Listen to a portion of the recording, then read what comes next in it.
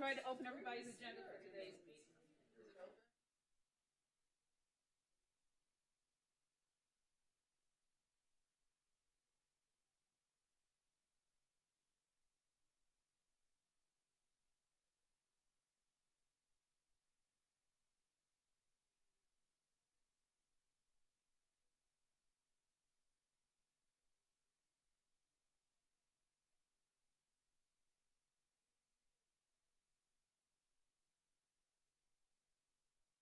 And you can see your multi-screen.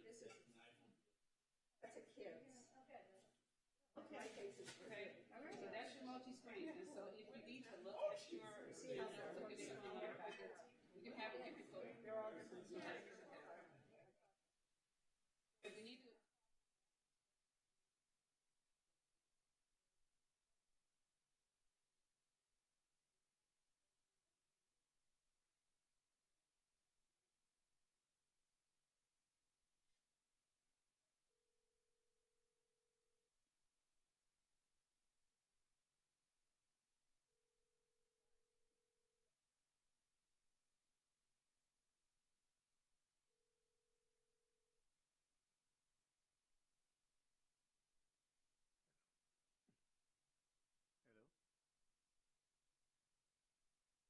Hello. This is area. Just make a test call.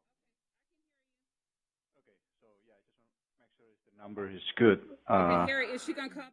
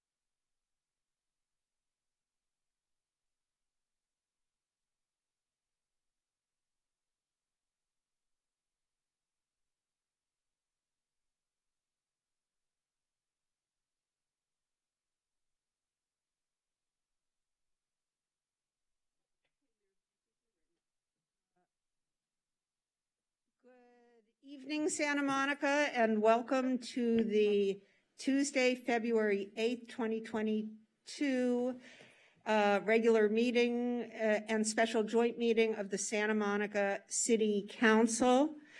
Let's have the Pledge of Allegiance from Mayor Pro Tem McCallum. I pledge allegiance to the flag of the United States of America and to the republic for which it stands, one nation, under God, indivisible, with liberty and justice for all.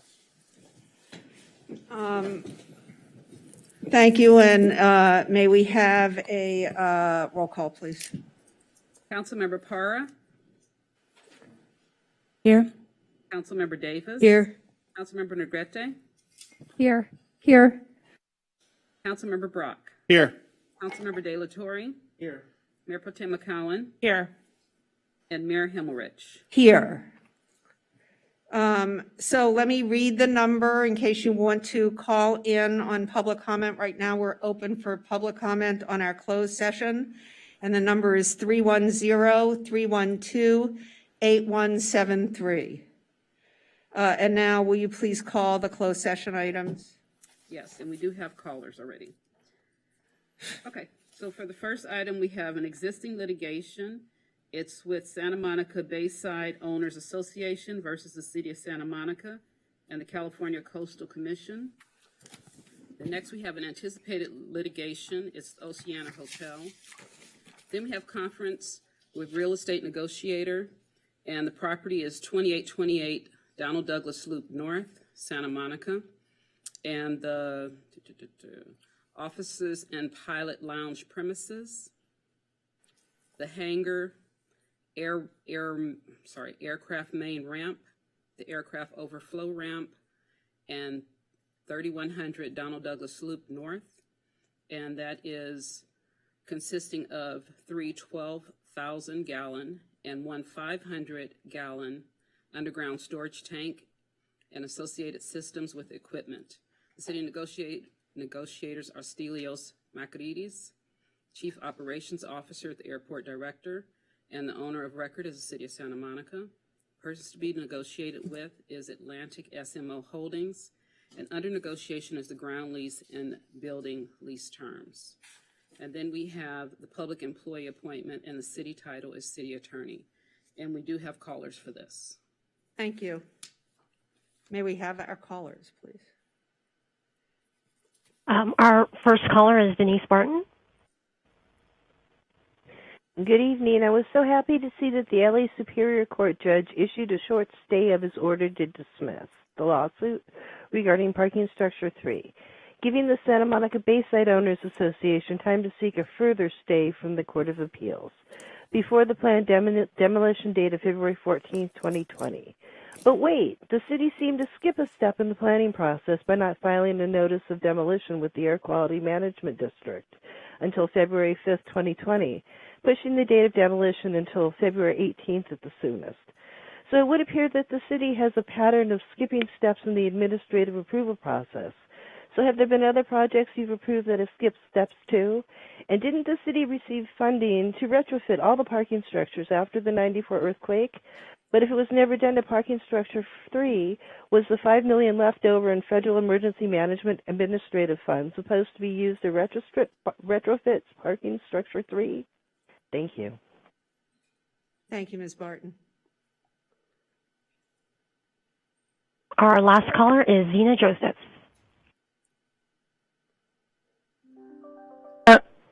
Thank you. There were a number of written comments that for 1C that were posted, but there was one that was not sent to you until 5/16, so you may not have seen it. But I hope you'll have a chance to read it before you discuss 1C. It's from D. Reynolds, mft@gmail.com. That's Diane Reynolds. She and her family live on Pier Avenue near 25th Street, which is very close to where the piston planes take off. So I cannot summarize the letter, but I hope that you'll read it. Thank you. Thank you, Zena. That was our last call. And that was our last caller. Great, so we're going to go into closed session. May we have an estimate, Mr. Lawrence, about when we might be back? We will do our best to get back by 6:30, but it is more likely to be later than that. How much later, I do not know. Thank you very much. So we're now adjourning to closed session, and we'll be back sometime after 6:30.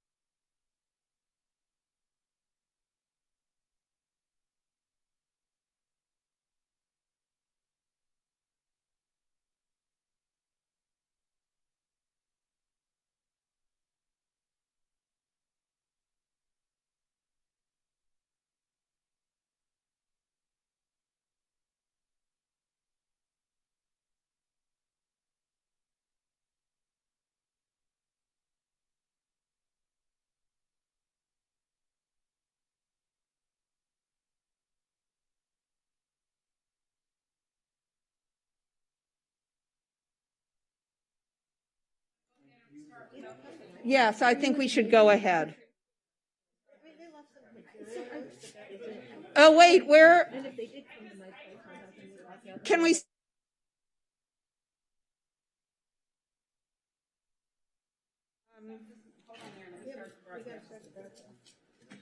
Oh, yeah, my.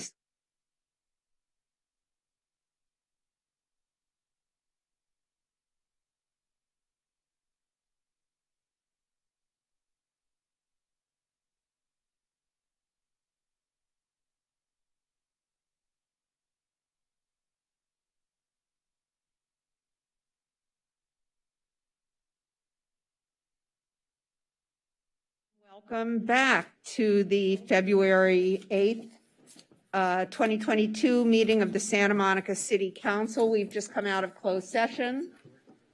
So just keep hitting it. So let me turn to our city attorney and ask if we have any reportable items. Yes, in closed session, the City Council considered items 1A, 1B, 1C, and 1D, and there are no reportable actions in any of those items. So now we're going to turn back to our open session, and let me remind everybody, oh, I had this all set up at home, and now I don't anymore. So let me remind everybody of the phone number, the call-in number. If you want to call and give public comment, the number is 310, why am I not seeing it? 310-312-8173. And Mayor, can you let people know about calling in when the item is up? Because I've gotten some texts where people have been trying to call in for a 13 item. Yes, so you need to call after an item has been called. In other words, the calls for a particular item, let's say item 8, 8A, we start taking the calls for 8A when we move on to that item and continue to take calls through the third public speaker, if I have that right. Is that correct, Madam Clerk? That is correct. Oh, Good. good. Through the fifth caller. Oh, through the fifth caller, I'm sorry. So we continue to take calls through the fifth caller. So if you want to call on a particular item, please wait until that item is called, because otherwise you're calling on an item that you didn't want to speak on. Was that clear enough? Okay, good. So there we go. And now let's move on to our next order of business, Madam Clerk. So next we have item 2A, which is the city manager's report, and we have no callers for this item. Good evening, Mayor and Council. So please indulge me, a little bit lengthy, but there's a lot going on. So first and foremost, I want to remind everyone it's Black History Month. And I think, as everyone here knows, now that we have City Hall open, you can come downstairs and see some wonderful exhibits, and also visit on our website and see all that we have planned for Black History Month. It is impressive and extensive. I also want to talk about this weekend. So the Super Bowl's coming to town. For those of you that are Rams fans, go Rams. But there's a lot going on throughout the community. And certainly if you're interested in seeing what's happening around town, we certainly do encourage you to go to the website of the Santa Monica Travel and Tourism. They have all the wonderful events that are going to be occurring. We'll have NBC broadcasting from our pier. There'll be some wonderful events going down at the promenade. But what I really want to express is we have been working collectively as a team for more than the past couple of months in preparation for the Super Bowl. And with that, public safety is top of our mind. And we will be upstaffing in our police department to ensure the highest level of safety for the community and working collaboratively with surrounding jurisdictions. So I just want to make sure that folks understand we are prepared and working on that. Two more quick things I want to share with you. One is I want to bring some huge kudos to two members of our Community Services Department staff, Jose De La Torre and Gilbert Sotelo. So recently, I'm sorry. Let me back up. I want to start off by thanking Jose Barone and Anthony Diaz.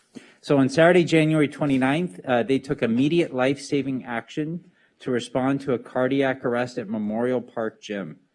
Jose and Anthony were on site and immediately sprung into action using the gym's AED and calling 911. And this part is really going to blow you away. They worked with the patron until the paramedics arrived. The patron they assisted was an off-duty police sergeant with our police department. So huge kudos to them for jumping into action, and big thanks also to our dispatchers and our firefighters and fire department that responded quickly. And I will thank Jose De La Torre and Gilbert Sotelo, because just a week before, they actually provided first aid and CPR and AED certification training to the community recreation staff. So good training, good preparation led to a tremendous outcome. So we're really proud of their work. And then lastly, I just wanted to follow up. I know an item that is of particular community interest, and that's around Kandara Park. So we came to you in a closed session last October 2021, and I just wanted to share all this with the community because I know this is really important. So first and foremost, we are working on educational signage as council directed. We will be posting monitoring reports, and we'll be doing that on a quarterly basis, and the first posting will occur in March of 2022. There's also going to be additional monitoring at Mountain View Mobile Home Park, and we have coordinated with our contractor, Montrose Environmental, to perform additional monitoring at the mobile home park, and the results will be included in the quarterly report as well. And last but not least, I just want to comment on the regrading that council talked about. So we did discover some historical materials, some work that had been done to look at regrading the park in the past. And Public Works staff is going to be going after and seeking some grants to potentially advance that project. So we'll see if they're successful. But I just wanted to share that work on that is continuing as council has directed and is very active in our daily work life. So thank you very much.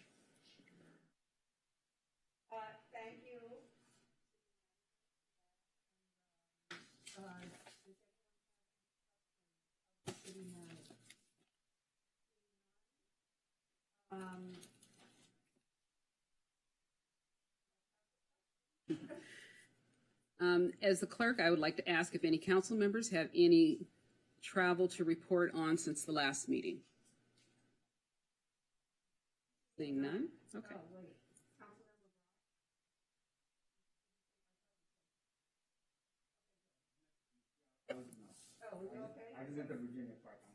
Okay, great.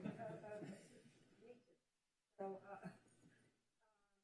now, let's move on to Okay, so we have the consent calendar.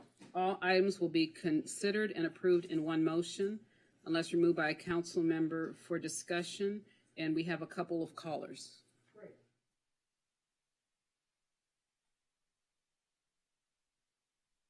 Esther, you can go ahead and transfer the callers.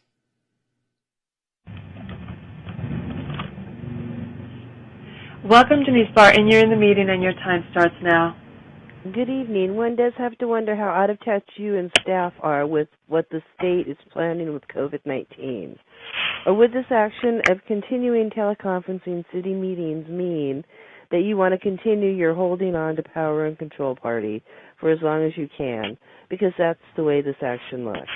Considering on February 4th, 2022, California Healthcare website, it states, approaching another pandemic inflection point, one that could mark the state's transition to treating COVID like any other virus. And Governor Gavin Newsom has hinted at a forthcoming endemic strategy for dealing with COVID-19 at least twice in the last 2 weeks.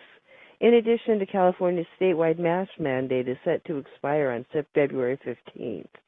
So maybe you have a week or so before you should be opening City Hall to the public again. Thank you.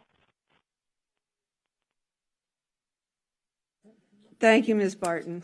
We have a couple callers, right? Welcome, Stanley Epstein. You're in the meeting and your time starts now. Thanks. Good evening to everybody. I'm calling to talk about the extension of the Chase Bank lease on 4th Street, starting with a business item, which is big bucks. It's $4 million here. David Martin's report simply said one sentence about the rent. He said it's a little bit more than the average downtown. That's totally insufficient. He neglected to say that he did not figure the square feet in the parking area. which would certainly increase the amount that's rent. That's as if it's being given free, which it certainly isn't. He said nothing about that there's no real estate taxes, which other places have, and he said nothing about the fact that there's no percentage rent in a bank deal, which other places have. On the legal front, there are three problems. The lease, as it now stands, allows the property to be used for any lawful purpose. There is no restriction whatsoever. I suggest that council think about what kind of lawful purposes on this valuable area should be put in that they can't use it for. There is a major drafting error in the last Second Amendment that was prepared by our legal department. It talks about further amendments, further options to renew. Originally, there were two options, and this refers to would carry over the two options to the lease. It's a very easily fixable thing. You simply say if you enter into a new extension, there is no further option to renew to cure the problem that now exists. And then there are three mostly business things, whether the council is concerned about any use of the parking area or the building over the next 4 years for any development. And that has to be, thought out and taken care of if there is. And finally, I've been told by a major business person that there's a homeless problem here, which is partly Chase's responsibility. So council ought to think whether they want to put in a clause to cover that. Thanks a lot. Thank you, Mr. Epstein. Does anyone want to pull any? We have one more caller. Oh, I'm sorry. Forgive me. That's okay. Welcome. You're in the meeting and your time starts now. All right. I'm the people of California, and I'm calling because I want 3D pulled off the consent calendar and debated because I believe it is unconstitutional under the Ralph M. Brown Act. The legislature and the governor cannot suspend or rescind elements of the Constitution based on mere majority votes and his approval. That's not valid, and years of emergency rule smack of tyranny. The fact that you guys are in the city hall, but the people are not allowed in to come to the meeting is a way to deny people who are on the other side of the digital divide their fair access to city services and the public debate. It's unconscionable, and we need to stop this now.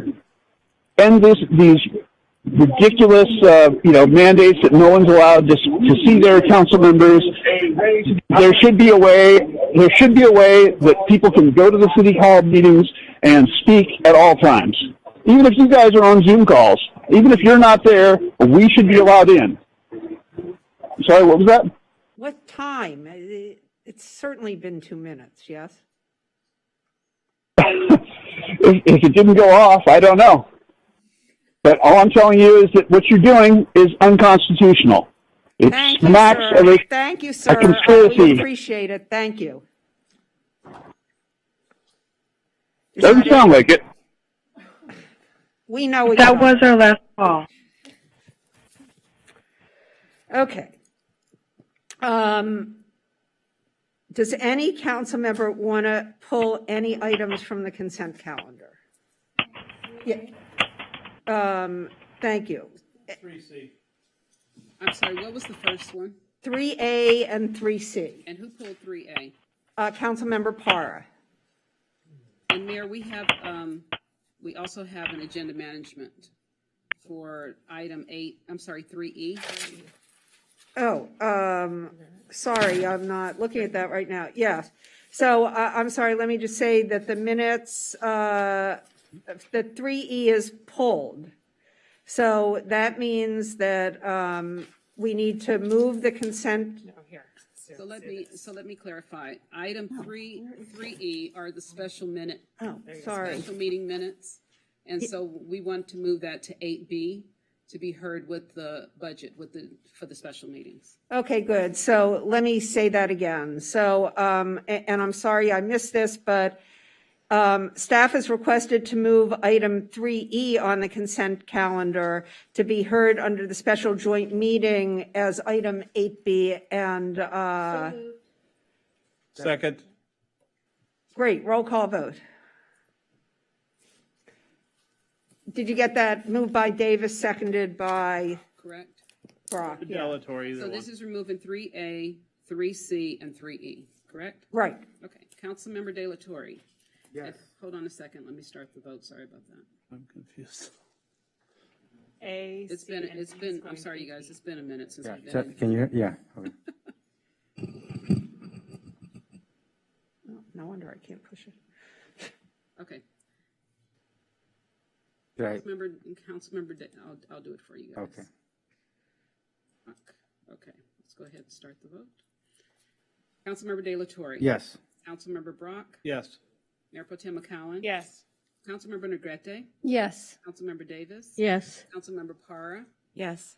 And Mayor Himmelrich. Yes, and that passes 7-0. Okay, so item 3A is award request for proposal to Red Car Properties LTD and authorize the city manager to execute contract for property management for Bergamot Station Arts Center.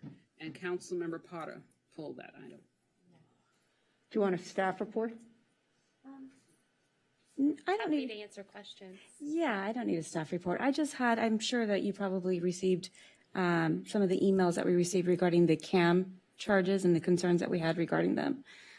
So prior to Worth Group managing the property over there, you know the CAM charges were 18 cents, and then they experienced 150% increase in the CAM charges. And so they essentially went from, let's say, one business 18 cents to like a 54-cent increase.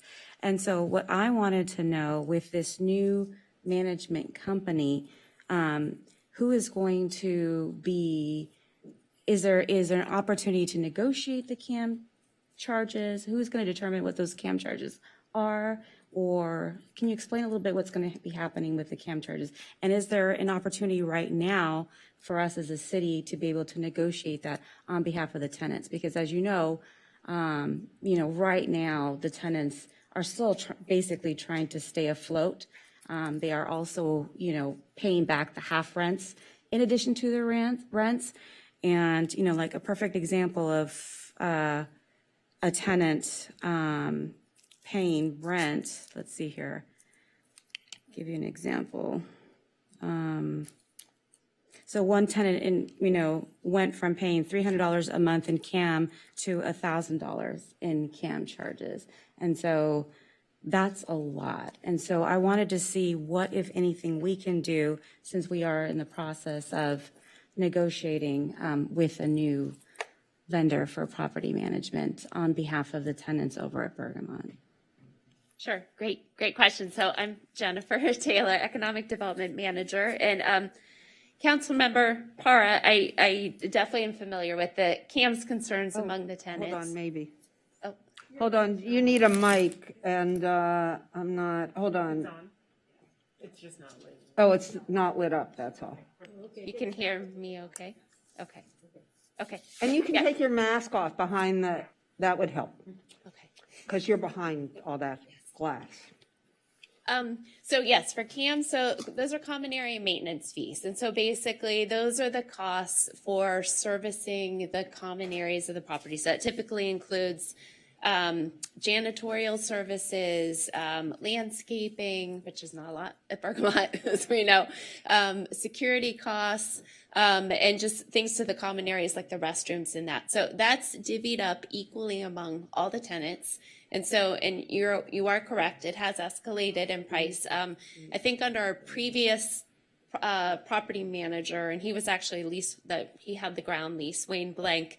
I do know that there were a lot of issues with some levels of services, primarily security and overnight security. And the tenants asked for more security. So the Worth team, the previous group, had responded to increase those hours. What I've told the tenants is we're certainly prepared because my group will oversee the property management contract. We are proposing a meet and greet so that we can sit down together to talk about just the level of services that the tenants want at Bergamot, and they might not need all the services that were provided previously.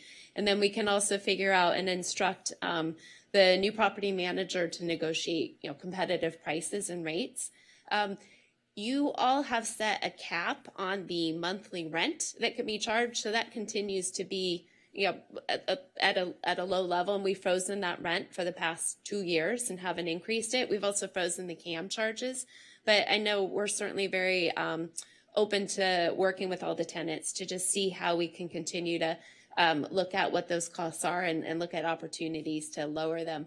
I think the organization that we're recommending for the property management contract, Redcar Limited, because they own and manage the Bergamot 2, the private property next door, we're also anticipating there'll be some more economies of scale in terms of the common area maintenance charges that they can do over both properties.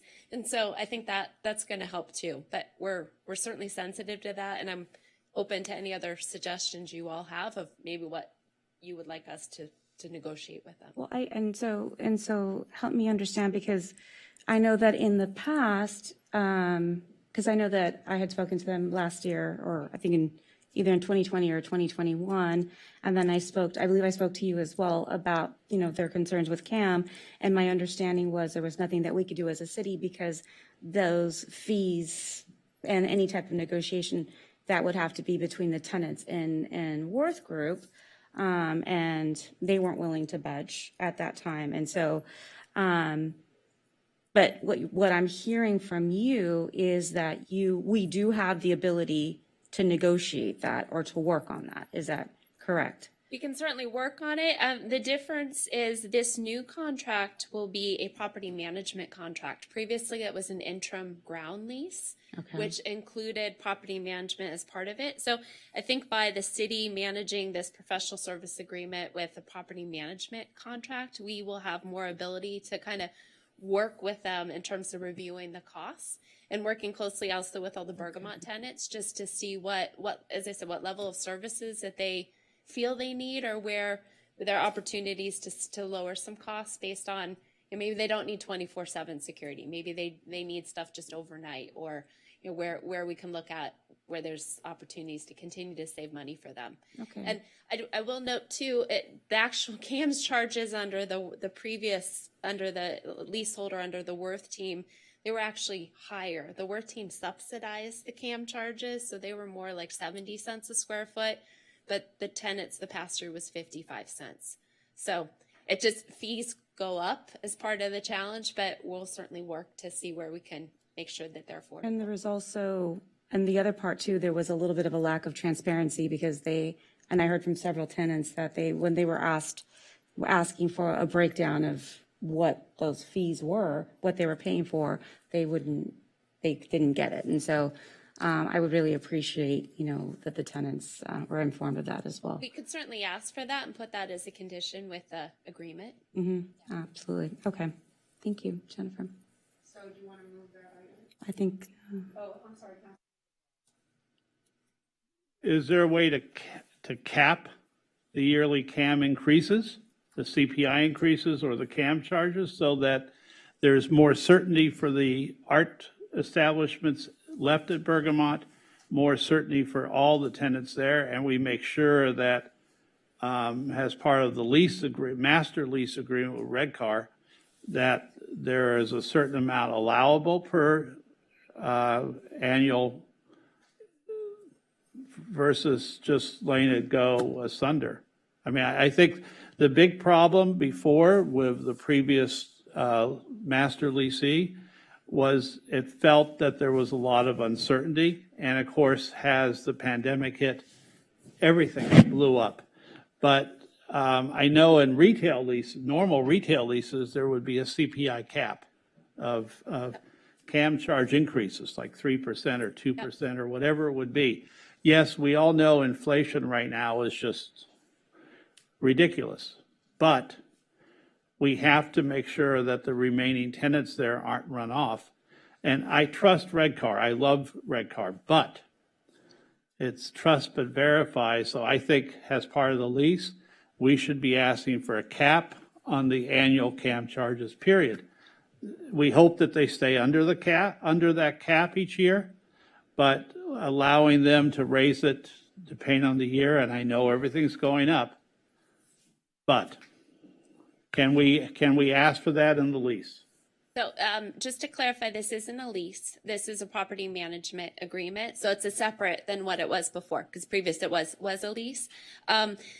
My hesitancy regarding a cap on the CAM fees is that if the actual costs go above the cap, the city needs to find money to subsidize it. So generally, this is a shared cost that all the tenants have. I would rather be working with the tenants and the property manager to continue to negotiate on rates and be transparent with a list of kind of what the fees and services are to make sure that there's they're in agreement on that. And absolutely, we do put a CPI limit on the annual rate. So, and with our other leases, it's typical too. It's 3 to 6%. So the tenants are not going to get like a 20% unexpected rise, from what they were paying prior. But I'm certainly willing to take any other direction from you all. So my understanding is that you will, and your staff, will be working with Redcar and the tenants. And this won't be just an empty promise that you guys will be there for the tenants. Absolutely. To work with Redcar to make sure that everything is equitable. Yes, absolutely. They all have my cell number. I know them all well. So I look forward to my only other request is that they reactivated a Bergamot Station Tenants Association because they don't have that right now. And I think that's really important for them too. So we're going to help support that. Along the same lines, the Worth Group, I know that they worked in partnership with nonprofits, local nonprofits, to host events. And I know with COVID, they kind of stopped doing that. But it does, for outdoor type settings, there is some opportunity there, for that kind of partnership to continue. And I just wanted to just add that, in discussions with Redcar, to let them know that was one of the good things that the Worth Group did in the community, and that we hope that can continue. Absolutely, great point. The site is designated as a community event site. It's certainly our goal to continue to safely activate it to help support the tenants and also to support its role in the community as a community and cultural arts center. So yeah, thank you. Absolutely. Mm-hmm. Councilmember Brock. Do they, will they have a minimum yearly or annual or quarterly requirement for community and site-wide events? So, or can we ask for that? Because actually, one of my favorite events that I ever threw before I was on the council was Make a Mess Day. Okay. And the Worth group worked with me, and we had 500 children and parents there on a Sunday, and it was a marvelous event. So we currently, with the Bergamot tenants, the galleries, we have a community events requirements that they have to report quarterly to the city. And it includes a certain number of community public events or nonprofit, or they have to partner with the schools. So that's already in place. Obviously, it's been quiet the last 2 years because of COVID, but I think the galleries, for the most part, love doing that, and we're going to continue to support. But we can talk to Redcar about just their support of that role and carrying that forward. Could you make a mess day? I'll make a note of that. Do I hear a motion for 3C? No, it's 3A. 3A, I'm sorry. Moving right along. I'll second. I'm sorry, who made the motion? So moved by Councilmember Parra, seconded by Councilmember Brock. May we have a roll call vote, please?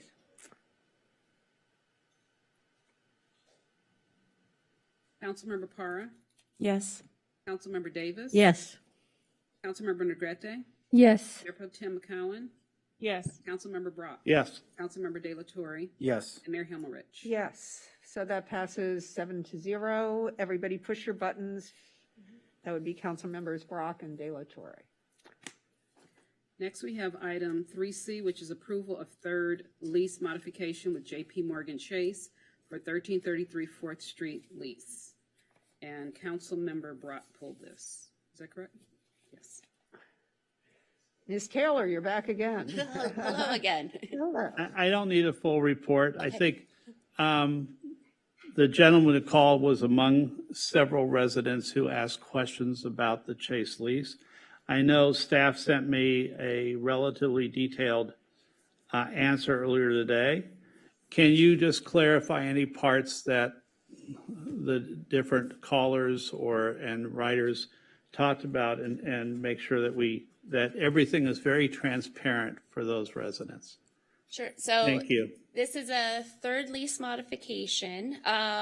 It does include, we did not put in the staff report, but it absolutely does include paying for the parking that's associated with it. That was blended into what the rental rate is. So it's, I think it's $150 per space per month. It's a total of 34 parking spaces. I think it's actually a very competitive rent that we were able to negotiate with Chase. Rents are definitely going down. And this is, even though it's zoned for multiple uses, this is really a purpose operated bank with a big vault. It would be very costly to convert it to other uses. And because of the limited nature, so the city was only willing to consider a lease through 2026. Because the adjacent bank, which is also our city property, Bank of America, we have a lease with them till 2026. So we thought it made sense to coincide with the two and continue the operations, which are deemed a real important service to the community. And they pay really good rent, and they're probably about the best type of tenants in terms of lease revenue that we can get for a pretty short-term deal. So that would net the city additional $1 million a year. And then it would open up our opportunities for the redevelopment of the site, which obviously we're planning on starting to move forward, subject to direction from you all in terms of the priority of the sites, but that's a key priority redevelopment site we're aware of. So. And the lease includes May and June of this year, so it may look a little bit lopsided, but it's really not. Correct. So the current lease extends through the end of April. So within our budget, we had counted that because that was known that we had them locked into a lease to pay through April of this fiscal year. We did not include May and June because we weren't sure we were going to have a tenant. And so that's why it was reported how it is in the staff report, that it's the 2 months for this fiscal year of additional rent that we're capturing, and then $1 million and change for the next 3 years thereafter.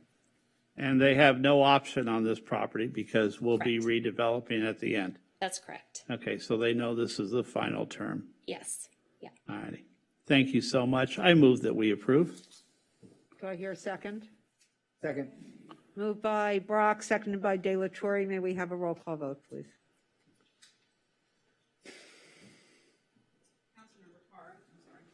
Councilmember Parra?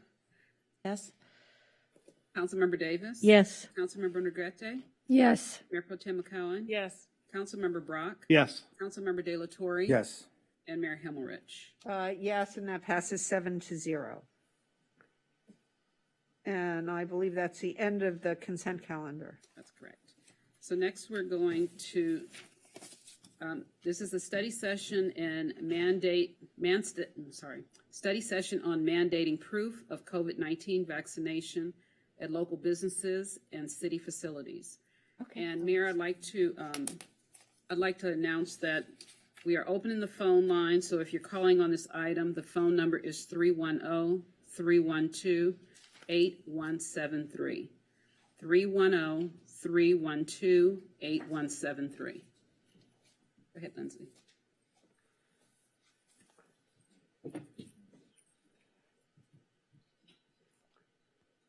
Okay, good evening, Mayor. Good evening, Council. Thank you for giving me the opportunity to report on this topic. My name is Lindsay Call. I serve as the Chief Resilience Officer for the Office of Emergency Management. I've also had the pleasure of serving as the Emergency Operations Center Director since March 2020, so we're nearing our second-year anniversary. This evening, I've been asked to present the findings of a study session staff conducted on mandating proof of COVID-19 vaccinations at local businesses and city facilities. So first, I'd like to start with some core principles of our local COVID-19 response. LA County Department of Public Health is the health authority for the county. It oversees epidemiological surveillance and implementing public health policy decisions For all jurisdictions, including Santa Monica, Long Beach, and Pasadena are the only 2 cities that have their own health department. The city's Emergency Operations Center has coordinated our COVID-19 response since March 2020, facilitating many different policy decisions. And then we stand by the fact that vaccinations are the best way to prevent severe illness and death from COVID-19.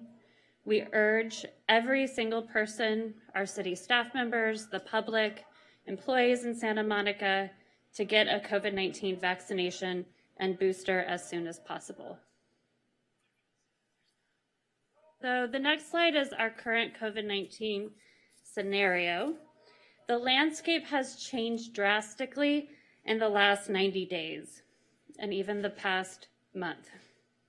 Omicron variant's contagious nature caused a dramatic surge in cases and hospitalizations this winter.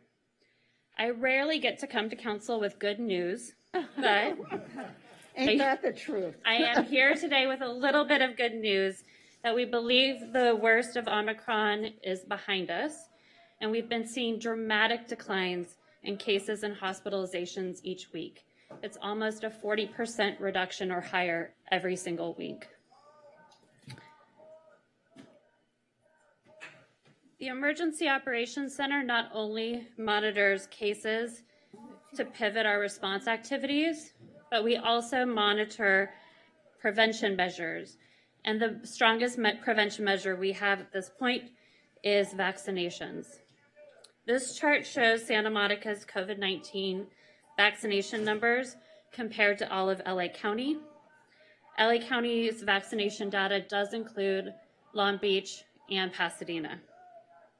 Based on this data, 2 areas that the EOC has focused its attention on in the fall and winter months are highlighted in red. Boosters for all eligible individuals who are over the age of 12, and first doses for all children ages 5 to 11 years old.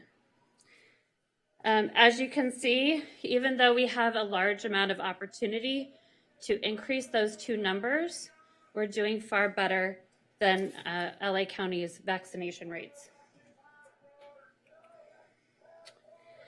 So again, the landscape that we're in now differs significantly from the time where business mandates, business vaccination requirements were first introduced in LA County and other select jurisdictions. So in September 2021, LA County announced that it would put vaccine requirements into place for bars, wineries, breweries, clubs, and lounges. This requirement remains in effect and is a requirement in Santa Monica. In September and October 2021, select jurisdictions announced additional vaccine requirements for food and beverage locations, health and personal care establishments, entertainment and recreation venues, as well as city facilities. So all of these orders went into effect in November 2021.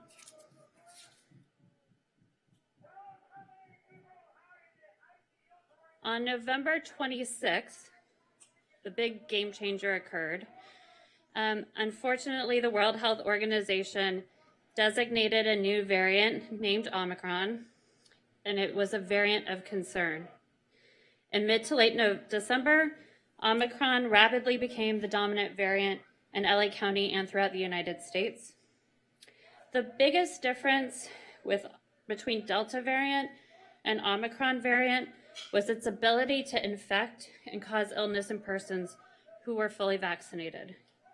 The difference in cases and hospitalization rates based on vaccination status decreased in late December and in January.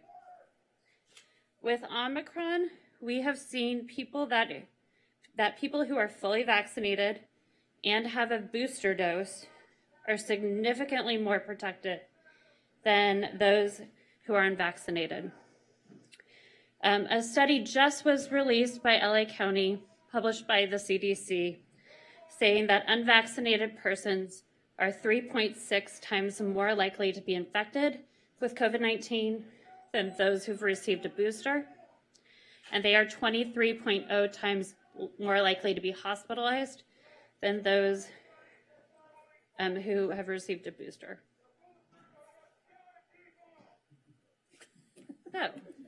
So I just want to we can hear you, Yeah. and we're getting really good at ignoring them. So, No, all good. yeah, so we can hear you, so just keep going. Thank oh, yeah, you. I'm good. I'm used to it by now. Good. I've done this for 2 years. Okay. So in evaluating a vaccine requirement for local businesses now focused on Santa Monica, we examined 2 specific goals of the policy closely. So first is to increase vaccination rates. We are, again, good news. Santa Monica has an incredibly high first dose vaccination rate of 91.3%. 80% community vaccination rate has widely been used as a goal to target reduction in community transmission. Second, the areas where Santa Monica needs to improve its vaccination rates are not addressed in current vaccination policies for indoor businesses. The CDC has also not changed its fully vaccinated definition to include a booster dose. The state and LA County are requiring booster doses as part of their high-risk worker vaccination requirements.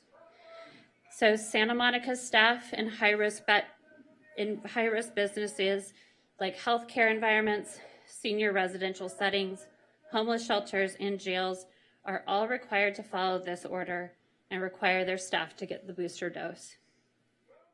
When examining the vaccine mandate timeline in jurisdictions comparable to Santa Monica over the time of the vaccine implementation policy, we did not find that vaccination rates change significantly based on the announcement of their policy or the different implementation stages.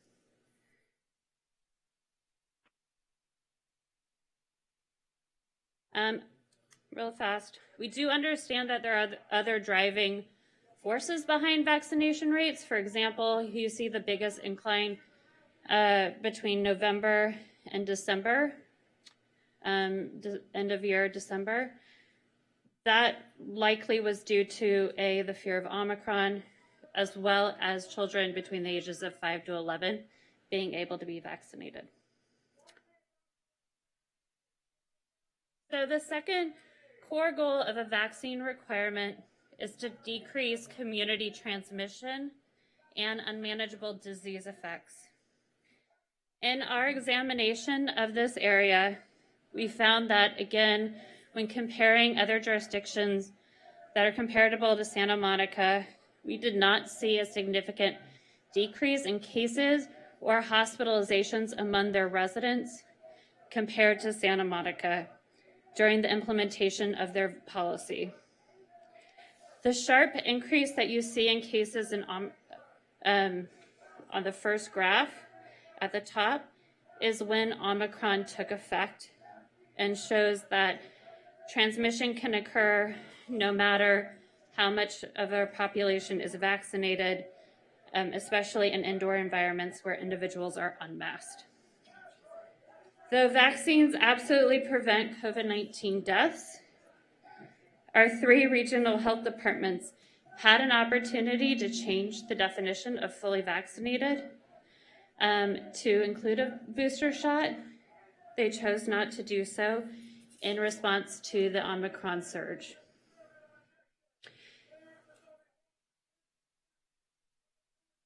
Okay. So instead of changing their vaccine order, any of the jurisdictions, including LA County, the county instead implemented a countywide health officer order requiring medical grade masks to be implemented across LA County. Currently, all employees are required to wear a surgical KN95 or N95 mask when working indoors, and all employers are required to provide this personal protective equipment free of charge.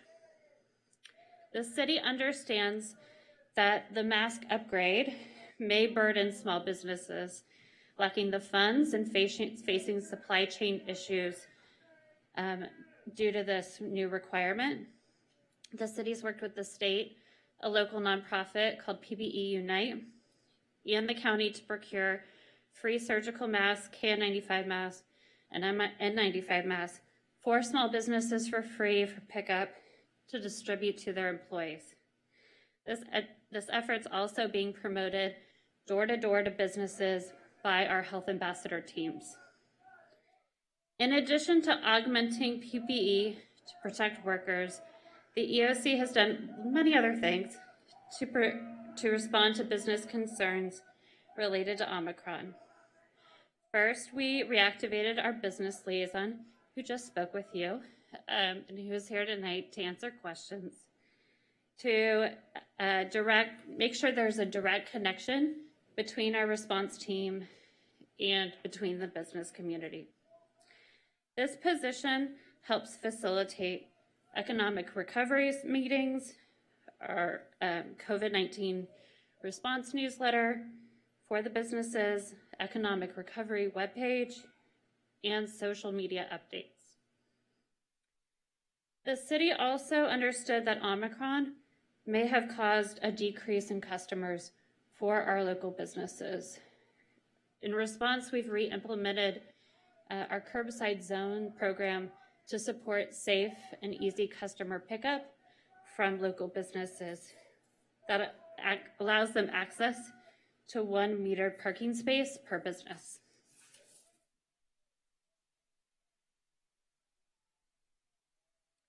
In addition, we're looking to implement new response measures to further assist businesses.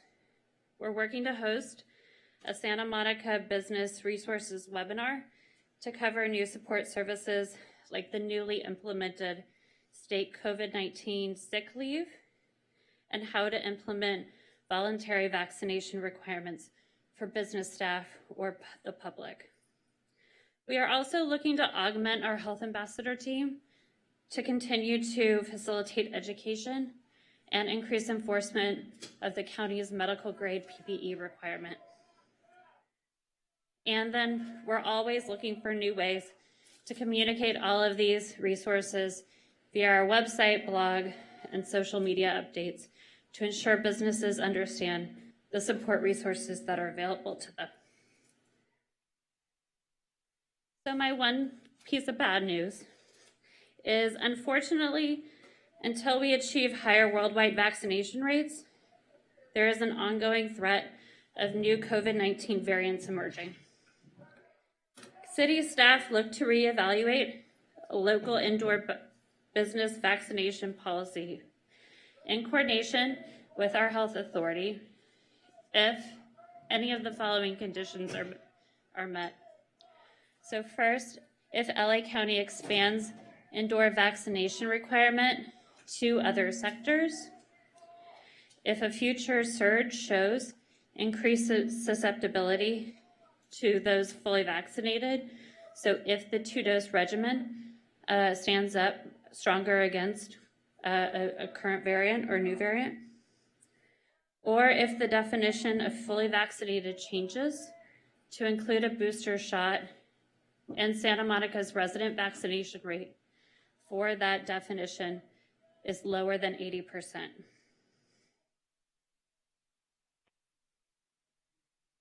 And so I thank you for your time and attention to this matter. And to close out, here are a list of resources for our community, including vaccination, how to make a vaccine appointment, how to receive a community test, testing resources, as well as our many economic recovery resources. And welcome any questions. Thank you.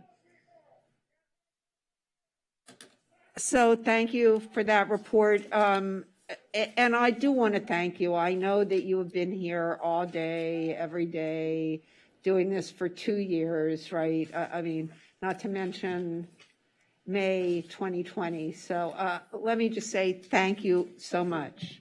for all of your service, and I am very appreciative. I think we all are. So thank you. And I think we'll hear from the public first and then move to, so. Can we all add our thanks to Lindsay? Yeah, for please. just I mean, literally, let's do it. really.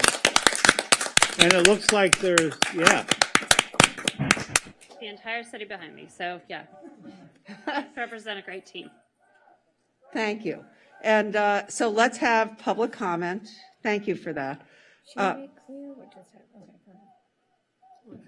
Hello? Welcome, Jill Hawkins. You're in the meeting and your time starts now. Oh, wait. Okay, thank you. Whoa. Councilmember Davis? Can we find out how many speakers there are? So we have 15 speakers. I'm sorry, 15? 15. 1-5? 1-5. Okay, thank you. Go ahead, Esther. Welcome, Jill Hawkins. You're in the meeting and your time starts now.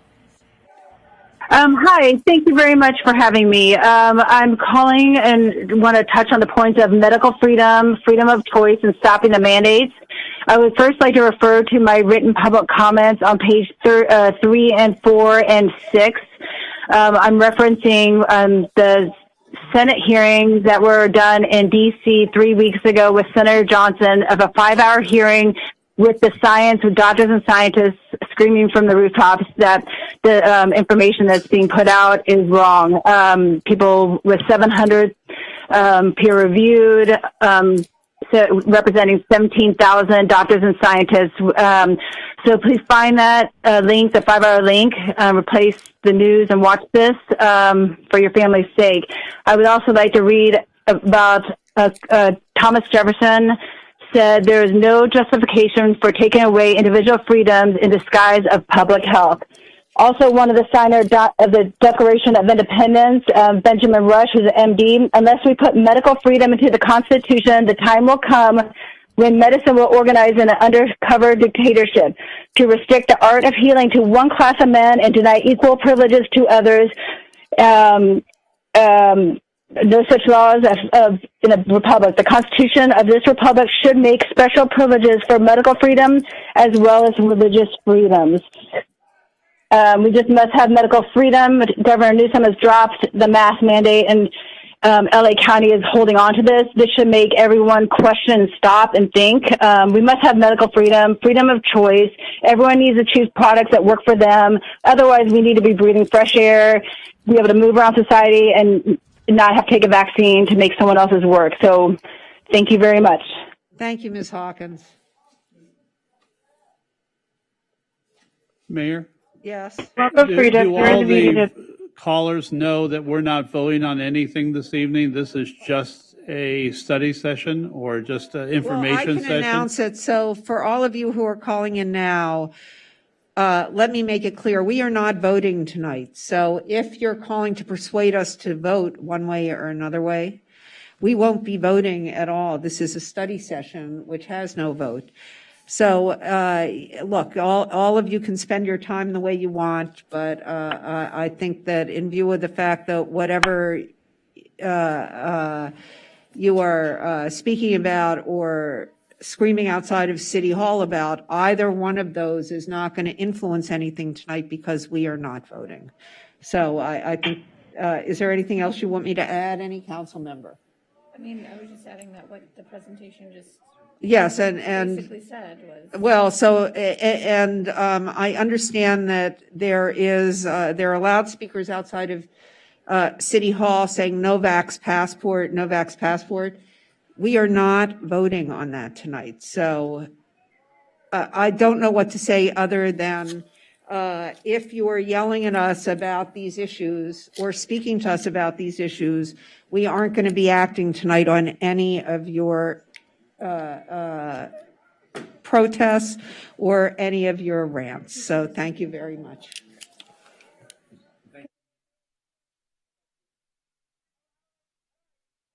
Welcome, Frida. You're in the meeting and your time starts now. Project Salus is a Defense Department initiative where they report and they take all this data that doesn't exist supposedly, and they give it to the CDC. They're watching these vaccines. On that date, and around that date, I have numerous instances analysis where Fauci and that entire crew were saying it's a crisis of unvaxxed. It's 99% unvaxxed in the hospital. In Project Salus, in the weekly report, the DOD document says specifically 71% of new cases are in the fully vaxxed and 60% of hospitalizations are in the fully vaxxed. This is corruption at the highest level. We need investigations. The Secretary of Defense needs investigated. The CDC needs to be investigated. And thank you so much, Senator, for having the courage to stand against these special interests. Senator Ron Johnson, Second Opinion Roundtable in D.C. The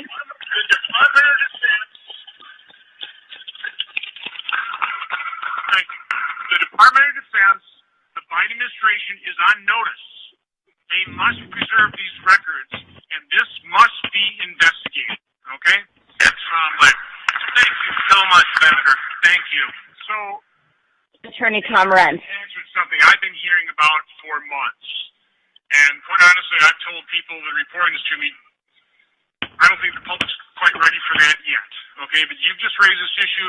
Apparently, Dr. Cole, you're aware of this. Can you talk a little bit about that? Because this is frightening.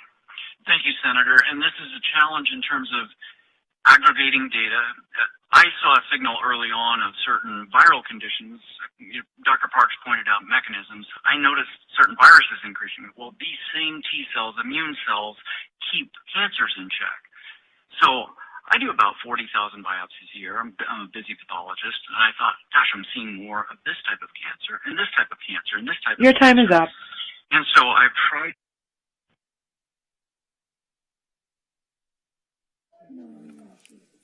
Welcome, Peggy Fisher. You're in the meeting and your time starts now. Thank you so much, Mayor and Santa Monica City Council. I grew up in a Jewish family, and there was a phrase that provoked a profound shudder when I heard it, and still hear it now, that being, show us your papers. How is agenda item 4A not segregation? How is it not division? And how is it not discrimination? I shop in Santa Monica, but more important, I'm a teacher in Santa Monica, and 4A purposely excludes those people who do not, who will not, or who cannot take this injection. There must be medical freedom. A lesson that I teach daily, which underpins everything I do, is that everyone works together, we are all united, and everyone is accepted here. But through 4A and Santa Monica City Council's leadership, is it your intention to discriminate, to divide, and intentionally to convey that everyone is not accepted here? How can this be the message that I teach our students? Please consider this. I thank you.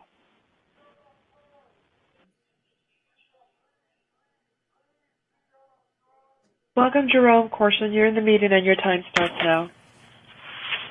Thank you. Thank you, everybody. And by the way, I am Jewish, and I don't see this as being asked to show my papers, so to speak, as if this was Nazi Germany in the 1940s. And I'm a resident of Santa Monica. I realize in this study session report that looking at West Hollywood and Culver City is a noble attempt for comparisons to Santa Monica. However, the sampling here is not statistically significant enough, and no peer-reviewed study would look at this data and accept it. Also, this was not a controlled study. We have no idea how many various establishments in these two cities handled the mandates. I actually went to one.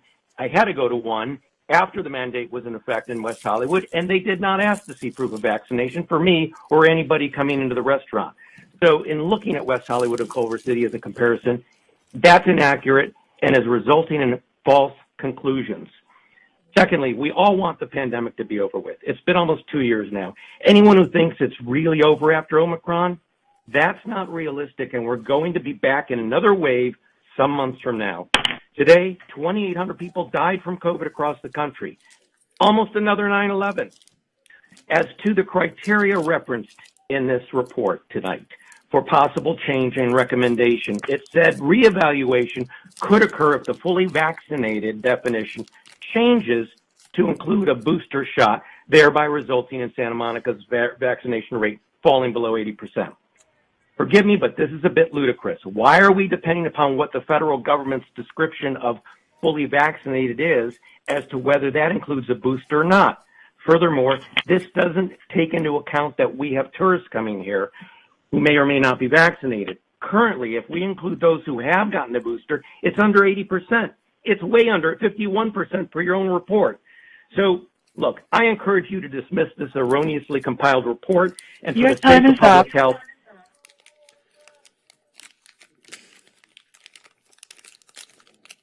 Welcome, Karen Harris. You're in the meeting and your time starts now. Hi, thank you. First, I would like to comment on your comments about the ranting, about the chanting outside the City Hall, and I understand that you're probably frustrated with that, but I want you to understand that we're also completely frustrated by all of the division and community division, family division, destructiveness that this mandate has, this imposition of everyone being vaccinated has caused. There are some people who cannot be vaccinated. It doesn't take into account any personal medical situations, any personal or religious beliefs. And so I just hope that you understand that we are never going to stop defending our right to decide what goes in our body, what our own medical treatments are, and that we will be there. And we are also very tired of it. So I just wanted to make that comment. I also would like to mention, I would like the City Council to comment at some point on the homeless situation, where, how are unvaccinated people making vaccinated people unsafe when we have, as you know, a large population of people out on the streets on drugs, leaving trash all over the place, drawing rats, using the city streets as their bathroom, and sanitation is the #1 public health policy that should be implemented at any time, much less during a pandemic. I mean, especially during a pandemic. And why has this been totally ignored? And the only thing I've ever heard about the homeless situation is the LA Times stating that they have a lower rate of COVID because they're out in the outdoors, I want to know if that makes any sense to you. I would like to hear your comments on that at some point during these studies. I would also like to know what is the next step of this study session. Thank you.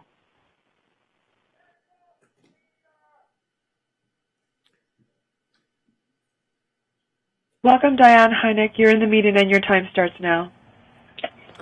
Hi, good evening. I just wanted to comment on these, the mayor's comment about the protesting outside, and I want to echo what has been said.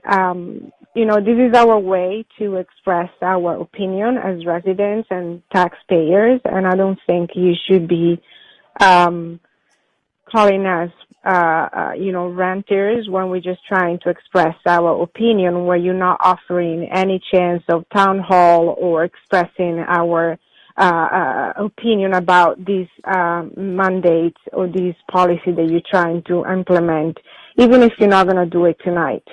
I also wanted to say that you were bringing up numbers. They are absolutely irrelevant and incorrect, because if you compare our situation with other states, you will see that the numbers are exactly the same in states where there's no mandates, and we are not currently in a state of emergency, so there's no need to change any definition or to get so riled up about this virus, which, if you look at science, the normal cause of effect of a virus that is going to become endemic.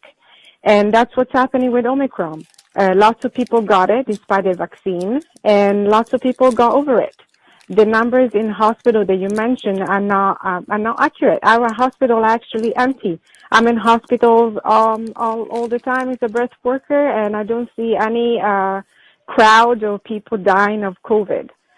So please offer the possibility to do a town hall so we can bring our experts, you can bring yours, and we can compare notes. Because all we hear as residents is that your vision. Your time is up. Thank you for your comments.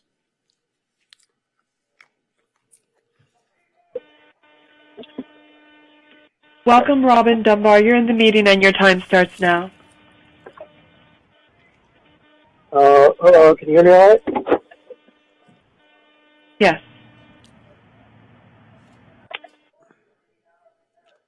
Hello, can you hear me? Yes, you're in the meeting. Hi. Yes. Hi. Thank you. Sorry for the delay. Yeah, I've called in before. I'm just reiterating the fact that, regardless of the study session that you're having, we need an equal voice if you're going to start mandating vaccines for indoor places. So you can get someone, from the county to speak, have a study session, but, the public still needs to be involved, and this isn't involvement, whatever you call this study session. Thank you very much.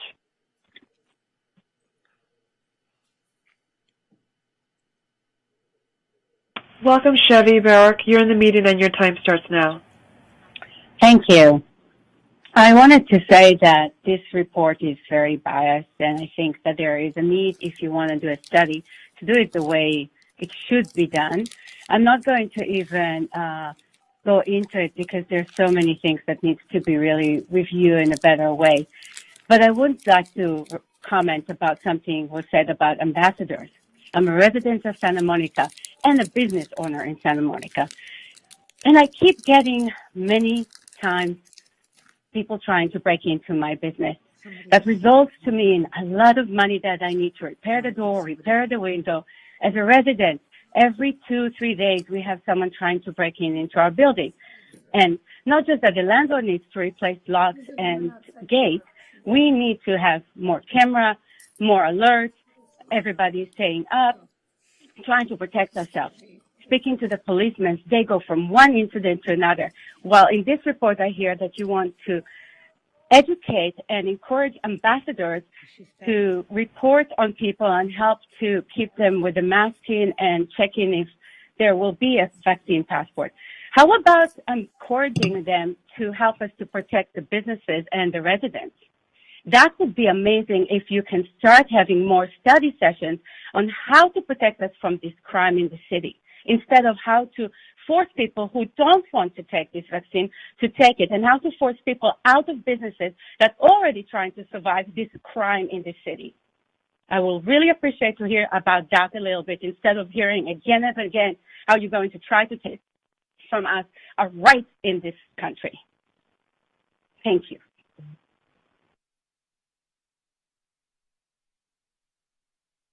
Welcome, Pamela Abramson-Levin. You're in the meeting and your time starts now. Thank you. We are looking at a failed hypothesis here. The hypothesis was that these injections would stop the infections and stop the transmission. They do neither. We see people who have 2 and 3 of these injections and they still get infections, and they are still transmitting the infection to others. The other thing is something called viral load. And viral load, according to studies, and this is a study session, and I'm happy to send these studies that are published and peer-reviewed to all the members of the council. The study shows that the viral load in the vaccinated is the same as the unvaccinated. That means the ability to transmit to others is the same. Symptoms do not equal viral load. Viral load is not dependent upon symptoms. You could be asymptomatic and you can be symptomatic and have the same viral load and the same ability to transmit. The need for mandates is not there because people should be able to make their own choices about what they do with their bodies, and we are going off of a failed hypothesis to try to ask people to show their private health information to conduct themselves in public businesses. And this has to stop. And I have another study that shows the difference between counties in the United States that have high vaccination rates and ones that have lower vaccination rates, and there is no difference in infection rate. And I can also send you that published peer-reviewed study. So being that you're having this study session, I feel very honored to be able to comment here, and I would be very happy to send these studies to all the members of the council so that we can just move on with our lives, make our own choices, and stop putting burdens on businesses to do things that take away from their goal, which is to serve their customers and to make money. Your time is Thank up. you very much.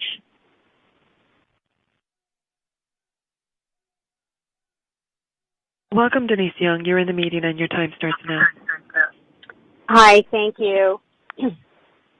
I wanted to comment on the vaccine itself. We have a failed vaccine with the first two not having worked, and now we're requiring a booster for to change the definition of the fully vaccine. If the first two didn't work, why do we need to include the booster in that definition? I belong to a school where the teachers are 100% vaccinated and 95% of them have gotten Omicron. It's clearly not working. Are you guys paying attention to the study that Ms. Hawkins referenced with the 17,000 doctors and scientists who have spoken out against the vaccine due to the injury and adverse reactions that it's caused? We can't have a one-size-fits-all product with no consideration for those who medically cannot get it or who have already been injured. We have countries around the world that are walking back their mandates, and we have counties around Los Angeles that have, and Santa Monica is doubling down and creating more stringent requirements. I implore you to look at the science that we've provided and that we can send to you. I'm not sure that you guys are seeing that. 60% of the doctors at St. John's Hospital have chosen not to get the vaccine. There is a reason for that. Please consider the science. Thank you.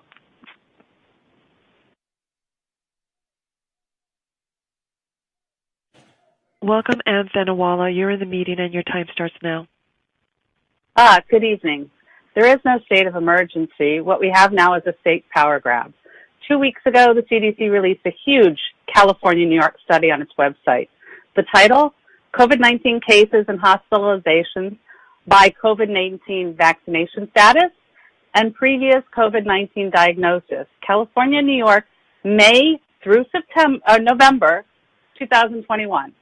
The study concluded, and I quote, before Delta became the predominant variant in June, case rates were higher among persons who survived a previous infection than persons who were vaccinated alone. Of course, at that point in time, vaccination rates were low because the vaccine wasn't widely available. And then the second quote from that study. By early October, persons who survived a previous infection had lower case rates than persons who were vaccinated. Tonight's document must also include a requirement that the cities seek out and await a study like the California-New York study before considering and or implementing a future vax passport. It's no secret that 25% of LA County residents have recovered from a confirmed case of COVID-19, and nearly 20% of Santa Monica residents have done the same. Many of these people, perhaps nearly 2.5 million persons, have chosen to rely on their natural immunity, which is based on science and proven in the California-New York study. Therefore, the city would be assuming a negligent risk if council failed to amend this document. Do not close the door on science by illegally discriminating against tax-paying Santa Monicans who own and seek to protect their personal natural immunity. And please check your tone. Furthermore, it should be noted that on January 11, 2022, CDC's Director Rochelle Walensky addressed the Senate. Upon providing the latest recommendations for masking, quarantining, thank you.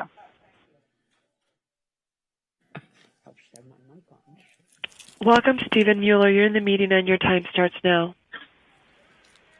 Hello, everybody. Hello, Honorable Council. I appreciate you and thank you for the time for allowing me to share. This is my first time on this meeting. I'm a longtime Santa Monica resident, commercial real estate broker, and I personally, my family is recovered from COVID, and we have natural immunity. And I just want to say it's a short time period here, but the rhetoric of anti-vaxxer, I just want to say, is incredibly condescending. Some of us are extremely researched, and we have had COVID before. And there's been an incredible condemnation with now we have found that natural immunity is actually really good. And even the 90-day thing is turning out to be baloney. The science is changing around COVID, and now there's reports that this is lifelong immunity.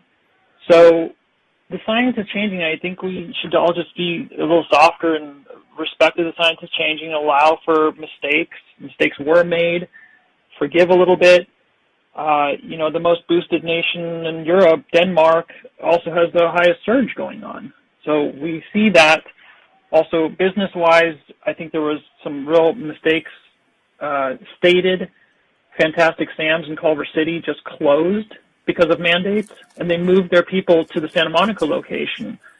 So Santa Monica is benefiting business-wise over LA City that is closing because of mandates. That, I mean, to say that the mandates are helping the city, that's insane.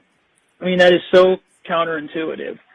You drive down Wilshire in Santa Monica and there's vacancies everywhere. I own commercial strip malls in Arizona. There's zero vacancy. I have a wait list for businesses coming from places where there's mandates. So I just want to correct that type of information. Your time I'm is available up. to talk about that. Thank you. Thank you, sir. Welcome, Anna Frank. You're in the meeting and your time starts now. Thank you. I just want to state that the people here speaking this evening are not ranting. They are enforcing their right to free speech. They are standing for medical freedom. They are reiterating the fact that vaccines obviously do not work, and any intelligent human being can identify that fact, that the statistics show that vaccinated people are getting, just as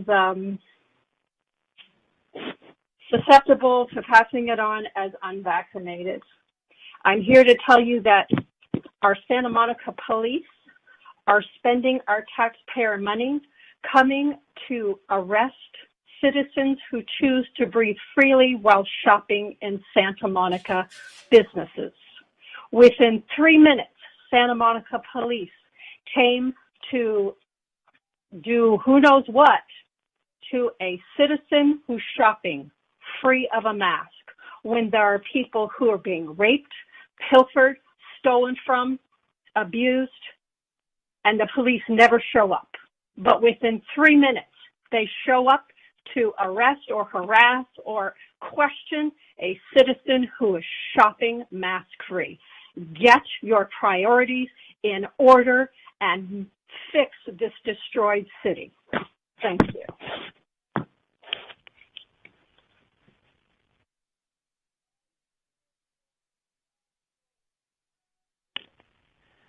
Welcome, Jason Mathbaum. You're in the meeting and your time starts now.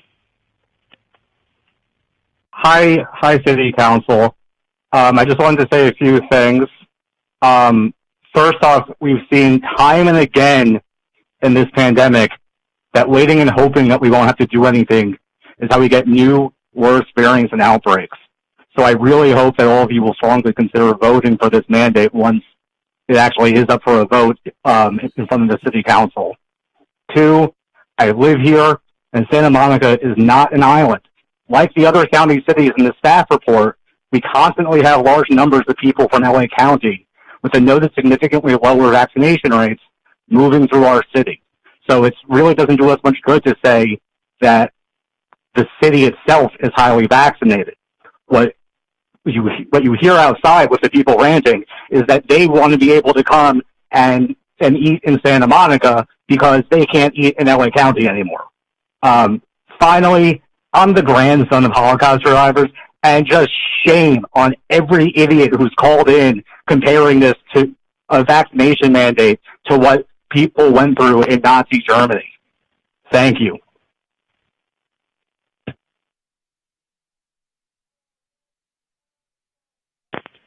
Welcome. You're in the meeting and your time starts now. Yes, allow me to say that the last speaker was completely ignorant and ignoring the fact that the German Gesundheitspass was the beginning of the Holocaust. The Germans had mandated medical purity as well. And Vera Sharav, a Holocaust survivor who is a big proponent, or an opponent rather, of human medical experimentation, has been speaking out about this since the very beginning. So you can't just wrap yourself in being Jewish. It's not an appropriate dodge for this issue. The reality is that the vaccines actually cause pressure, an evolutionary pressure to create variants. the vaccines are leaky and they cause escape. The place where the Delta variant emerged from was Brazil and India, and as we know, that's where Pfizer was testing the early versions of its vaccine. So, and by the way, it's not even a vaccine; it's mRNA gene therapy, human medical experimentation. And when you force people to do it, you are committing a Nuremberg crime. That is a crime against humanity. We hung Nazis for that, but not enough, because the message obviously didn't get through. This is an agenda that's being driven by Bill Gates, Gavi, and they had it back in 2016 before this whole thing was released. And it's also being driven by Klaus Schwab, the son of a Nazi who runs the World Economic Forum, incidentally, and whose kids are into eugenics, a group called the Pilgrim Society. So if you look at the science, what you will see is that there are people like Dr. Robert Malone who will speak out and tell you that, in fact, you cause higher viral loads because of the vaccine. Vaccines do not work.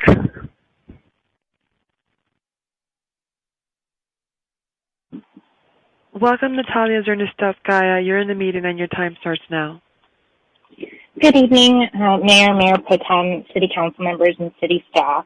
I'm calling today as a Santa Monica resident, and I just wanted to share with you how grateful I am that you're taking up this very important issue of studying how to improve the vaccination rate within our city. I really love Santa Monica, and I love how safe it feels to me as a community. And although I understand you won't be making any decisions and you'll just be discussing the issues this evening, I'm grateful for the thorough report put together by city staff.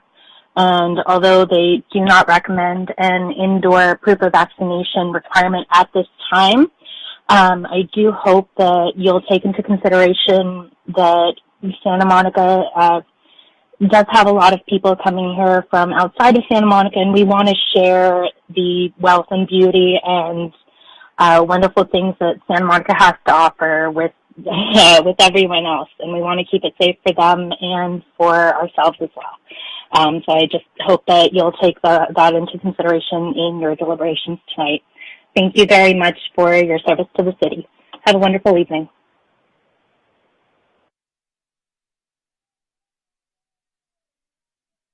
Welcome, John Katz. You're in the meeting and your time starts now. Hi, Mayor, Mayor Pro Tem, Council. I'm the president of the Santa Monica Democratic Club. We represent hundreds of Santa Monicans. Last week, we had a vote of the membership. There were over 60 members who are Santa Monica residents present and voted unanimously to support vaccine mandates. And it was voted in an emergency ASAP request. It's very disappointing to see this item come up as a study session tonight when this has been something that has been discussed for, it was on the agenda 4 weeks ago, and I know that members of the public have been asking for it for much longer than that. Guys, the science is in, and despite what some of the other callers have said, there aren't two sets of opinions from scientists here. The doctors, the health community, Dr. Ferrer from the Department of Health is all pretty clear that this is beneficial, and we need to continue in LA County's policy and establish it here in Santa Monica to have an indoor vaccine mandate. And this will increase vaccination rates in Santa Monica, in our region. Right now, we have the Super Bowl coming up. So disappointing to think about how many cases of COVID will be contracted here in our city that night when people are going out to dinner, watching the game. And if you think about the other calls that have been happening here tonight, other than anti-Semitism and conspiracy theories, what do they all have in common, these people who oppose the mandate? They're looking at the financial incentives. We need to be thinking about the health of our community, of our Santa Monica residents, of everybody. That's the most important thing. Your time is up. Thank you. Thanks, John.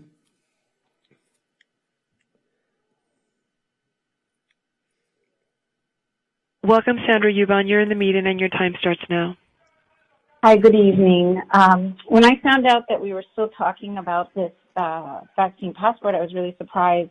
I think it's really late in the game. We're not in winter 2021 where ambulances were waiting 9 hours to get into the hospital. At this point, if you look at Israel, the top epidemiologist said that they're going to stop the green pass because of a false sense of assurance. It's just, we all know that COVID doesn't discriminate between vaccinated and unvaccinated. Everybody knows that's very clear.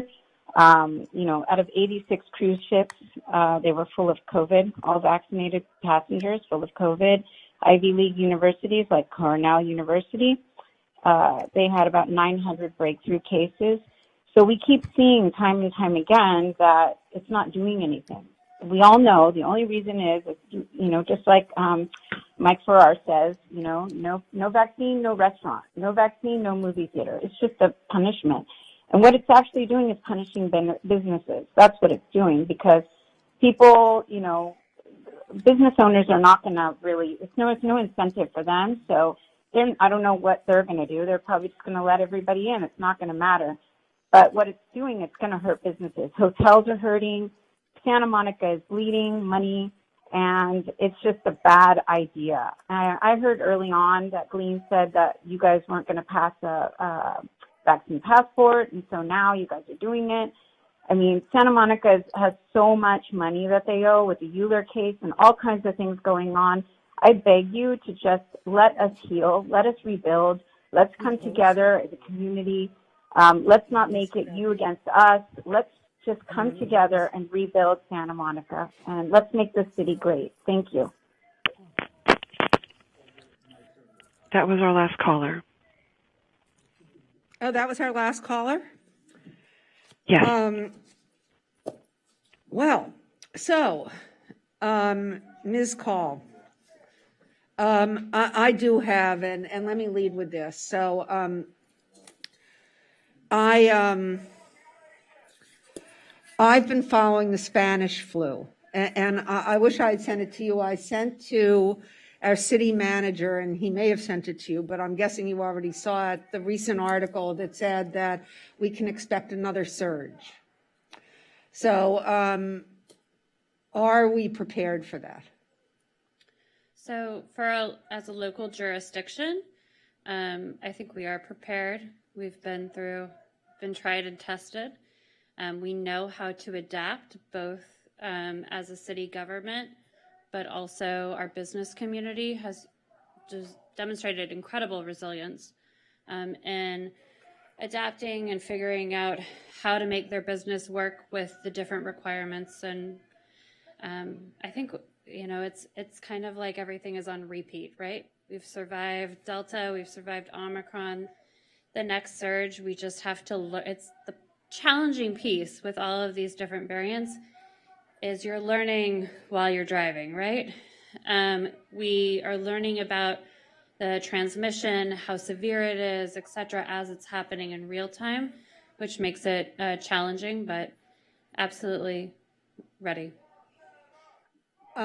So do we have any other questions? Loads. Okay. So Councilmember Parra, Councilmember Negretti, let's go in that order and then we'll go beyond if we have it. Great.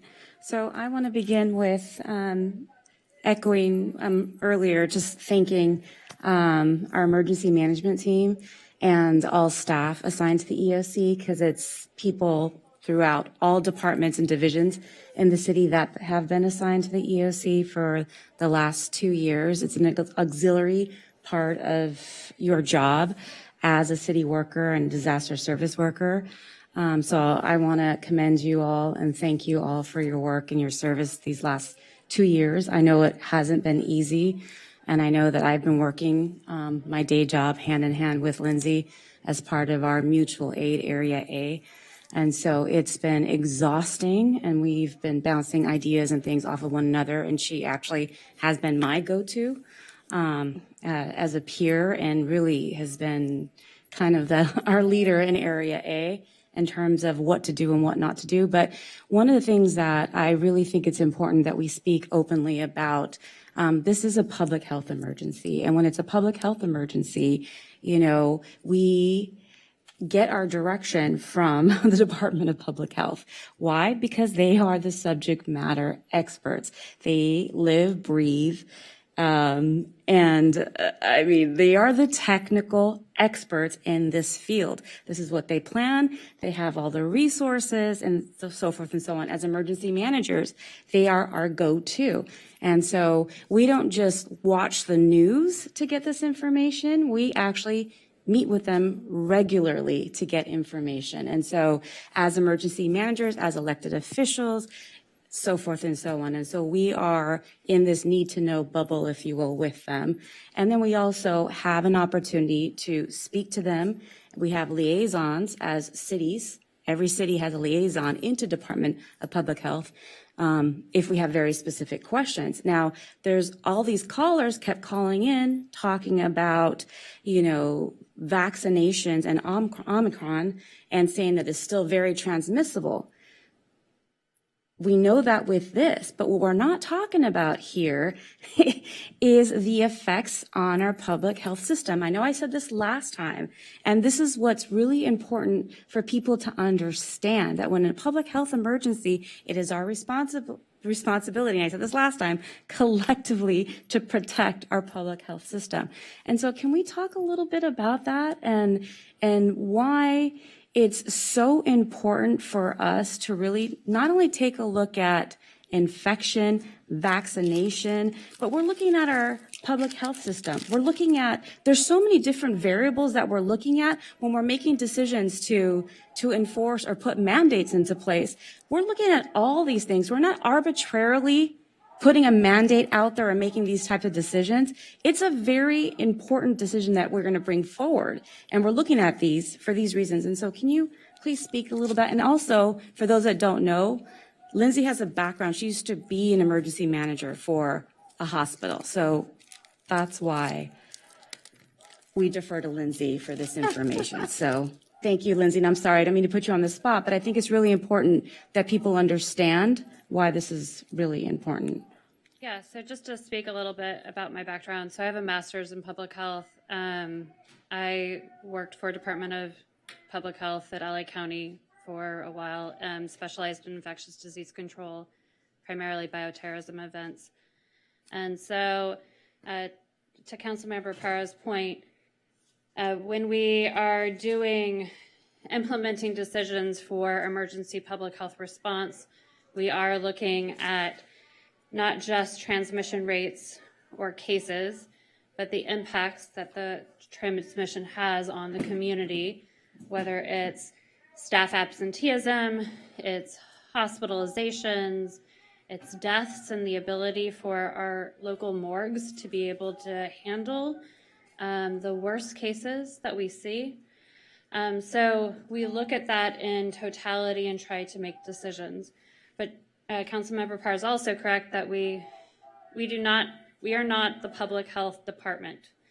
They have a huge system in place that is responsible for collecting all of the data that they are seeing from hospitals, that they are seeing from testing, and compiling that data and translating it into policy decisions. One of the callers mentioned that this was not a peer-reviewed study. I couldn't agree more, because I am not the person who's collecting this data and translating it. We don't have a team of epidemiologists for the city to guide us in making these types of policy decisions that have such a tremendous impact. So we made our best effort, but couldn't agree more with that. And yes, we have kept in mind our hospital system. I think has been at the forefront of my thinking throughout this pandemic, and ensuring that our hospitals are able to stay afloat. They are on my speed dial all the time, telling them that if they reach a capacity where they need any sort of assistance, to call us One request, we had a meeting with UCLA Health last week, and their plea was for everyone to get boosted because it is the best way to prevent transmission and to prevent hospitalization with this current variant. So that's the request from our healthcare system to keep them going and to keep them afloat. So may I ask a follow-on to that? I think there also, and maybe it's more of a comment, but it's also a question.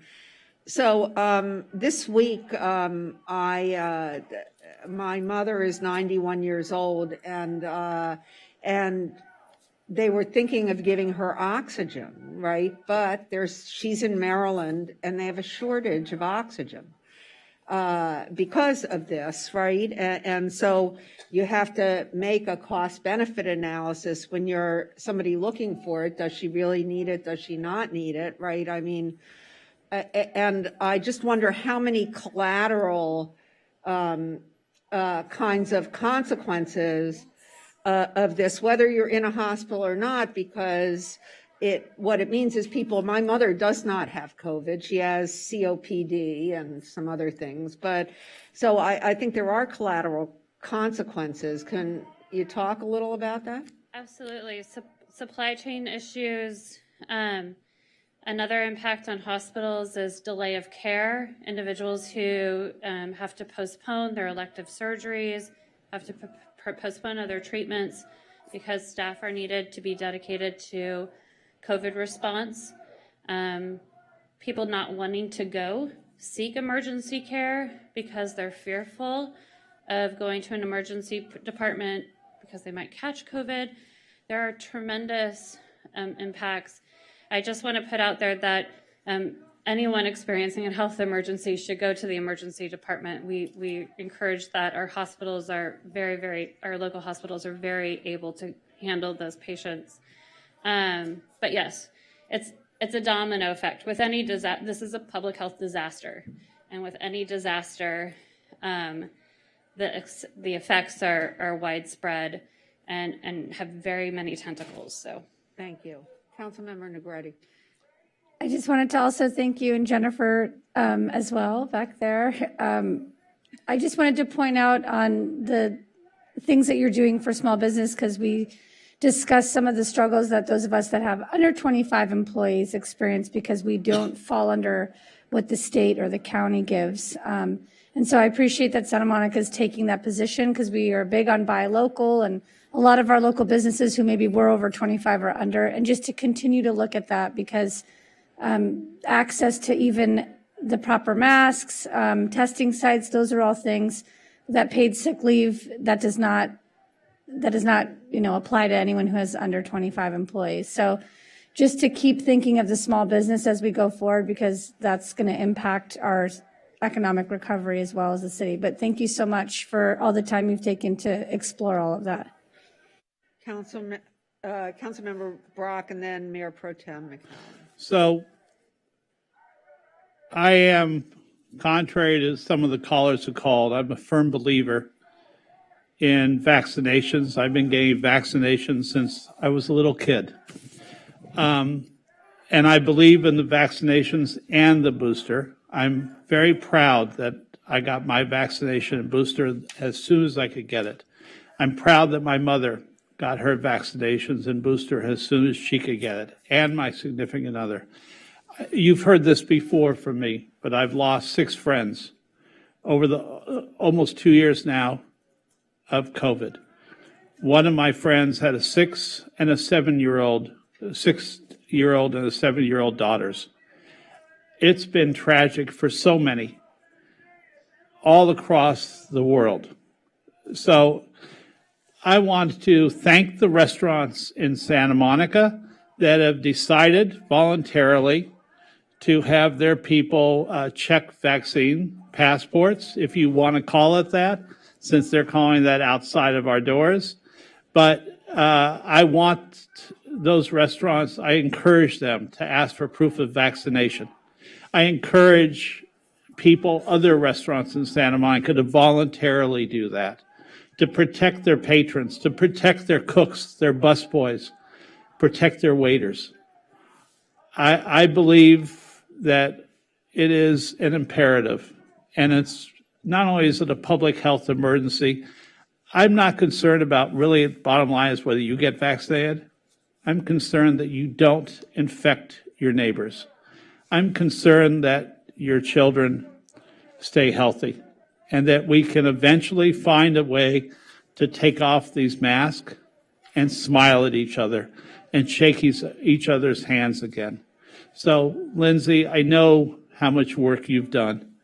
And I already said thank you, but I'm saying thank you again. I'm thanking our city staff, including our blue-collar staff who had to clean the bathrooms, to sweep the floors, to do all the things when other people got to stay home. And our city staff have worked for 2 years to keep everyone else healthy in our city.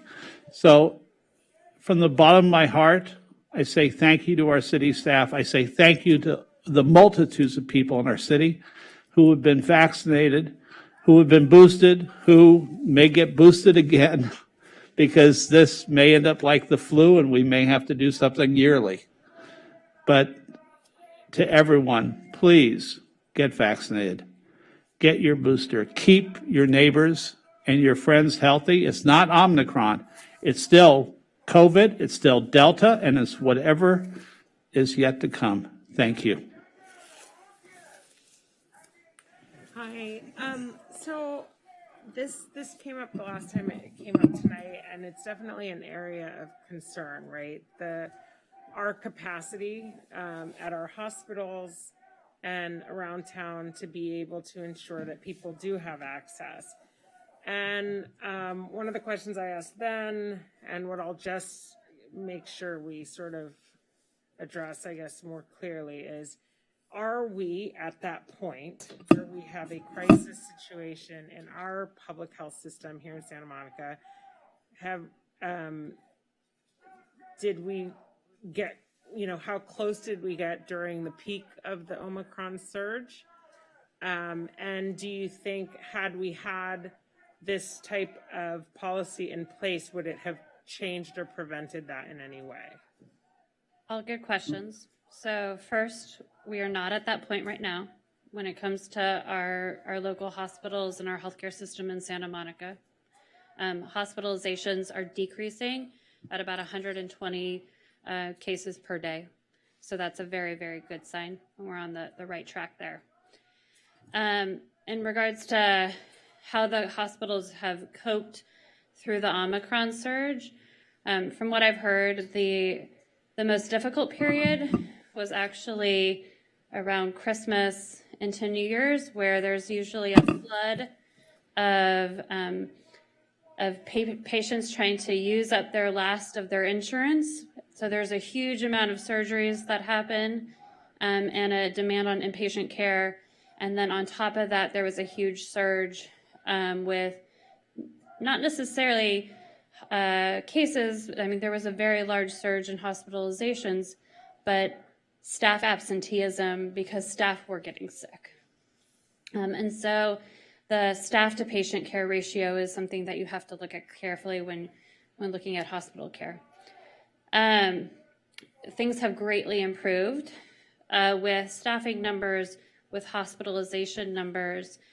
And there was a third question. Yeah, sorry. The last question was, do you believe that had we had this policy in place in the fall, that would have changed any, and I don't want to put you in a position where you're like, but just based on what you've seen. Absolutely. And your assessment of the data that you brought forward today.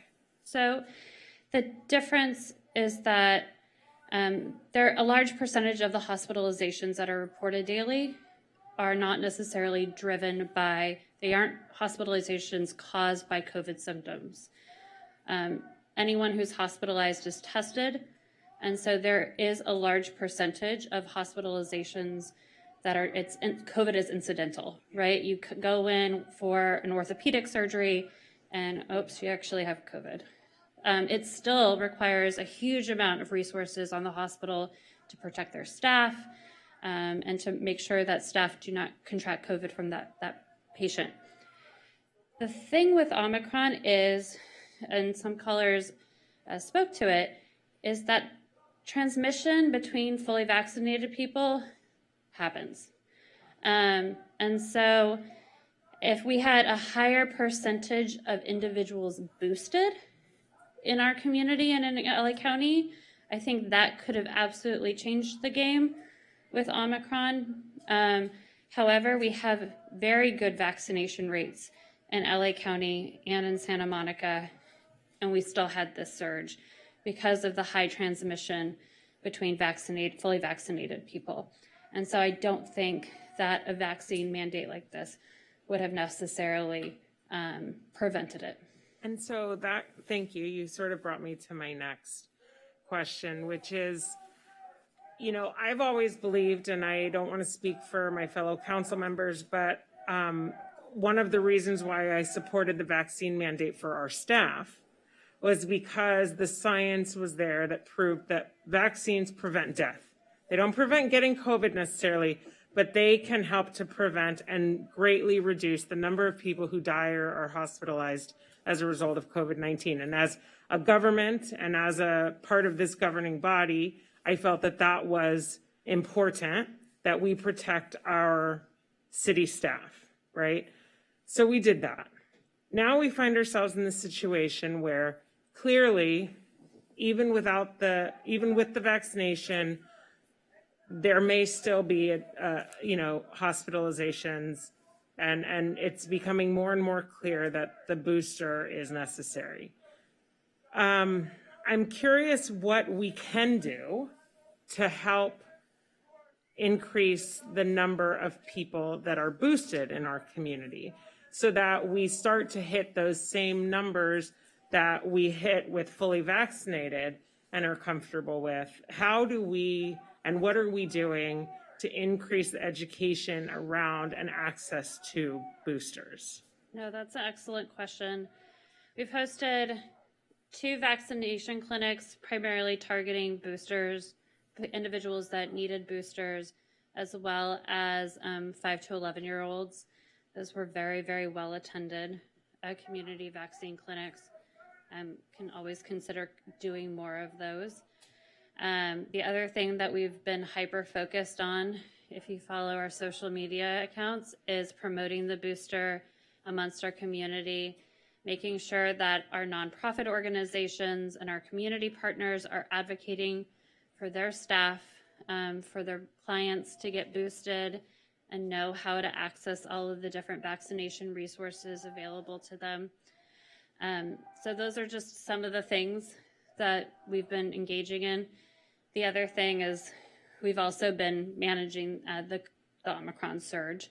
So trying to do both prevention and response at the same time is a bit challenging. And do you think until the county change the definition to include the booster, will we, are we going to basically see what we see? Because we saw a boost when we started to see mandates being implemented in different industries and stuff.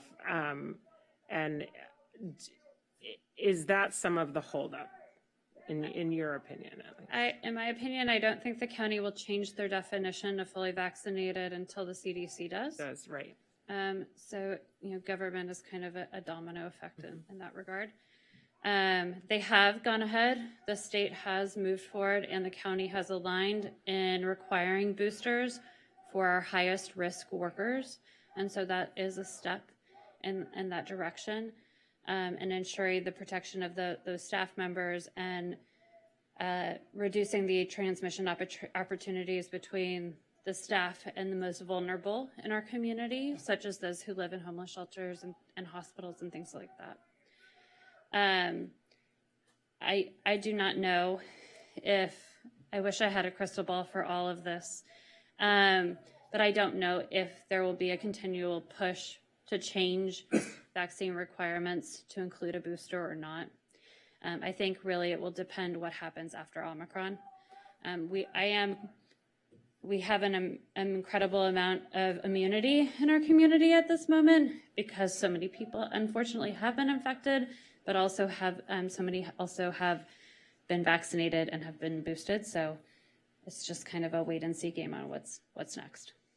And then the last thing, and Councilmember Brock raises a little just by addressing the fact that we do have a lot of businesses that are taking it upon themselves to, do vaccine verifications and other things in their businesses. And I was just wondering if, and I think this came up last time too, in what ways are we looking to potentially support and promote the businesses that are doing that? So that, I think we've done a good job on the council in creating opportunities for people to have more access outdoor to restaurants and other things. I've personally maybe only sat indoor 5 times over the course of 2 years. And so I rely on the great weather that we have and all of the access that this council has allowed, restaurants to the access we've given to have restaurants have the flexibility to create these outdoor environments. And so I take advantage of that.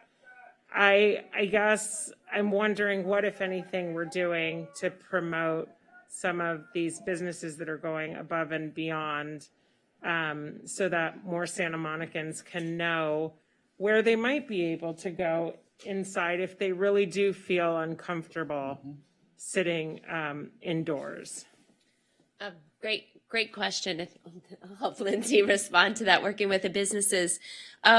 We definitely in the past have been doing spotlights, so videos and spotlights of businesses that are going above and beyond and taking extra measures. Also, our businesses are incredibly thankful to all of you for your ongoing support for the Santa Monica Outdoors program, which has been a real game changer, and continuing to promote that.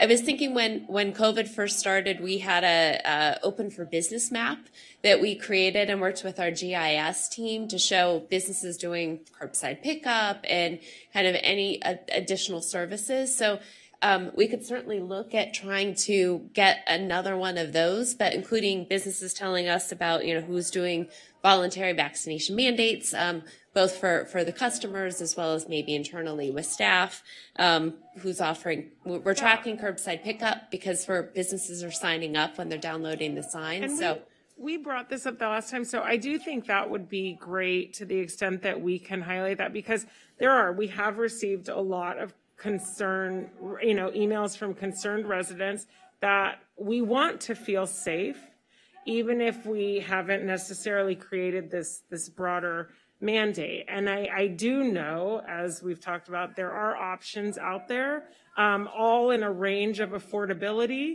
and parts of town. I think a lot of restaurants are requiring vaccinations. I think there's a way we can maybe promote this a little bit more so that our residents know kind of if where they can go. Yeah. So I'd love to see that. I don't know if that has to be a formal direction, but Councilmember Davis. Well, actually, I think that's a great idea. I think we all talked about that before, and I wanted to say a couple of things, and maybe a follow-on to that is I've noticed that a lot of the local restaurants in Santa Monica that do have vaccine mandates are using collateral from the city of Los Angeles, which causes people to chuckle a little bit when they go in, like, don't they know what city they're in? But that's the only collateral they have access to. So without, I think, expanding or extending a lot of resources, would it be possible to steal collateral from some of our sister jurisdictions, and instead of City of Culver City or City of Los Angeles, slap on City of Santa Monica, so our local businesses that want to impose a vaccine requirement before going indoors have documentation that they can put in their window that says City of Santa Monica. Someone has sent me pictures from around town of people, and I think it's great because they're looking for something to inform their patrons. So I would suggest that as being one thing. I do want to say that it's been a difficult night. It's hard to think with some of what's going on outdoors, but that we do need to do everything we can to encourage people to be vaccinated. We also need to do everything we can to encourage people to wear appropriate masks. And we had one caller say, well, police came when someone wasn't wearing a mask. Well, I'm not going to comment on that. I don't know anything about it. But I do think we now know that wearing an appropriate medical mask as opposed to a cloth face covering is key to stopping transmission. And I know we've done some work in terms of distributing those masks to local businesses.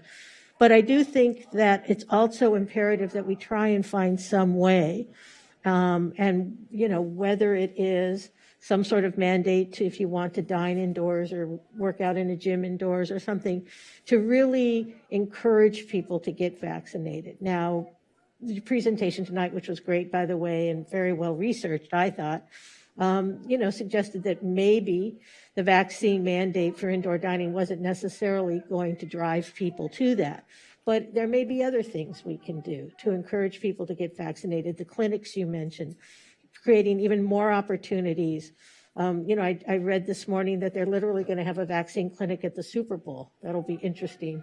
You know, a beer and a shot, you know, but a different kind of shot.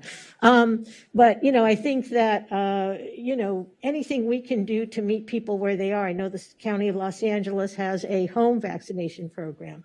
And anything we can do to encourage some of our residents who have trouble getting out, to say you don't have to get out. You can get a vaccination or a booster, whatever you need, at home. So I would think that the best thing we can do is encourage the most people possible to get vaccinated and do whatever resources we're willing to devote to this, to do that. I think, and as you said, letting people know what businesses it is safe to go into because they have a voluntary vaccine mandate. And certainly I would, you know, my direction to staff would be that if, as you continually monitor this, because it's always a point in time, you realize, you know what, a vaccine mandate for indoor businesses. And by the way, we already have it for a lot of indoor businesses. You do have to show proof of vaccination to go into a bar and to go into certain other kinds of businesses already. But if we ever came to the conclusion that expanding that would actually increase vaccination rates, then I think we should do that.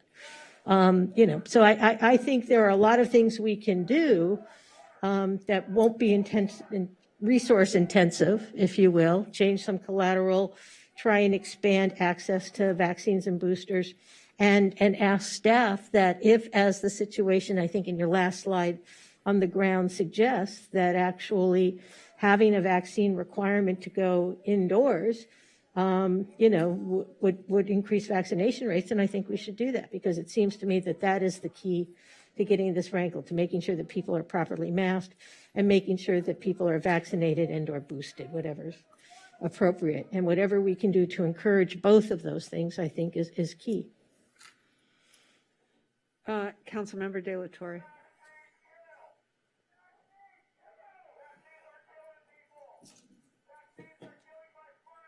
Okay. Yes, you can hear me now.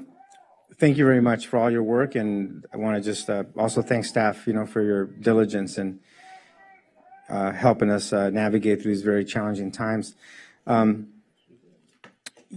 I think the intent of what we're all talking about here, and you know, I agree with a lot that's been said and disagree with some of what's been said.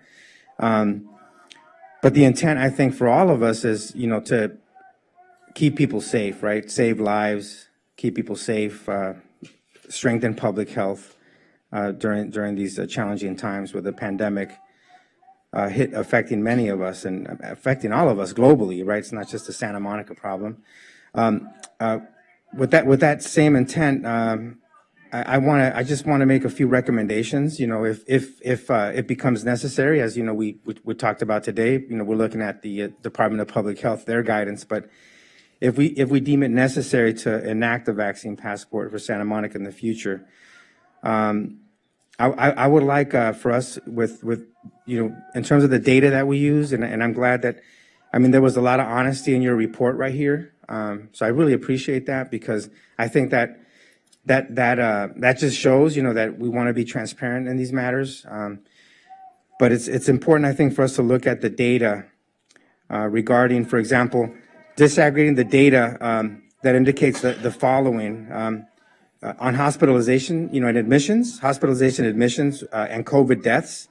It'd be great to disaggregate the data and see if we can get this in the future on vaccinated versus unvaccinated people, so that we know, you know, what's really happening. I mean, we hear the comments, you know, people are are making, and you said it as well, you know, that people that are vaccinated can also transmit the virus, you know, that it's not 100% guarantee that you won't, you know, that once you get the vaccine, you can't infect someone.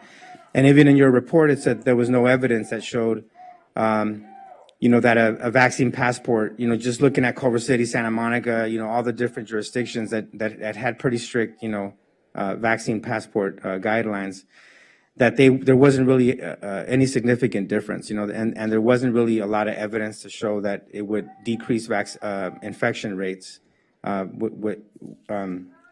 So it'd be good to just, you know, moving forward in the future to look at vaccinated versus unvaccinated when we get that data from the hospitals. I think I'm trying to think of all the ways that we can strengthen sort of, you know, the data gathering so that we're talking with a lot of facts.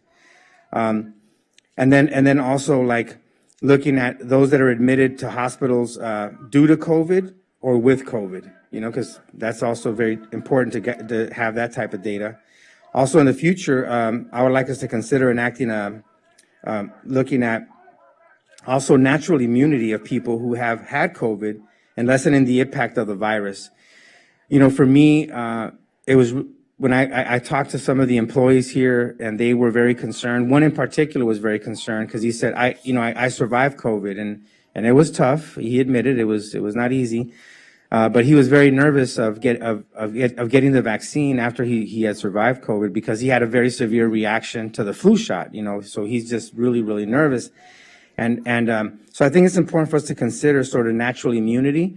I think there's a CDC report that says that natural immunity was as effective, you know, in keeping people healthy than those that got vaccinated. The CDC acknowledged that natural immunity is just as effective in preventing people from getting really sick from the COVID virus as those with the COVID vaccine. So making sure that we look at what the CDC is putting out, and I know things are changing rapidly, so that's important to get all that as well.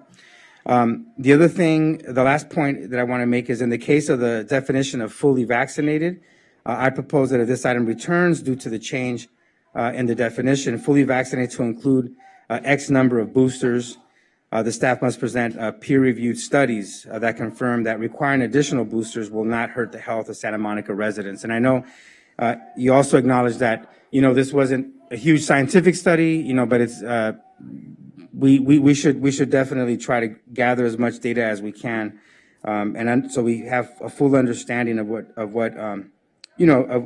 what's happening, and we can speak honestly with people because, you know, these are very controversial times and very controversial issues. And I stated in the past, I feel that, you know, there are constitutional rights in terms of people's medical choice.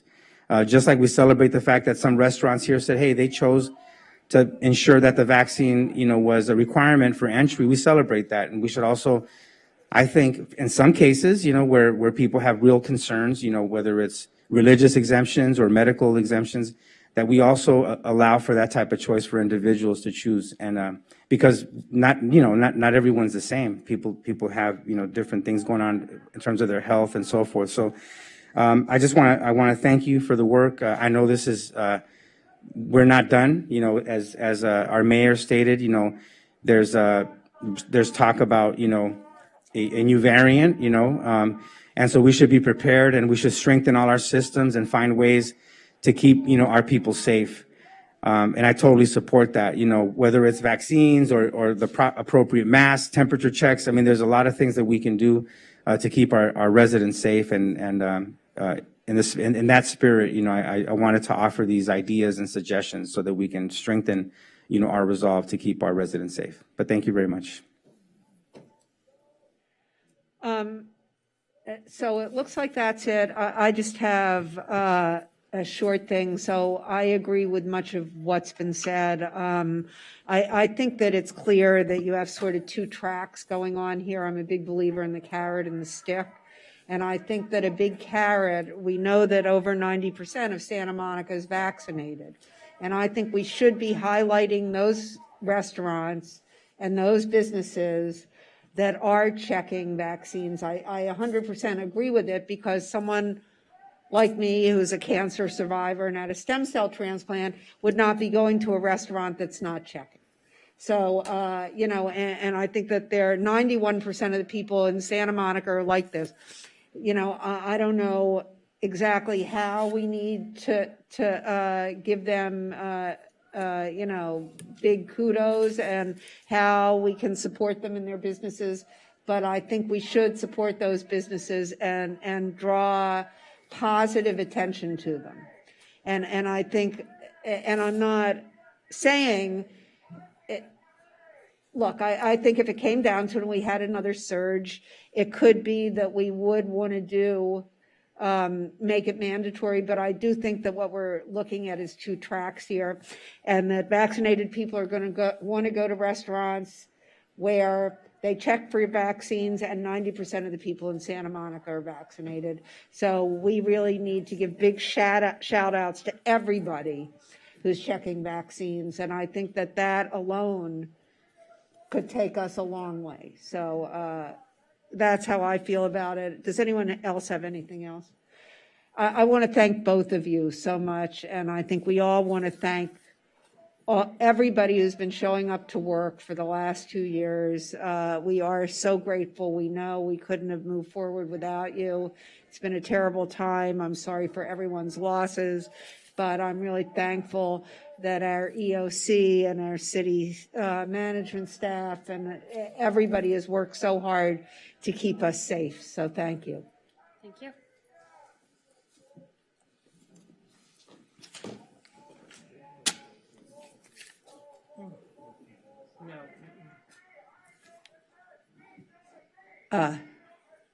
So,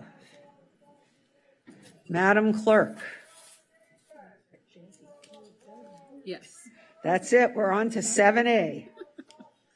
Okay. Oh, are we supposed to receive? I'm sorry. I'm supposed to call. May I have a motion to receive and file the report? So moved. Second. Moved by Davis, seconded by Brock. Let's have a roll call vote. Councilmember Parra. Yes. Councilmember Davis. Yes. Councilmember Negrete. Yes. Mayor Pro Tem McCowen. Yes. Okay.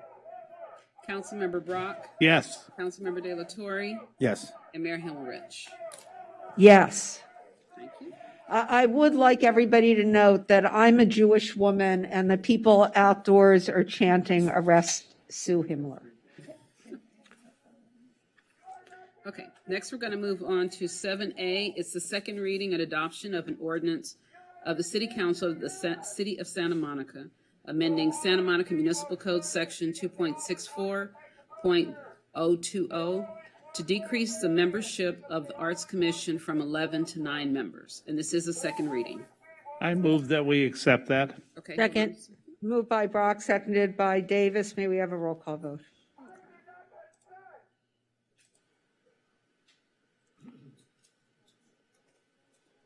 Councilmember De La Torre. Yes. Councilmember Brock. Yes. Mayor Pro Tem McCowen. Yes. Councilmember Negrete. Yes. Councilmember Davis. Yes. Councilmember Parra. Yes. And Mayor Himmelrich. Yes. So that passes 7-0. I'm pushing my button. Sorry, Mayor, can you hit Denise. your button? There we go. Did it work? Yeah. 7-0. Sorry, next item. So who seconded that one? I'm sorry. Oh, thank you. Councilmember Davis, I'm sorry. Thank you. That was my bad. I'm sorry. And now for the main attraction. So this is a special joint meeting of the City Council, the Housing Authority, and the Parking Authority. And I need to let you know that as the Housing Authority, as you sit as the Housing Authority, you receive $50, and as the Parking Authority, you receive $50. Now I need to call the roll. Authority Member Parra. Here. Authority Member Davis. Here. Authority Member Negrete. Here. Authority Member Brock. Yes, here. Authority Member De La Torre. Yes, here. And Chair Pro Tem McCowen. Here. And Chair Himmelrich. Here. Okay. Hold on a second. Yeah, We it changed goes off. Denise, does this work? I just kept the mic on. Okay, great. Good evening, Ms. Decavalis. Good evening, Mayor and Council members. Tonight we're bringing you our mid-year budget review, which includes an updated look at how our economic recovery is going, as well as a chance to propose some changes to the budget. These opportunities to look at financial performance and make incremental adjustments during the fiscal year are especially important these days when it's been very hard to project how our revenues will perform far in advance. So looking at the budget year timeline, this is our second check-in after budget adoption, following our year-end budget review this past October. In October, we reported that our revenues had come in stronger than we had projected in the prior year, but that we needed to confirm our overall financial health and get more information on how the current year was going before making any increases to our general fund budget. Over the past few months, we completed the audit of our financial statements, which gives us a complete snapshot of our liabilities and our reserve levels. And we also were able to determine that our revenues for the current year were coming in stronger than we'd anticipated. After tonight, staff throughout all of our departments in the city will spend a few months working on proposals to further restore services addressing community priorities related to homelessness and to a clean and safe community, as well as economic recovery. And we're going to be doing this in preparation for the fiscal year 22-23 budget. And we'll bring you those proposals in May and June, the last two parts of that timeline, for consideration and adoption. So actual revenues are showing that recovery is slightly ahead of the timeline that we'd projected earlier. But we're only halfway through the year, and the economic volatility that's been going hand in hand with the pandemic is still very present. In the recommendations that we're making tonight, we're taking into consideration the nationwide factors that are impacting our local recovery, the current inflation that impacts our residents and business community, and the impacts that interest rate increases, which are slated for March, will have on spending like mortgage and credit card and auto loan and just regular loan rates, the ongoing labor shortage that impedes us from restoring service levels, and the unpredictability of new COVID variants and the ensuing surges. For example, we made fairly substantial adjustments to our current year projected revenues to reflect the impacts of Omicron. And then we need to think about how these factors will impact how and where people will live, work, and go out, and when travel and tourism will return to previous levels. As a city with a strong economic reliance on the retail and hospitality sectors, the performance of these areas has a direct correlation with the revenues we receive that we can then appropriate to services. So in addition to these more global challenges, we have to consider our own financial challenges, all competing with each other. And I'd like to start with this chart that I think tells the story pretty well. The top line shows our projected general fund revenue growth from our mid-year forecast in February of 2020, so a month before we shut down with COVID. And it's compared to the projected revenue growth that we have now on the bottom. So you see the big V showing the $188 million in losses that we suffered right off the bat and are continuing to feel even during the recovery that we're seeing now. This chart also shows that even when our revenues reach pre-pandemic levels in about 2 years, where the green dotted line is, they will still be about $40 million below where they would need to be to support the level of services we had in the days pre-COVID. So you can see that's the difference, the 415.4 on the bottom, which is where we expect to be in 23-24, versus where we would have been if we hadn't had this big dip in revenues. We would have been at 456.4 million. So even if we find creative, more efficient ways to restore our services, our operating costs are going to be increasing throughout this period, some at a level higher than our revenue growth, which makes restoration at any level very difficult. Our general fund reserves available to keep services and jobs through another emergency, to help with unanticipated capital needs, and to help us in the face of significant litigation liabilities are almost 60% lower than pre-COVID levels. So pre-COVID, we have 2018-19 in the first bar, and 2021 in the last bar. And this is because we had to tap into our reserves during the first 16 months of the pandemic, when the general fund saw devastating revenue loss. To immediately bring just our rainy day fund back to its previous threshold of 15% of annual operating costs or annual ongoing costs, which is actually less than 2 months of expenditures, we would require an infusion of $10 million into our reserves. And if we wanted to reach a level closer to what we had before, in terms of, in the pre-COVID days, we would require another $50 million infusion.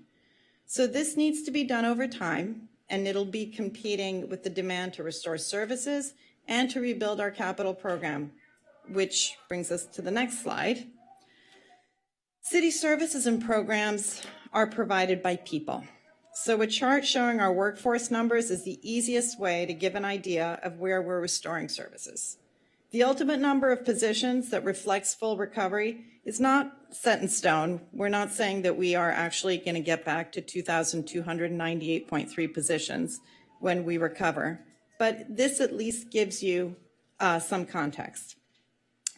As you can see, in fiscal year 2021, services were eliminated or drastically reduced to respond to the COVID health order restrictions and to our revenue losses, and our workforce was reduced by over 420 positions.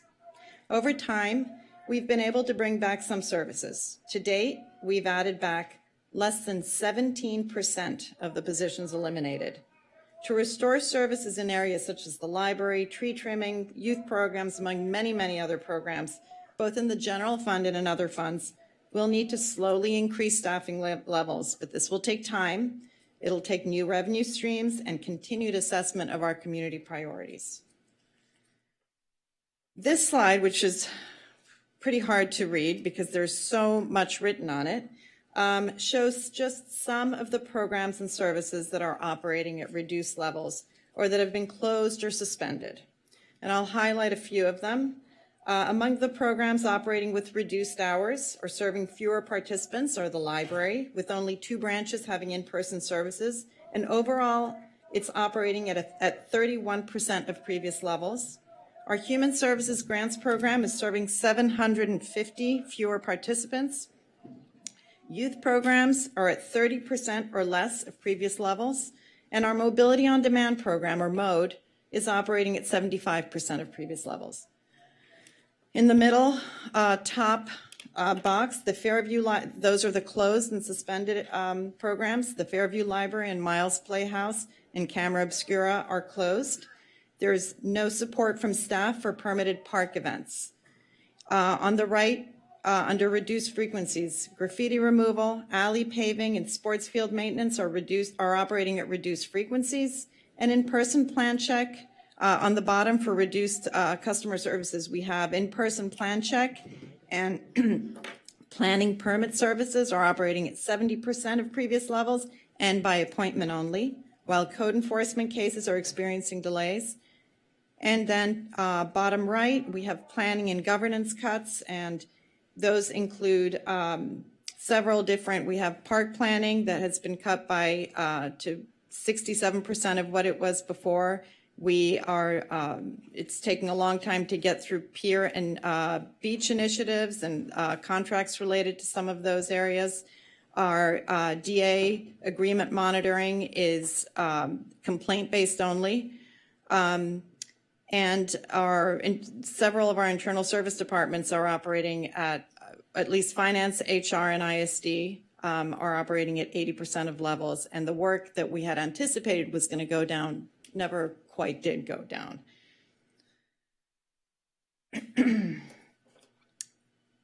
This, one second. Okay, so also competing for funds is our general fund capital program.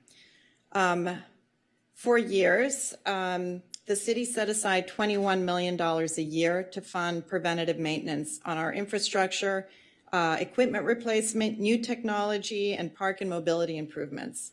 These funds also allowed us to leverage other funding sources to complete projects. The restructuring required us to cut our capital allocation by over half. And despite some increases since then, kind of in that middle section, sorry.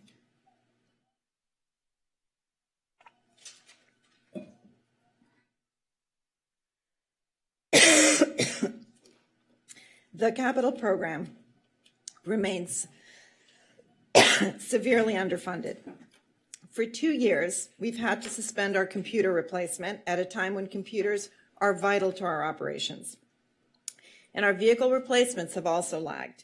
As we weigh how to restore services and rebuild reserves, we also have to consider these infrastructure needs that are being deferred. This slide shows a sampling. Thank you. I'll need it all. So this slide shows a sampling of CIP projects that are now currently, that are not currently funded.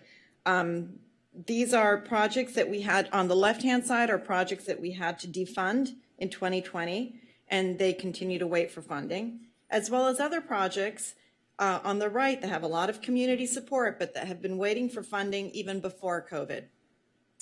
We are still evaluating, but upon the first review of all these projects, we expect that all of these will cost over $300 million. And this was in order to complete. And this probably doesn't include all the operating costs that some of these very big projects would bring in and put into the budget as well. So these are some pretty big funding needs that we have ahead of us. So now that I've described the landscape, I'd like to present the updated general fund forecast. The forecast reflects updated revenue and expenditure projections, including the impact that the Super Bowl will have on our local economy and the impact of the Omicron surge so far, as well as the proposed changes that we're asking you to approve tonight. This also includes a recommendation to set aside $11 million in available fund balance to reserves in the first year, in fiscal year 21-22, or the current year. The thinking behind this set aside is that with the continuing volatility, it's more prudent not to commit these projected revenues, they are still projected revenues, to actual expenditures. Looking beyond this current year, the forecast includes the gradual rebuilding of our rainy day funds back to their previous 15% threshold. We expect to reach that in fiscal year 26-27. As shown here, the CIP program remains severely unfunded for another 3 years before reaching its pre-pandemic level of $21 million. And then for the last 2 years of the forecast, we have some additional funding that we've been able, or balance that we were able to allocate an additional $4 million a year in the last 2 years to CIPs, so putting our annual CIP budget to $25 million a year, which, based on that $300 million number, you see how difficult it is to get anywhere close. So the forecast also includes the payment of the deferred measure GSH amount from fiscal year 2021 over 3 years, and a resumption of our expedited paydown of past unfunded pension liability. And the bottom line numbers are actually on this chart, they're not bottom line, they're shown in each year above the line that you see in the chart. They are the balance of revenues minus expenditures, and it shows that those are the funds that are available for programming starting in fiscal year 22-23 and beyond, as we consider service restorations and enhancements, labor negotiations, and a greater level of funding for our capital program and for our reserves. We also ran an alternative worst case scenario of our revenues and expenditures. And this is, the worst case is shown in the dotted line on the bottom. And it shows how our finances would look if we found ourselves in a slower growth pattern that would be impacted by new variants and inflation, and with the added impact of our retirement portfolio not meeting its target rate of return. And that has an impact in the last couple years of the forecast. This is a clear justification of why it's best to set aside $11 million in reserves and to increase our budget incrementally. If we set aside $11 million in reserves in year one, we would be able to give ourselves a little bit of time to adjust. As I mentioned earlier, staff is working on proposals for next year's budget already. These proposals are focused on priorities you adopted last year, addressing homelessness, a clean and safe city, and furthering economic recovery. But within these priorities, we're looking for very targeted focused areas, from geographic areas under clean and safe to enhancing in-person services and furthering legislative mandates. We have also asked departments to note how equity and inclusion is built into all of their proposals. We do need the next 3 months to ensure that the proposals that we bring to you, given our very limited resources, will be the best, most effective use of the funds that are allocated to them. So when it comes to our forecasting for non-general funds, the majority are self-sustaining, showing positive balances for the remainder of the forecast period. Over the next year, though, staff will evaluate solid waste rates in our Resource Recovery and Recycling Fund, the RRR Fund, and return to council with recommendations to maintain the fund's solvency into the future. And the beach and pier funds continue to require assistance from the general fund as they recover from the pandemic closures. But we anticipate both those funds to be getting closer to self-sustaining by the end of the forecast period. And now back to the general fund and the changes that we're bringing forward tonight. Our revenues for this fiscal year show the effects of a slightly faster recovery than we'd anticipated. This is a continuation of the recovery that began late last spring. Driving the $30.7 million growth of revenues are the three streams that took the greatest hit in 2020. Sales tax, transient occupancy or hotel tax, and parking-related revenues. So the strong real estate market has also provided good growth in property taxes and helped spur the revenues we're seeing due to Measure SM's impact on real property transfer tax revenues. Looking to the future, sales tax growth will level out to a more typical growth pattern, while parking and hotel tax revenues and revenues from fees and charges are expected to continue to grow strongly for a few years. These are all the assumptions that we did include in the forecast that I showed you a couple slides ago. But unfortunately, the $30 million adjustment in revenues doesn't mean that we can immediately spend $30 million in expanded services. First, we need to consider updated needs on the expenditure side as well. So this pie chart before you shows the various uses for these funds. Some of the uses are proposed, while others are simply cleanup that is reflecting past council actions or adjusting our reserves to reflect future liabilities. So right off the top, or the top right, in orange, a portion of our sales tax revenues are subject to revenue sharing arrangements based on voter-approved advisory measures. So they're going to the school district and affordable housing. That comes off as an expenditure that, or gets shaved off the $30 million. In gray, we have adjustments coming from items approved by council in the past 6 months. So an example is the final debt service schedules for the city yards modernization bonds that were issued last summer, which we did not know the amounts that the debt service would be when we did the budget because we hadn't issued the bonds yet. In yellow, we're accounting for the changes made at year end in October, about $1 million. The larger blue area on the lower right accounts for the non-budgeted balance sheet adjustments we need to make to our reserves to adjust our, and it's resources that we know we need to make for known liabilities.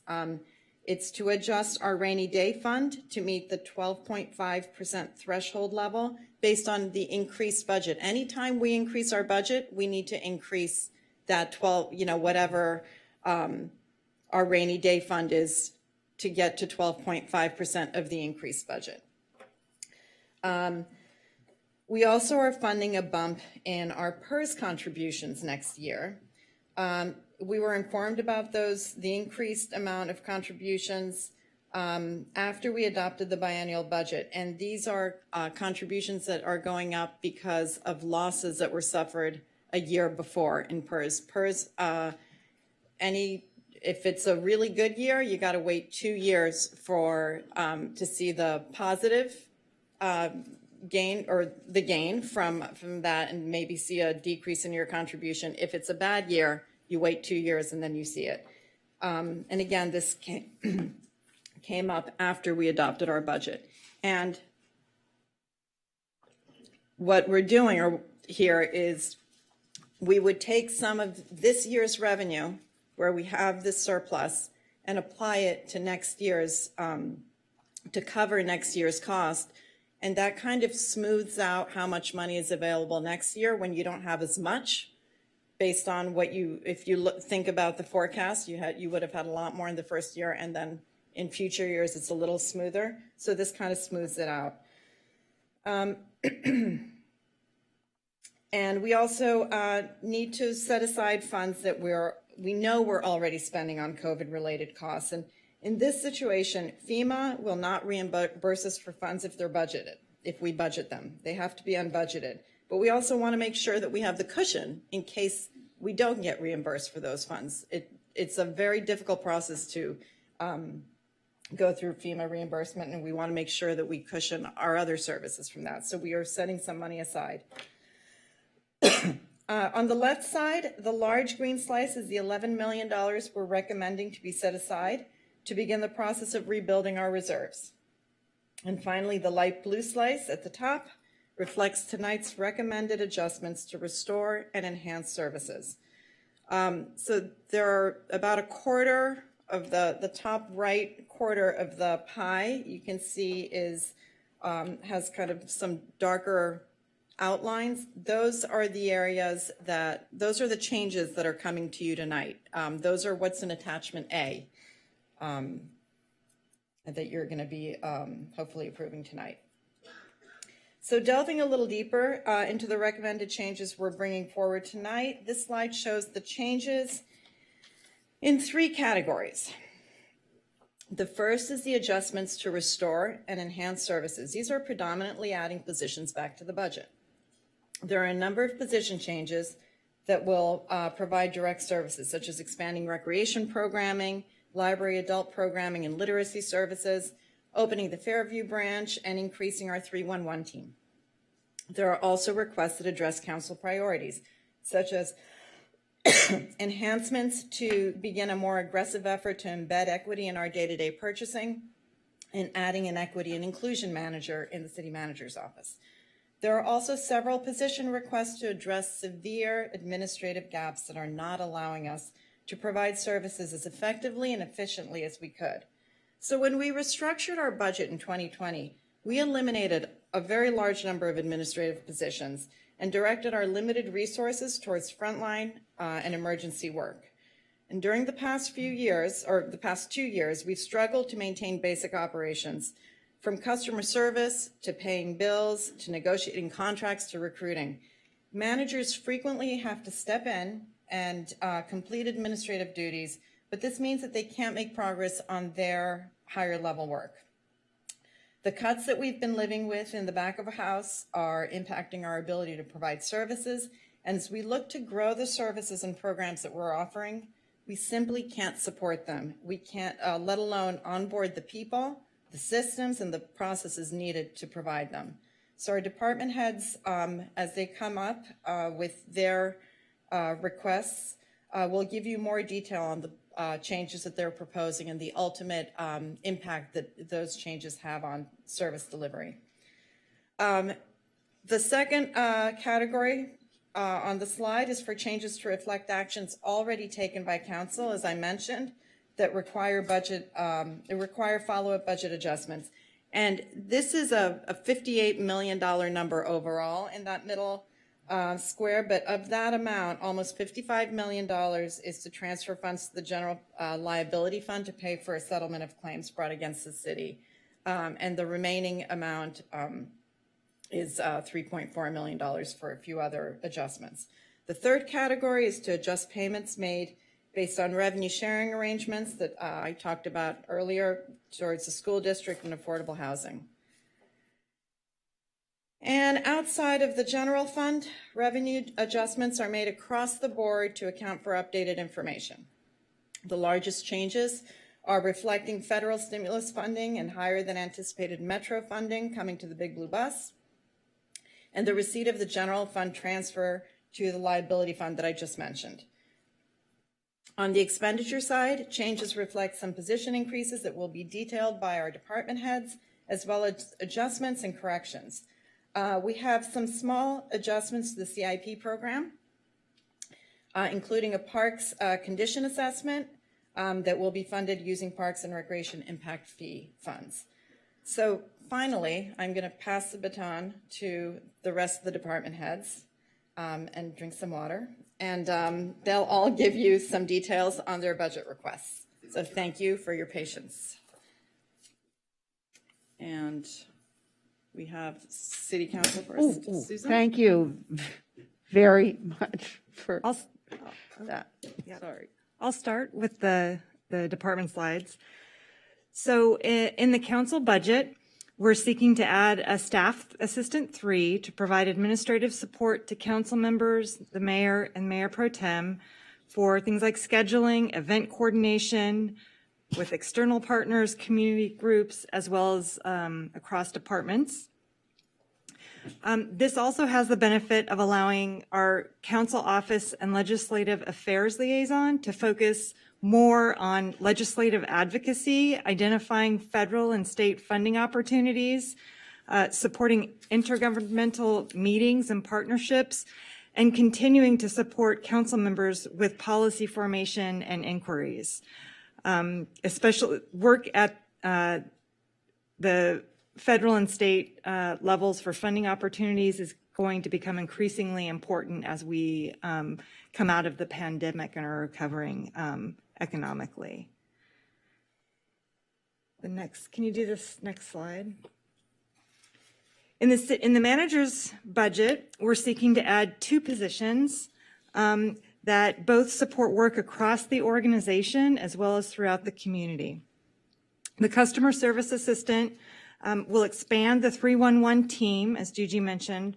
It'll go from 2 to 3 FTEs, allowing for in-person reception in City Hall and City Hall East as we welcome back our public as well as more of our staff. They'll continue to respond to constituent calls and emails to make sure we're enhancing our customer service. And currently they're also enforcing safety protocols as people enter both City Hall and City Hall East. Lastly, an equity and inclusion manager will lead the formation of the equity and inclusion team to provide citywide and community leadership to advance city equity and inclusion efforts, work with department equity and inclusion officers, our EIOs, to implement department-specific projects this year, and ensure all city programs and services are designed to promote equity and inclusion at all levels of our organization. And with that, I'll pass it off to the city attorney, I believe.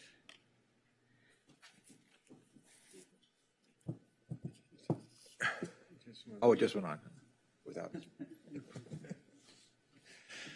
Yes, the city attorney's office is requesting the addition of 1 person.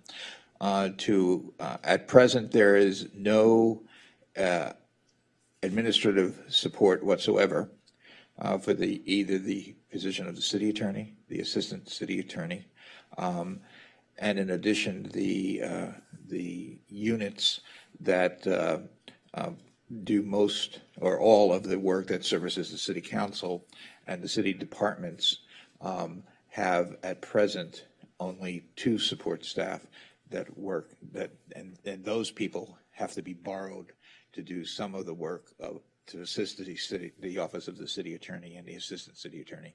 It is quite frankly an unsustainable position for the office of the city attorney to be in.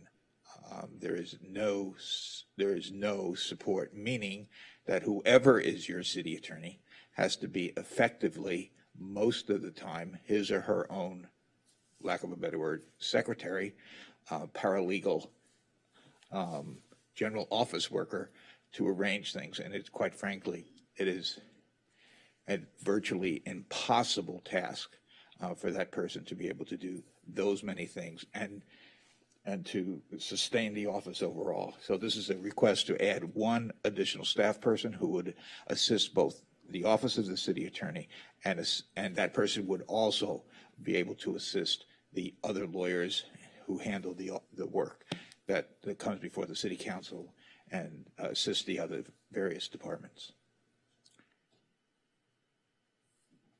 That's all. Thank you. Good evening, Council. So we are requesting two positions. One would be to add capacity to the planning and policy work, enhance customer service, administrative support, and financial budget analysis department-wide. The two specific positions, one is a staff 3 position in the city planning division. So that position will help with the meeting schedule. The division is responsible for the Planning Commission, Architecture Review Board, Landmarks Commission, Zoning Administrator. Those all have extensive demands in terms of packet preparation, attending meetings, and especially as we go back to in-person meetings, we will need a third staff assistant for that role.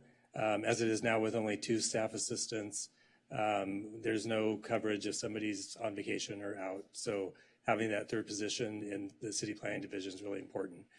The other position we're requesting is a senior administrative analyst, and that would be in the admin division of the department. This is what we see as a very efficient way to add capacity. That position can help with the division budgets. So instead of having a position in each division, we'll have this position in admin that then we can spread across the 4 divisions and help everybody with their budget processes. Also, we have, in addition to just the budgets, we have the Pure Fund, the Beach Fund, as well as the Redevelopment Successor Agency. So those all require a lot of budget work, and with just our current principal analyst, it's a lot for that one person. So we really feel like this position would help to augment her resources. So thank you.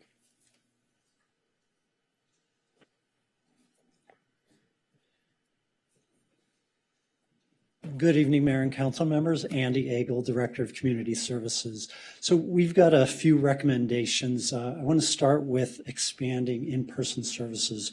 So the proposed revenue and expenditure adjustments would allow us to expand community recreation programs as well as programs at the Annenberg Community Beach House. Revenue associated with the expanded programs is projected to more than cover the costs, meaning that there'd be no impact to the general fund associated with the expanded services. And the proposed expansion would include 180 additional community classes and camps, 400 additional hours of gym access, additional skate classes, expanded skate park hours, expanded aquatics programming in the spring and summer at the beach house, and expanded community access and classes at the beach house during the off season. And I'll mention again, that is all no impact on the general fund because those are revenue supported programs. The second thing I wanted to mention related to in-person is when council made its final decision not to consolidate all of the commissions in the former Human Services Division, you also challenged us to consider ways to consolidate responsibilities in order to reduce the number of new positions that would be needed to support the commissions. So what we're proposing is a single position that would be responsible for supporting the commissions in community services, including working with chairs to prepare and post agendas, taking minutes at meetings, and serving as a liaison for the commissions. And by rethinking our past practice of assigning at least 2 staff to each commission, we're proposing a more streamlined and less costly approach to supporting the commissions. And we think an added advantage will be that it'll promote consistency across the department in how we support the commissions. So I wanted to mention safety and maintenance needs. So the proposed mid-year adjustments include one-time investments in installing security cameras and keyless entry at the Virginia Avenue Park Center buildings, which have experienced multiple break-ins, as well as replacing picnic tables and restoring tennis courts that have degraded to the point that they've become safety hazards. Then the last thing I want to talk about and spend a little bit of time on, while it's not specific to one department, is the recommended actions tonight that include amendments to the contract with Moss Adams, the city's internal auditor. The council's audit subcommittee has recommended that Moss Adams comprehensively review the city's efforts to address homelessness. The proposed contract modification would cover the costs associated with the audit. We believe this is an opportune time to engage outside experts to assess our efforts related to homelessness. And as some of you who've known me for a while know, my previous responsibilities touched really on one of the four pillars, which is creating affordable housing and supporting tenant retention, as well as investing in permanent supportive housing. So I've really had the last 18 months or so in community services to become more immersed in the full range of the city's efforts to address homelessness.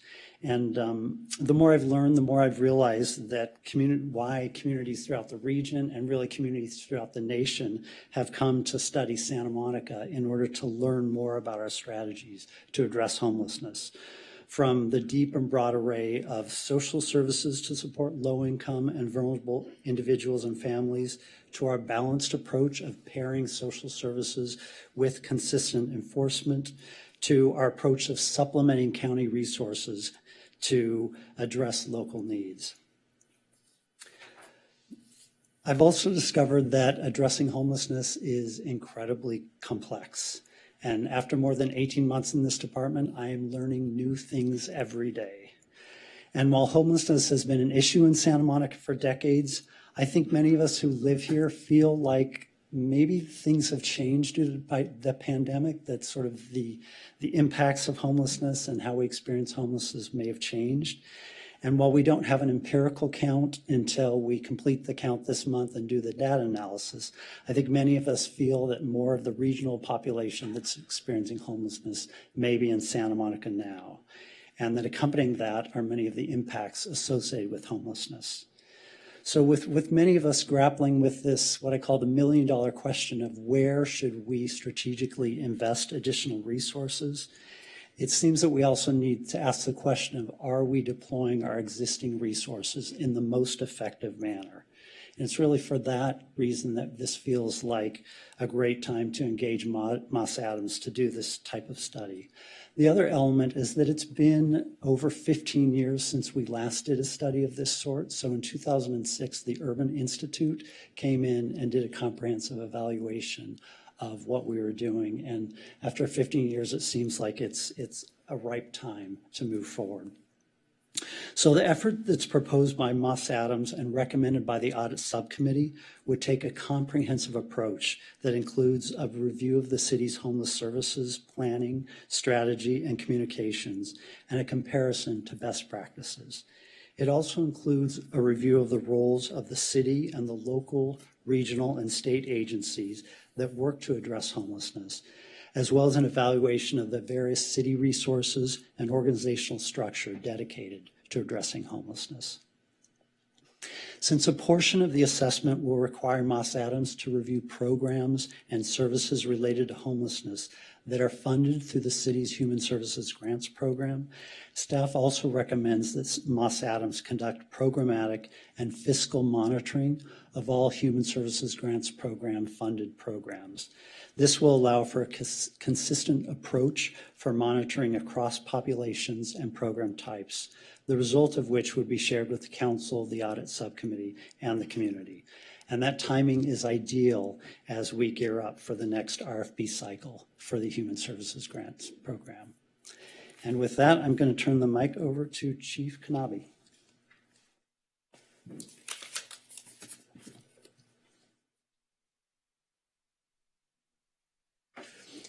Good evening, Mayor, council members. Wolfgang Kanabe, your fire chief. It's a great pleasure to be here this evening. Mine is going to be very short, but nonetheless important. My addition is basically for our department is changing a 0.9 as needed employee to a full-time permanent FTE.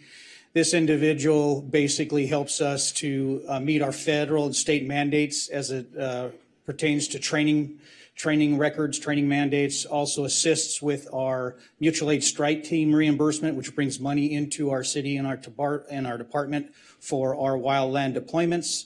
And lastly, it helps and ensures that our firefighter recruit academy is supported and that we give those recruits the support they need to become firefighters through our training academy. And all of this will be related to providing better emergency service to our community. And I would be remiss if I didn't thank my analysts on the department, Therese, and also Gigi and her staff for this is my first mid-year budget. So thanks to them. So thank you.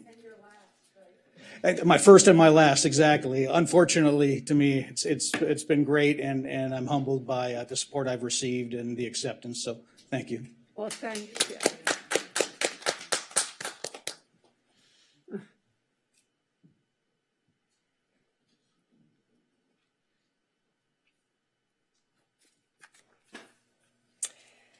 Good evening, council members.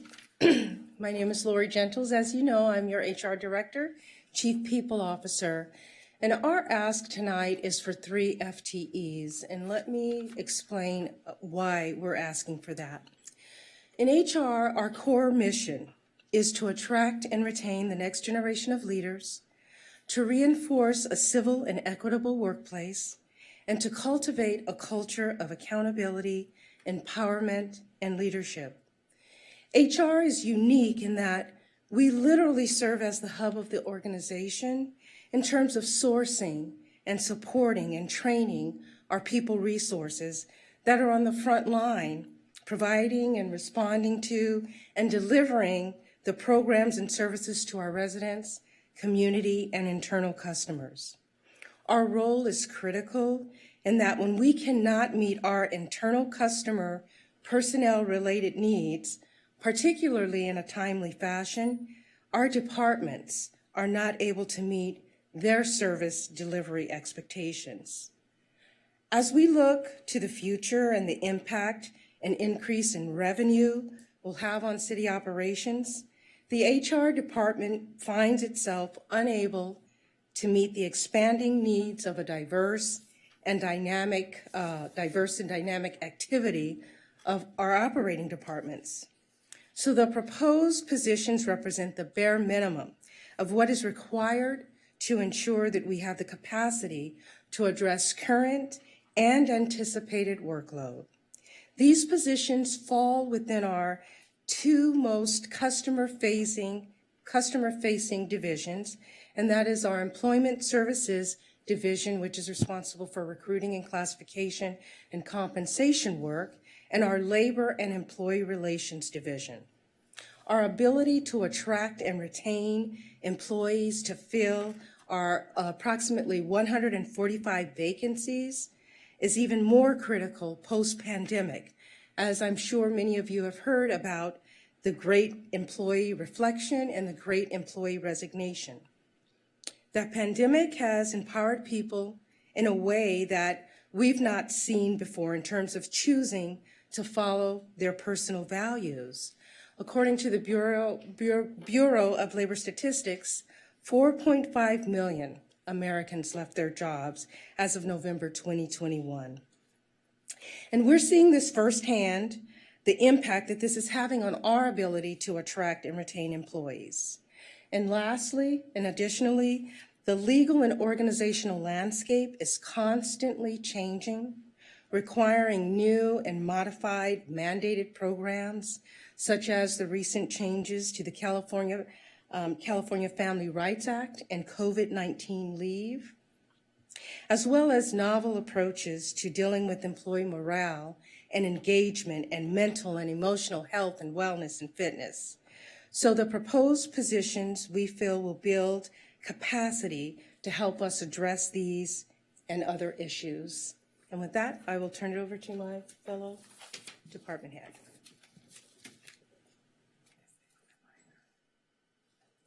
Right. Hi, good evening, Mayor and council members. My name is Margaret Talamantes, and tonight I will be presenting on behalf of Information Services Department. The three positions being proposed for Information Services focus on service restoration and enhancements needed for administrative support within the department. The three new positions being proposed for Information Services, the first two are general funded, and it's a project support assistant and an administrative analyst position. These two positions will be key in providing administrative support of critical citywide technologies, systems, infrastructure, and services. Within the Community Broadband Fund, we will be adding one FTE, which will ensure adequate resources needed to maintain contracts, manage account receivables, and complete new broadband sales. This is an enterprise-funded position, and services provided by this position will support customer retention and further aid the city in economic recovery.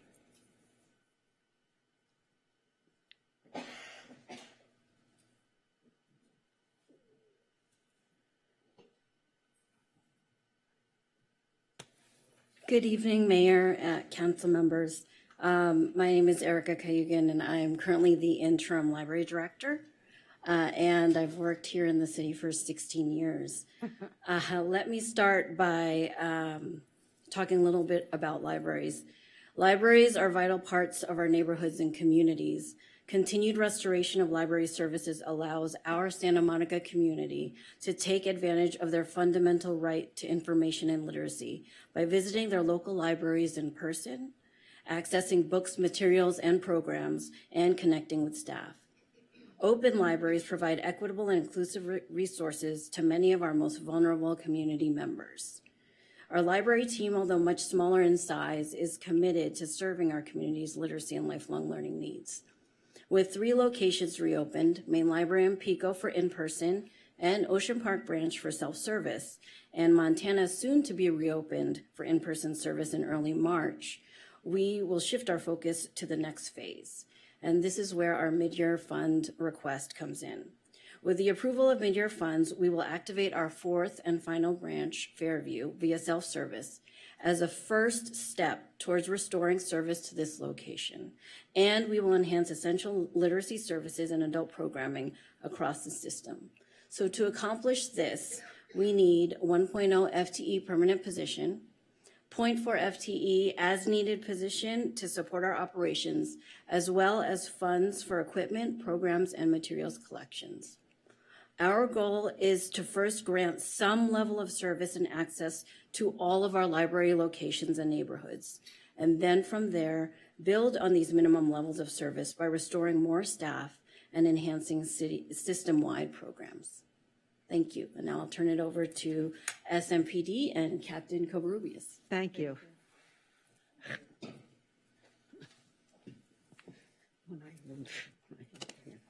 Good evening, Mayor, Council, and City staff. I'm Captain Covarrubias, and on behalf of Chief Ramon Batista, I am here tonight to represent the police department with my colleague, Deputy Chief Jacob, who's in the back waiting for me to slip up so he can come over here and grab it.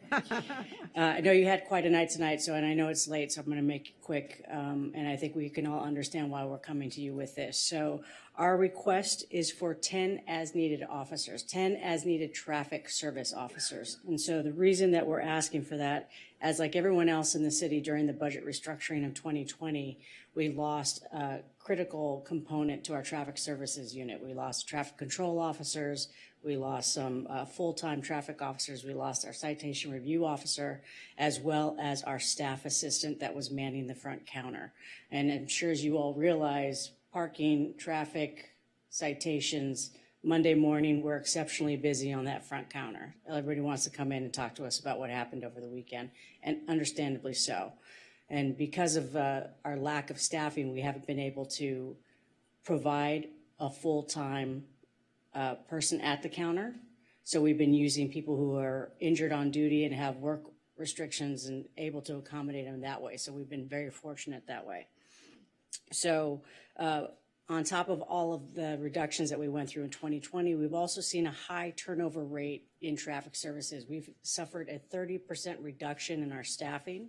A lot of that has come due to retirements as well as people moving on to other positions, whether in the city or without.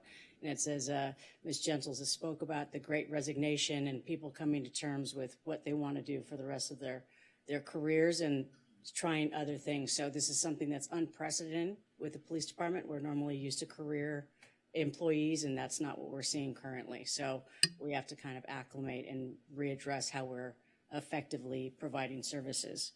So with these 10 positions, we're going to be able to go back to having, the mandated administrative duties covered, as well as being able to respond to traffic collisions, to provide traffic control. We'll be able to come out there and deal with community complaints with respect to parking spaces, residential parking, and so forth on a much quicker basis that's going to provide better customer service and delivery of our product. So we appreciate your time and your efforts. And Captain, it says 4.6 as needed up there, and you're saying 10. Can you explain right, that? so the 10, well, yeah, that's, so how it's equated, 4.6 full-time employees Right. is broken down to 10 as-needed employees, how the Okay, budget thank you. is done. Yeah. So, is there any other questions? We're asking afterward, right? Yes, we're saving. I just wanted to clarify that since we're looking at a slide and hearing 10, so I thought it was. Yes, so 10 as needed. So that's Thank you, 10 gotcha. employees at 960 hours per each employee. Now I understand. Okay. Thank you very much. Thank you, ma'am. Council.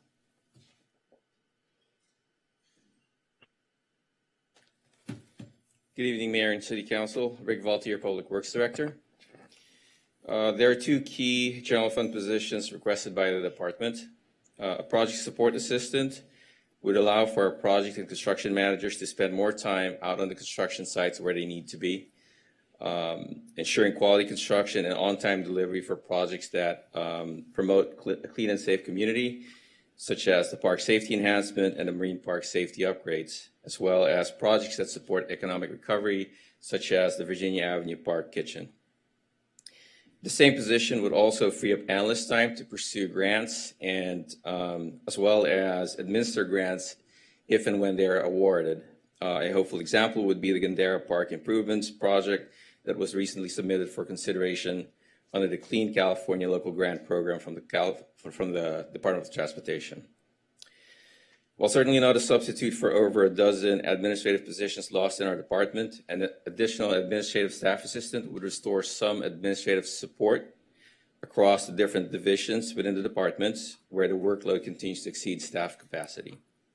This position would also actively monitor the department's 311 tickets to ensure timely response to citizen requests for when our crews are mobilizing daily to address graffiti removal, street litter, and human waste disposal. The department is also requesting for 2 enterprise-funded FTEs. In late 2021, our city adopted the Organics Recycling Ordinance in compliance with Senate Bill 1383. A zero waste assistance supported by the Resource Recovery and Recycling Fund would ensure capacity to conduct much needed public outreach and education, provide on-site technical assistance, and ensure that our residents and businesses get an early start on maximizing the diversion of organic materials as the city marches towards its zero waste goals by 2030. Lastly, the phase-out of master tenant agreements for facilities at the airport resulted in a significant increase in direct property leases. The city at the time hired a property management firm to address this workload. The addition of a property management specialist supported by the airport fund would help reduce dependency on consultants, reduce consultant contracts, bring expertise in-house, create flexibility, and help ensure maximum leasing and efficient property management. Thank you. Thank you very much.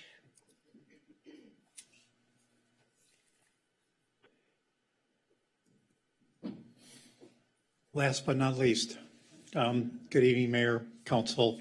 Ed King from the Department of Transportation. So our enhancements and service restorations really focus on 3 areas. One is safety, The second is providing outstanding customer service and customer experience. And the third is really supporting our frontline staff that have been here working with us every day since the pandemic started 2 years ago. On the general fund side, we want to expand the public counter hours to improve our frontline customer service, expedite our permit processing, and reduce the parking citation delays. Also, on the general fund side in mobility, we want to establish a supervisory position for the CIP. This would be a principal transportation planner. This was presented in our implementation plan to the audit subcommittee with the Moss Adams audit review that was done for the mobility division last year, and it was highly supported by the audit subcommittee. And then on the enterprise fund for the Big Blue Bus, we really want to re-emphasize safety, security, and training our motor coach operators. We have some new DOT regulations with commercial driver's licensing requirements that we have to follow starting this month. We are in the middle of service restoration on the Big Blue Bus side right now. We're providing about 80% of our former service levels prior to COVID. And we are going to bring in a number of new motor coach operator trainees, as well as our continual safety meetings that we have on a monthly basis with all of our motor coach operators and our operations supervisor team. So again, on the general fund side, we're requesting 2 full-time permanent positions. These 2 positions already exist in parking. They're parking permit technicians. They're limited to 960 hours right now. Making these permanent positions will allow us to provide 2 more days of counter service to our community and our customers at the Go Samo Center. And then the 1 full-time limited term position on the Big Blue Bus side of the house is for the training and safety of our motor coach operators and operations teams. So that concludes the Transportation Department. Thank you, and I will turn it back over to Gigi. Thank you, Mr. King.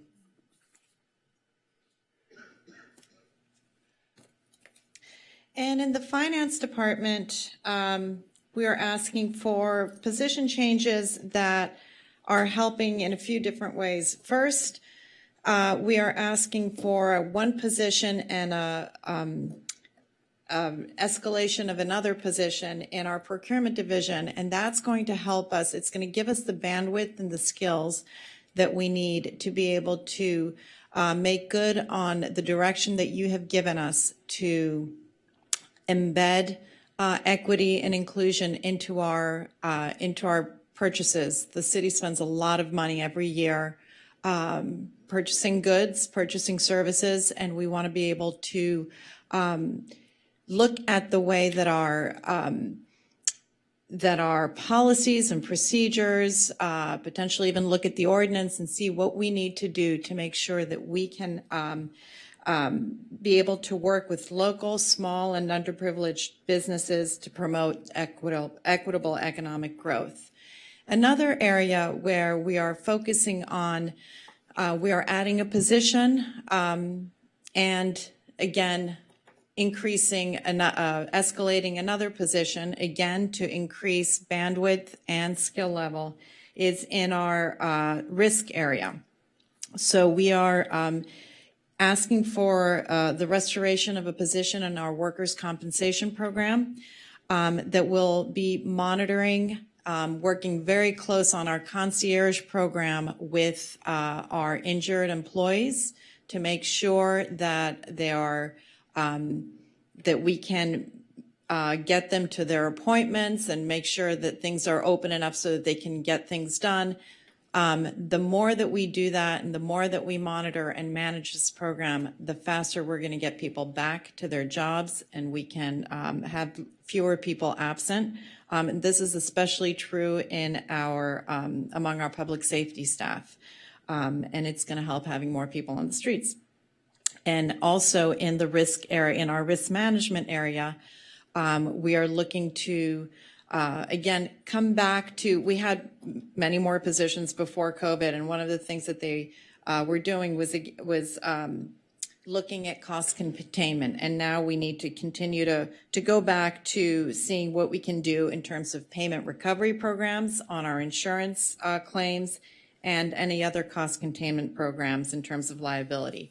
And finally, in our business license area, we are just changing a position around. It's not an FTE change. It's just changing a vacant position so that we can have allow our business license administrator to be more strategic in the work that that position is doing to help, again, with revenue enhancement initiatives and economic recovery efforts. And so that is what finance is asking for, is 2 positions, one in the general fund overall and one in the workers' compensation fund. And after that, I'll just move on to the rest of the presentation. We just have a little bit more. We're seeking direction. We're actually asking you to adopt an updated master fine resolution tonight that incorporates 2 changes. One is the elimination of overdue fines for adult library holders, something we already eliminated for children in the past, and an important step that we want to take to promote equity. And the other change is to establish tiers in our fines for our second shared mobility program. This reflects the recommendations of the administrative regulations of that program. We are also seeking direction from you tonight on whether you would like us to move forward with researching and analyzing the viability of bringing forth 1 or 2 revenue ballot measures this November. As you can see from the forecast and the slide where I showed you the gap between our previous revenue projections and the current ones, in order to fast track the restoration of services and enhancements, we'll need to find additional revenue streams. So this slide includes the revenue measures that could be considered. We've tapped out our ability to increase sales taxes, and we recently succeeded in increasing our documentary transfer tax for high-value property sales. But these remaining taxes, each of them has its complexity. So if you give us the go-ahead tonight, we'll continue to analyze the financial, the legal, and the operational impacts of these measures. We'll conduct scientific polling in the spring, and then we'll return to you this summer, sometime early this summer, with our recommendations on the best way to move forward. And finally, we're asking you to approve the modification of the Moss Adams internal audit contract to include the homeless services delivery audit and the grantee monitoring audit that they'll be conducting over the next several months. And also we're asking for your approval of a relocation allowance for our police chief. It's a little housekeeping issue. And with that, that completes our presentation. Thank you so much. And everyone is here to answer any questions you may have. Thank you. And I'm guessing we all have questions. I certainly do, but I'm guessing we also have callers. So how many? We only have 2 callers. 2 callers. Great, let's take them. Welcome, Denise Barton. You're in the meeting and your time starts now. Good evening. To budget to most people means to not live beyond your means. But to the city it means living well beyond your means. But the tax revenue is higher, you will argue. Although what you are really saying is that you approve of and are salivating over inflation being at a 40-year high, resulting in higher tax revenue for the city. Does anyone else feel like we live in a mob-run city, where the mob and their special interests reign supreme over the residents' quality of life? Next, let's look at the actions of our mayor at the most recent audit subcommittee meeting with the issue of audit of the homeless services. Isn't the homeless an important issue to you? Where during robust discussion, the mayor abruptly interrupted, saying, I didn't think the meeting was going to last this long. Let's take a vote. Does that say she really cares about the issue, or that she just wants to rubber stamp it, letting staff and service providers pick the samples to be tested? And who thinks they'd pick samples that make them look bad? So we go on with the audits that make it hard to get to what the public is looking for which is money paid versus services received versus results from services. But we'll get the normal $160,000 audit from Moss and Adams. I also have to take issue with all the new city staff hiring. Wasn't Susan Klein's first year paid for with grant funding? You must be going back to the pay staff as much as possible for doing as little as possible pre-pandemic city financial model at the expense of taxpayers. Or what about the 5 vacant police officers positions you eliminated in 2020 for city employees? But we're getting new traffic officers to give out citations to make the city more money. But where's your concern about safety? Or what about the disabled? Doesn't the City and Housing Authority take funds for programs and services for them that are non-existent, instead sweeping under the rug all of the city's abuses against the disabled? Thank you. Thank you, Ms. Barton. Good evening. This is oh, sorry. No, go ahead. You're in the meeting.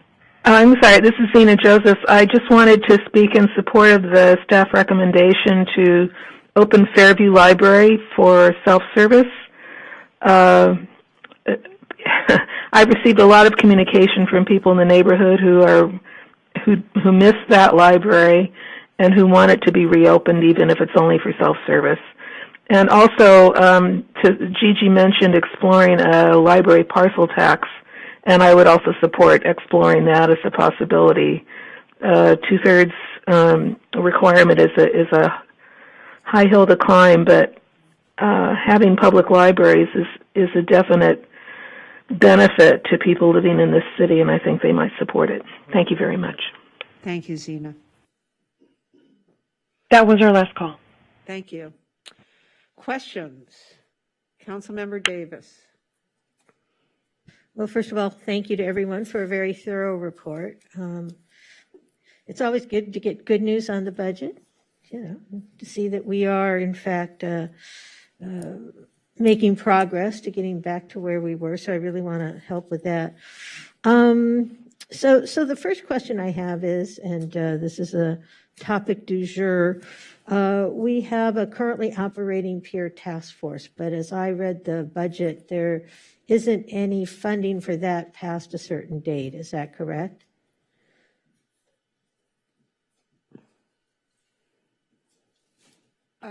Yes, so we will be coming back in a study session in 2 weeks to discuss the peer task force. And I think that if there's any direction that can be given, then we can always come back and talk about it in the future. And just to augment, so, as we entered the task force, we weren't sure what the results would be. I think we're very pleased with what those are, but, right now we're staffing that with largely folks on overtime shifts. So if this is something that we hear from council that is an important priority that should endure in some shape or fashion, we will want to work on proposals that will be able to meet that need. And we're just not sure what those are yet, but we do have folks starting to think about what that would look like. Great, thank you. So I just wanted to make sure if we don't address it tonight, we could address it in the context of the study session regarding the peer. Is that correct?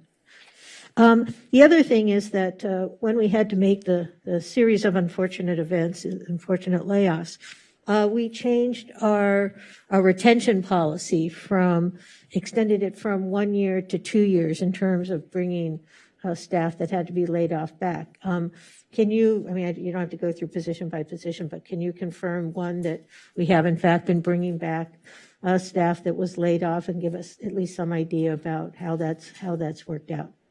So I can start, and maybe our HR director can give more detail, but we did we looked at the data just before the meeting, and I believe that we have 25 people who have returned, full-time positions, and 15 as needed or temporary positions. And they may not have returned to those exact positions they were in those cases for the as needed positions, but they are previous employees. And as I understand it, that 2 years expires roughly in March, is that correct? Ms. Gentles is going to help us out. Yes, it expires in June. For some bargaining units, you may recall when we did negotiations for the layoffs, Some bargaining groups completed their negotiations sooner than others, so it may be staggered by a month or so, but overall, we're looking at about June for that 2-year reemployment or reinstatement list to expire. So presumably the positions that we're looking to add, if we in fact vote to add them, will be subject to that. Is that correct? The positions that we're looking to add, if there's any positions where people have reemployment rights, they would have rights to those positions before June. Okay, great, thanks. Another couple of questions, and these relate more to, there are some federal initiatives, and I want to make sure we're not missing out on opportunities to exploit federal initiatives. I know one of the positions we're talking about adding is a park planner, and I know that person will have plenty to do. But we also know that there is an initiative at the Department of Transportation to remediate situations where prior transportation projects divided or impacted disadvantaged communities. And I know in the past we've talked about doing things such as covering a portion of the 10 freeway in mid-cities that would, in a sense, help reconnect some of the divisiveness that was brought on by the construction of the 10, which bisected the community. And as we know from other initiatives we've adopted, seriously impacted communities of color. I just want to make sure are we being plugged into that? Are we looking at that for opportunities? Because we had a whole workup and Caltrans says, looks great. All you got to do is find the money to pay for it. And I just want to make sure that if there might be federal money for something, we're on top of that. It was a lot, wasn't it? Oh, yeah, it's expensive, but it's. Remember how much it was? I don't offhand, but I do know that a lot of communities. Oh, yeah, definitely, because you have to cover the freeway, and it creates additional open space because you can't really build on it. It's too heavy, but Southfield, Michigan, Boston, Massachusetts, a number, Chicago, Illinois, a number of communities have built over existing transportation infrastructure. So I just want to make sure we're keeping our ear to the ground on that one. Yeah, so I want to be clear that we actually already have the park planner. You reinstated that Right. Last go around. If that's something, what you're describing is something council wants us to look into further, we can certainly do that. I would just say that the park planner position we have, is pretty tapped out right now in terms of the responsibilities. But again, with council direction, we could look further into what you're describing.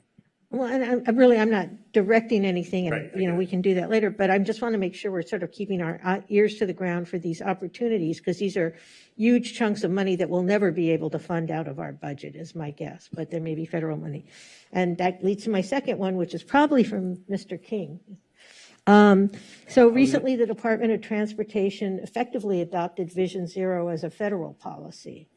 Secretary Buttigieg has been on a sounding tour talking about Vision Zero. So I'm just curious about whether or not you feel that you have the resources in your department, again, to take advantage of any funding opportunities or further enhance our activities towards Vision Zero. We've had a number of unfortunate traffic accidents within the city and around the city, PCH, immediately over the Venice border, immediately over our eastern border.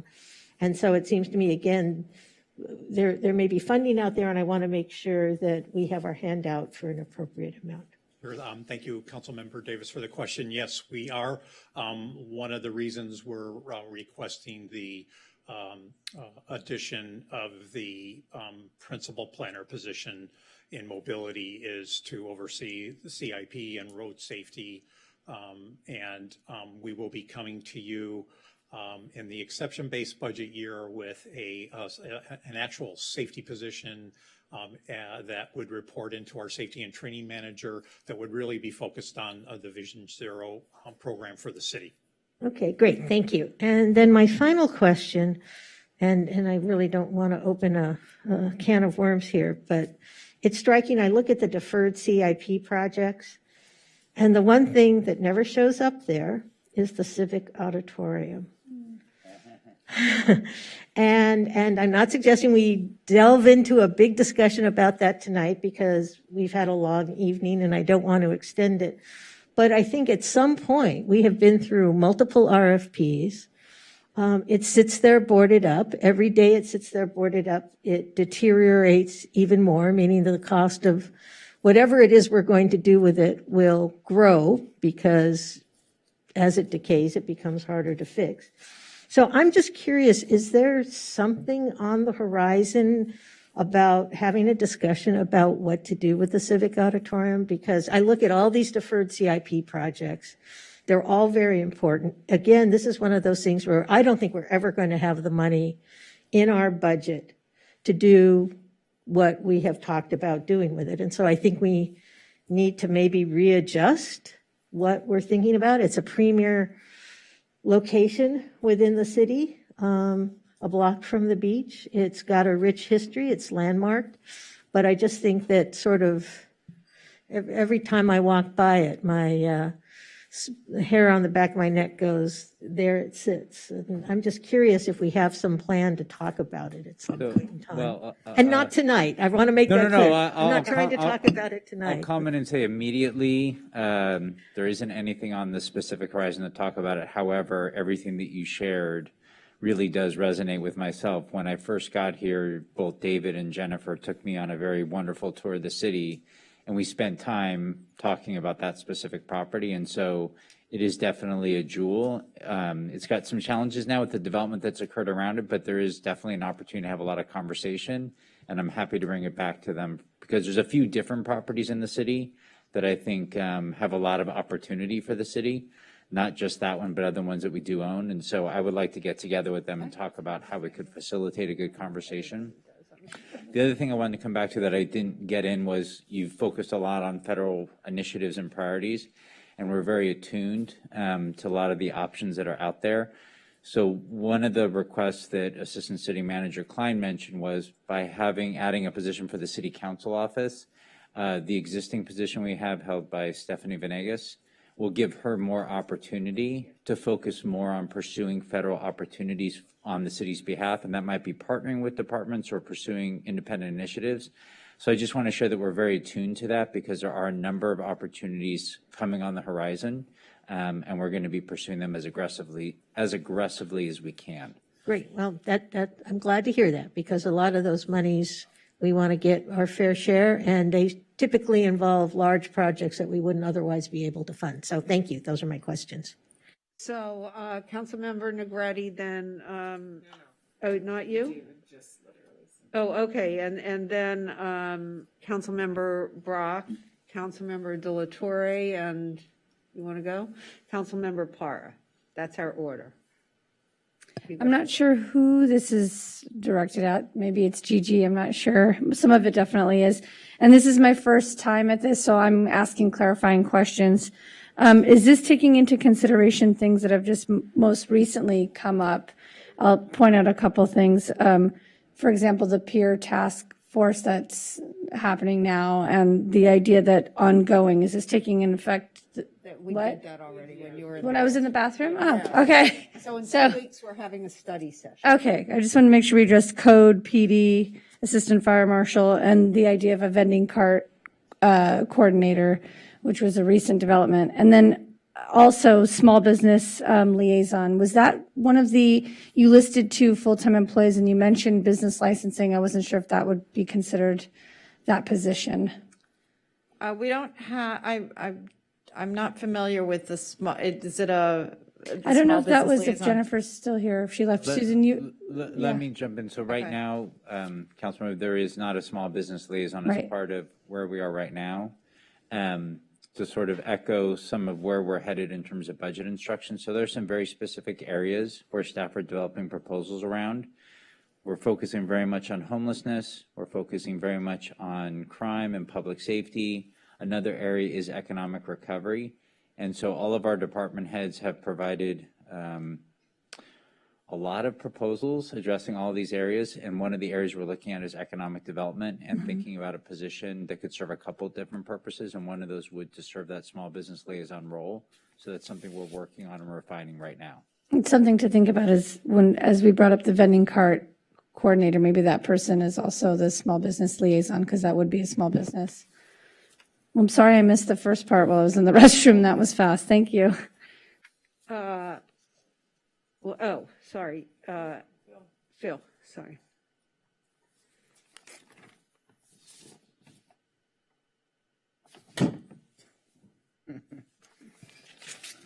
So I'm going to reiterate what I've said for the last year and a half as we try and recover, and I've said it in public and everywhere else. I am very concerned with the services that directly impact our residents.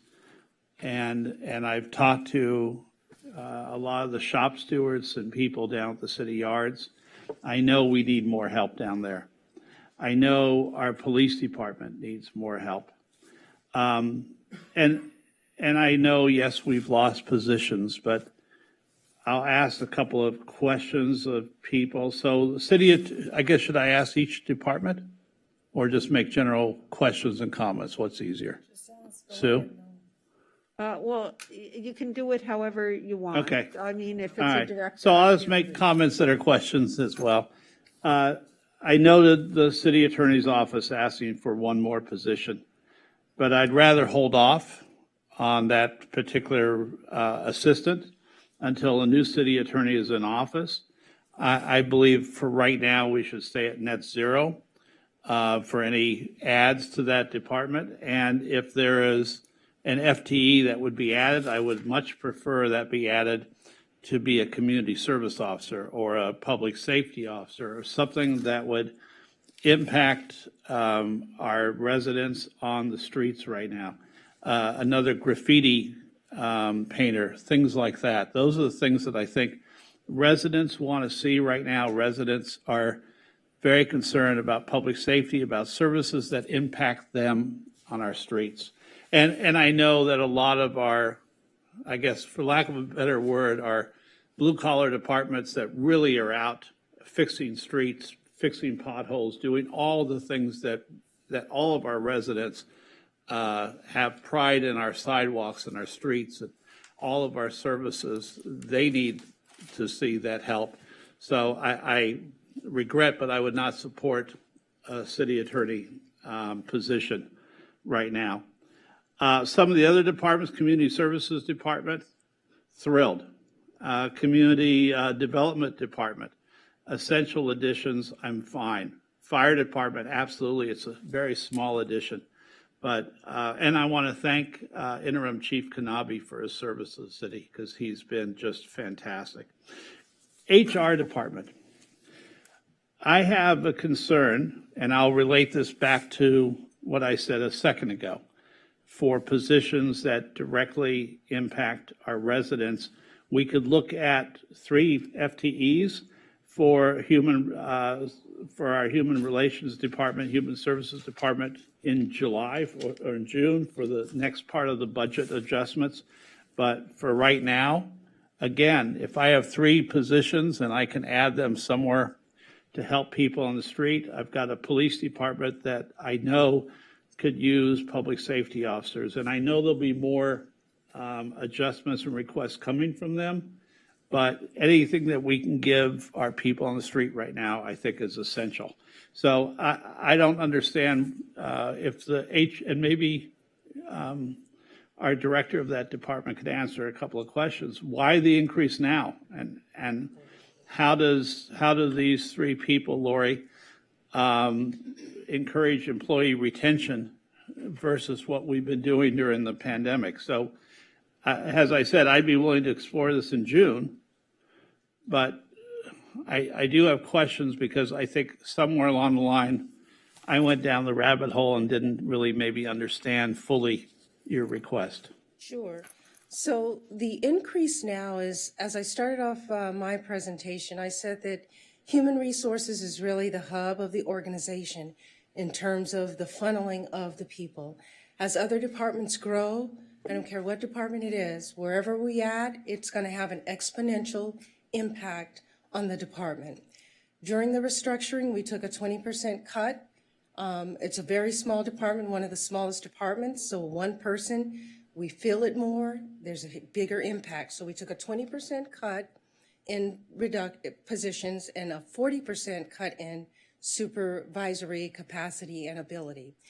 Now we're starting to grow, as our finance director mentioned, that the work that we thought was going to go away never went away.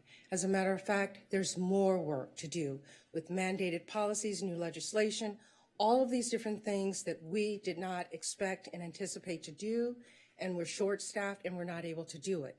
I have a question then. How much money are 3 FTEs? What's the actual cost? I know, but I don't. Oscar's looking. I'm sorry, what? Oscar is looking.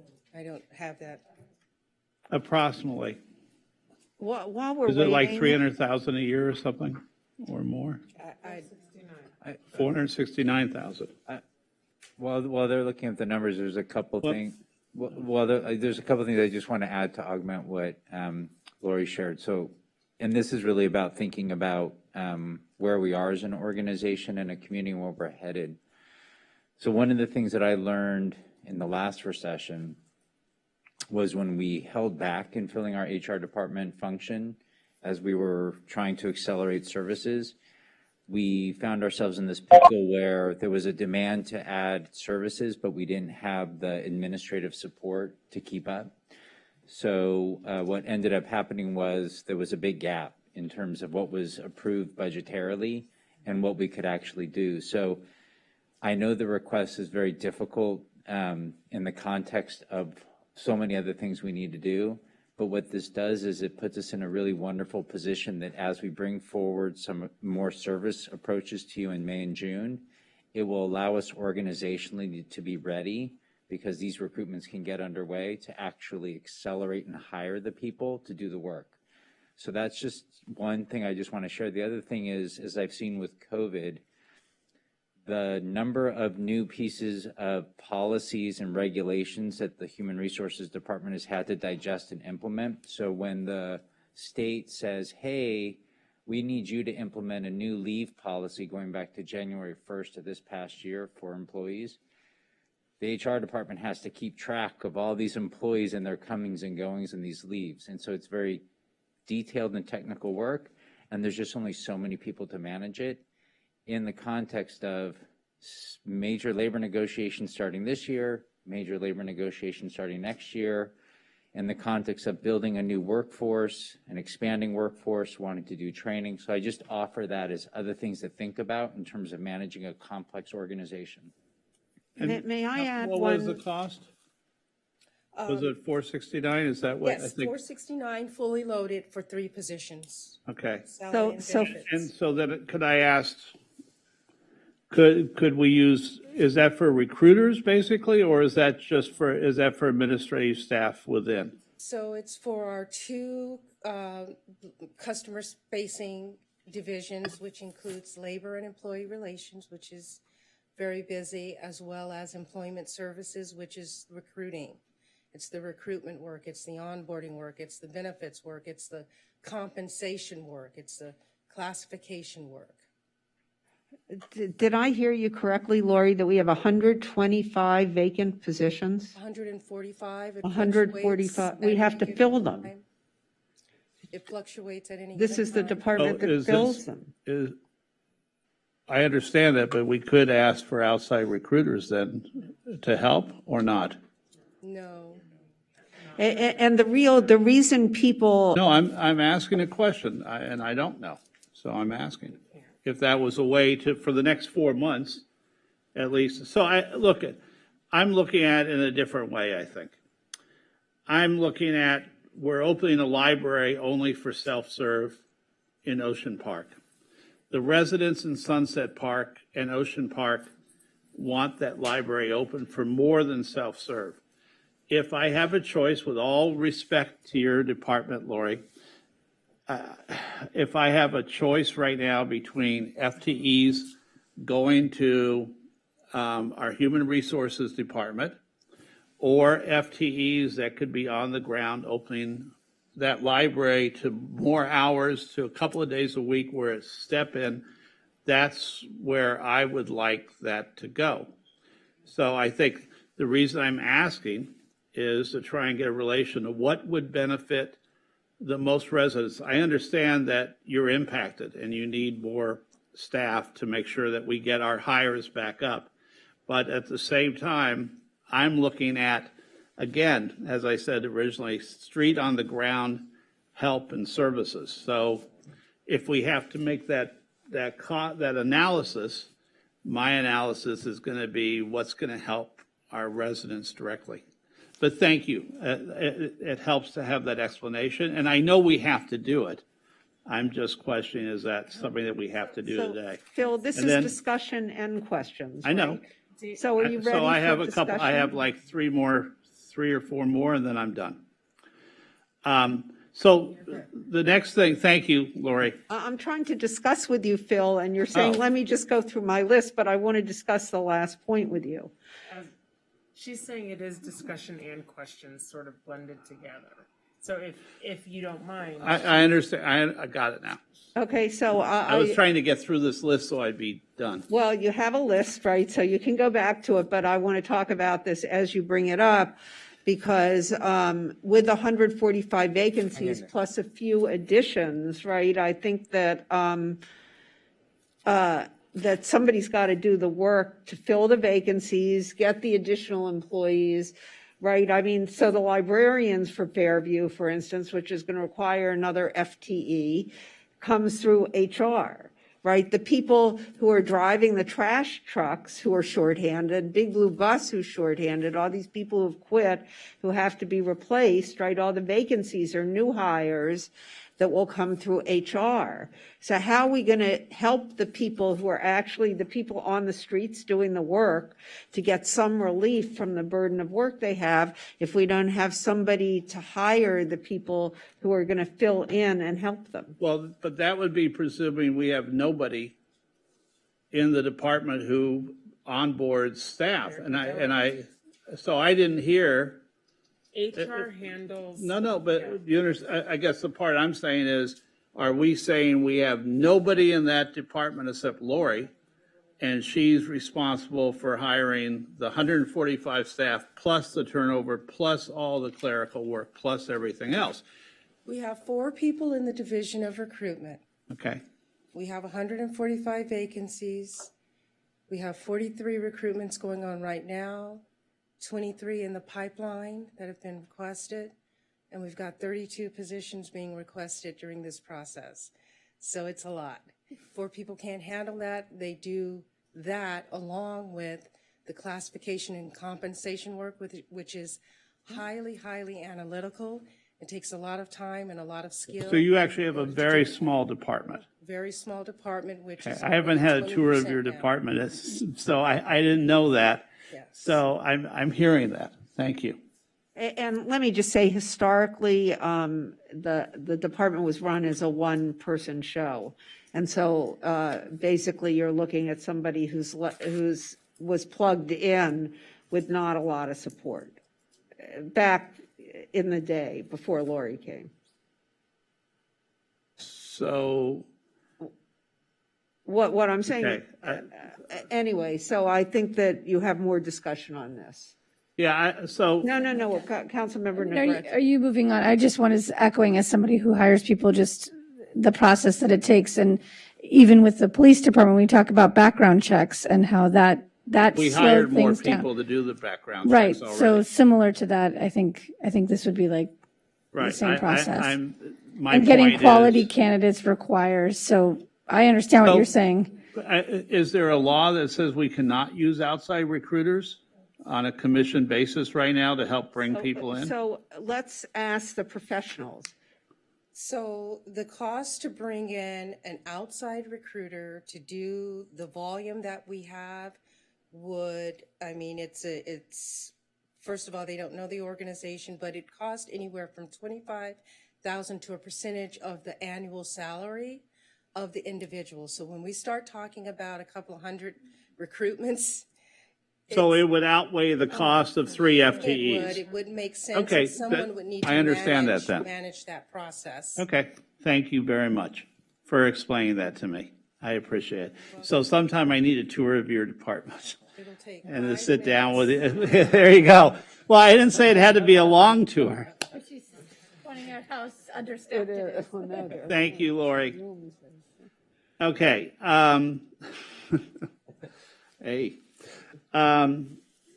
So I'll ask our librarian or Gigi, what would it take and how many staff members would it take to expand the services? I know people will be happy Fairview's opening it all, but how much would it take to open that library even a couple of days a week, to open it physically?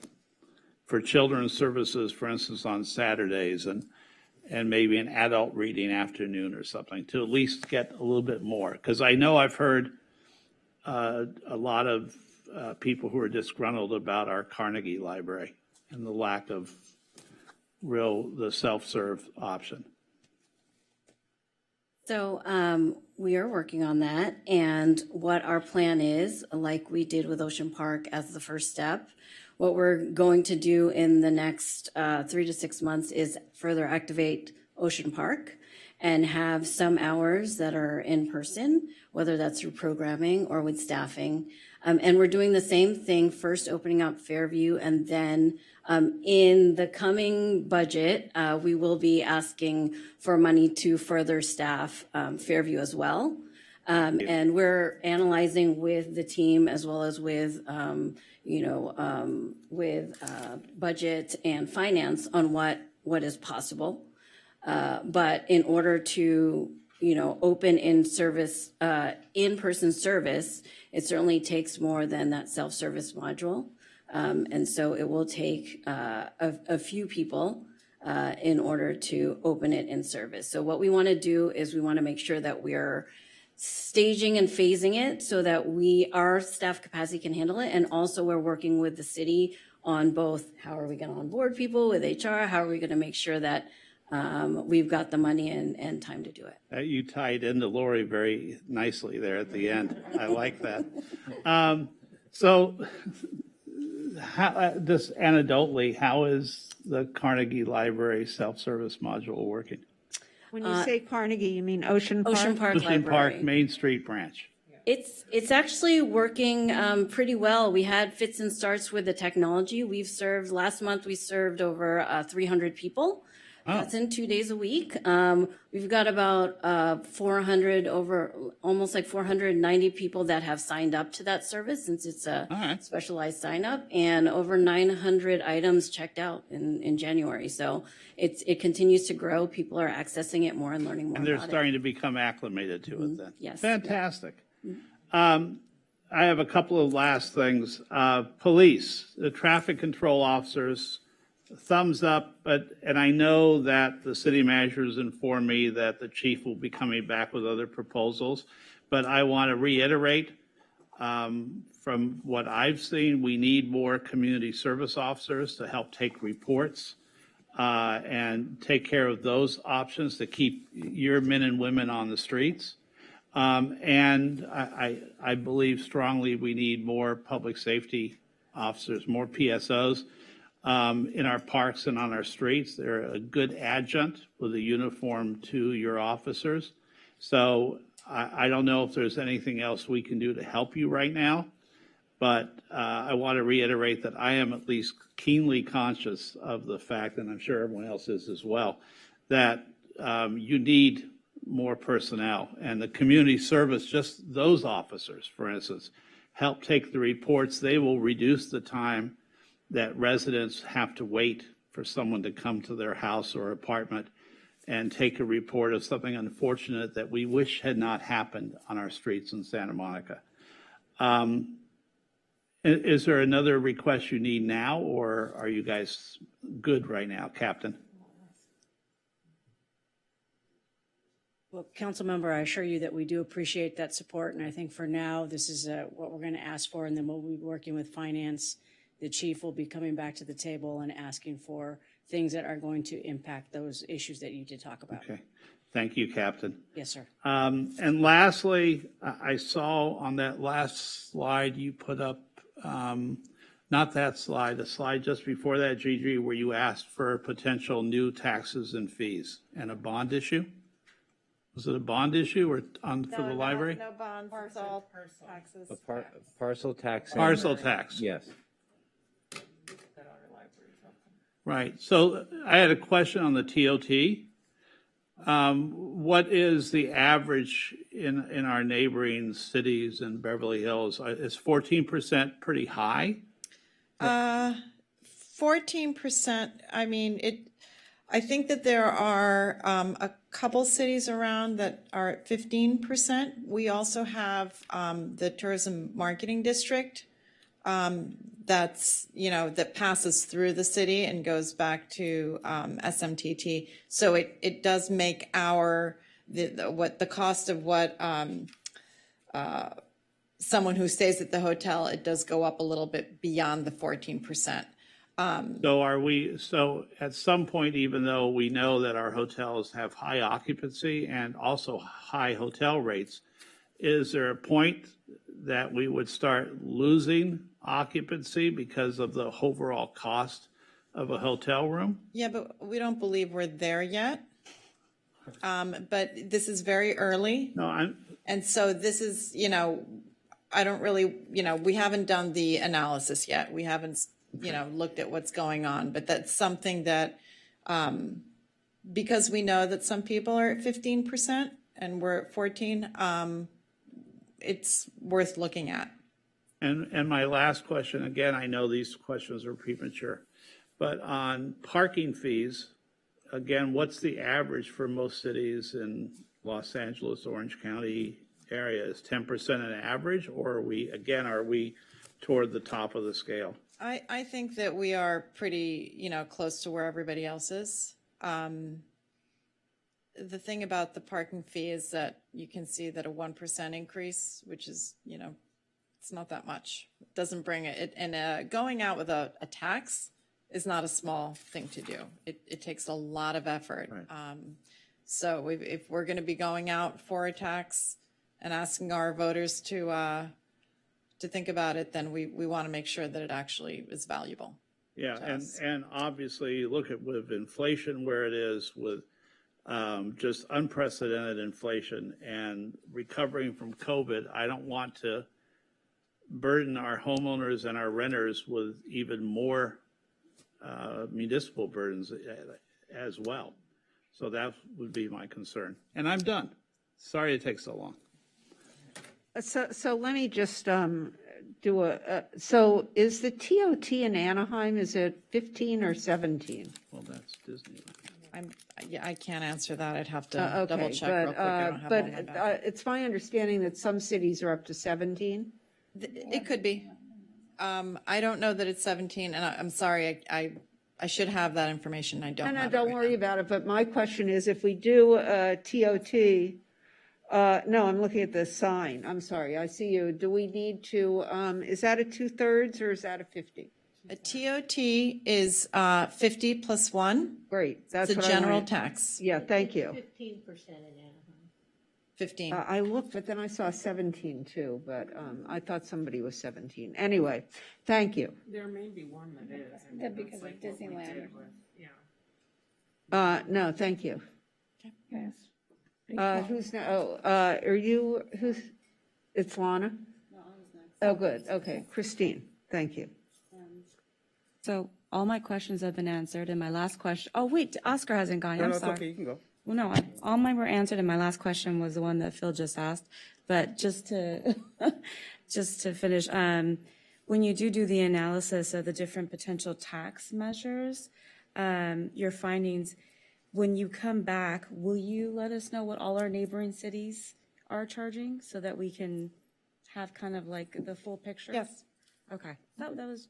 So Christine, they always do, and we also do polling around taxes. So with, that's pretty extensive. Okay. I mean, we don't do this.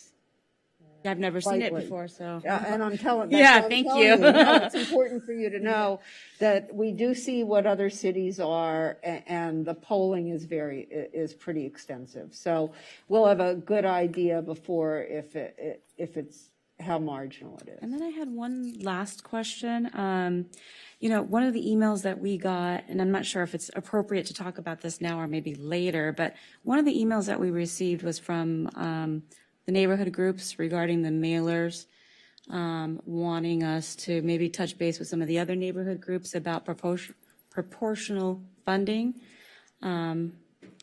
So is that something that we could Well, talk I about think we now? aren't prepared to talk about No. it now because it's a totally new issue and nobody has had a chance to discuss it either with the city manager or Okay. the neighborhood Okay. groups Got or it. anybody else. Yeah, we would So, need to. That's why I wanted to touch. Yeah, Okay. I Sounds just think, good. look, you can ask about Oh, it. no, we need to but I talk don't to the think other we know neighborhood anything. groups as well. Okay. Thank you. That's it.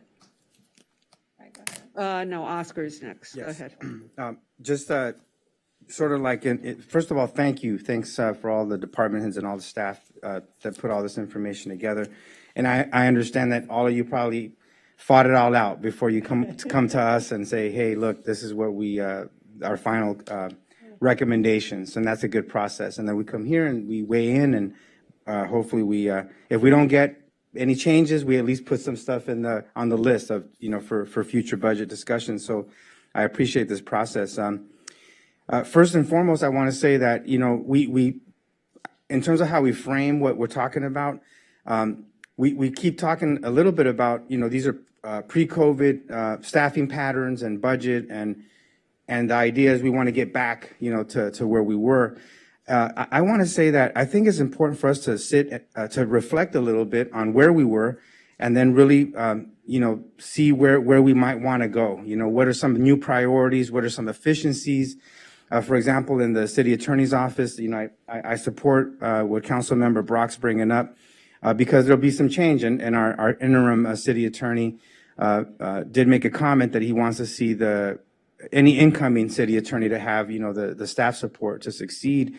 But I think, what we want to do is ask everyone to look at efficiencies, reflect audits. We're talking about audits, our homelessness service providers. I think it's really the right frame, for us to approach this, because I think coming out of the pandemic and, when we talk about inclusive and equitable economic recovery, we want to be able to deliver on that promise, to our residents. And I want to say that the big part about, I think, what we can deliver to our residents is that we're assuring them that we're investing these finite resources in the best way possible for the greatest impact. So when we talk about a clean and safe Santa Monica, that has to be the priority. And I know we've funded a lot in the past budget cycle, and we have some ideas of how we can move forward to do that. So I want to add a couple of things that haven't been discussed. I know police is asking for traffic service officers, but one thing that I see that's really, really an issue that we need to address is the need to support small businesses in the areas of security. There's businesses, that are experiencing break-ins. And I want to, these are all extra costs. Every time that a business invests in lighting and cameras and so forth, repairing windows. I mean, Councilwoman Negrete understands this probably more than any of us here on the dais because her business experienced it at least more than twice. So how can we support those small businesses? What is the approach for those small businesses that, especially those that are experiencing these types of situations more than once? The issue of cleanliness. I mean, I get the complaints of businesses like, people are defecating, here in the alley or in the walkway where, and it's like, I hear the frustration of like how much the social conditions are impacting their business. And so anything that we can do to support these small local businesses, I think we should be really thoughtful about that. How we can even coordinate services with police. Maybe there's like how we have a homelessness liaison program within our police department. Maybe we need something that coordinates not just with police, but with other city services to support small businesses in the areas of safety and security. So that's something that I just want to express. All the concept of leveraging staff support to seek grants, I think, is the smartest thing that we can do. So anytime that we're looking for federal, state, local funding, county funding to augment support or strengthen whatever initiatives that we have, I think it's a great investment. That whatever staff we put in that has the competency and skills to write grants, for example, it'll pay, that position will pay itself 10 times over. So I think that's a very good strategy for the staff that's bringing up those types of issues. I really appreciate that staff is hearing the city council on the issues of diversity, equity, and inclusion. And I'm really happy to hear that we're looking at the area procurement because we are the biggest business in the city, right? So we are spending a lot of money. I'd like to know at some point how much of that money that we spend, how much of those contracts go to small local businesses, historically underutilized businesses. I want to bring that terminology up because I heard sort of disadvantaged businesses.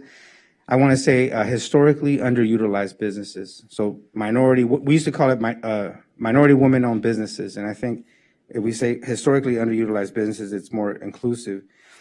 So I'm really in support of that. I think that's a great thing to do. My concern is from I wanted to know if the money that we've allocated to that position, is it enough? Like, are we thinking we might scale that position up? Maybe we need more in that area because there is so much business involved. I mean, to recruit, to do outreach, recruitment, maybe even technical assistance. Do we have are we budgeted appropriately? For that position. Like, do we have the right amount of money? To attract the type of skill set that's needed to really deliver on the promise of diversity, equity, and inclusion. So that's one question. I don't know if Gigi, if you want to answer that really quick. So in procurement, we are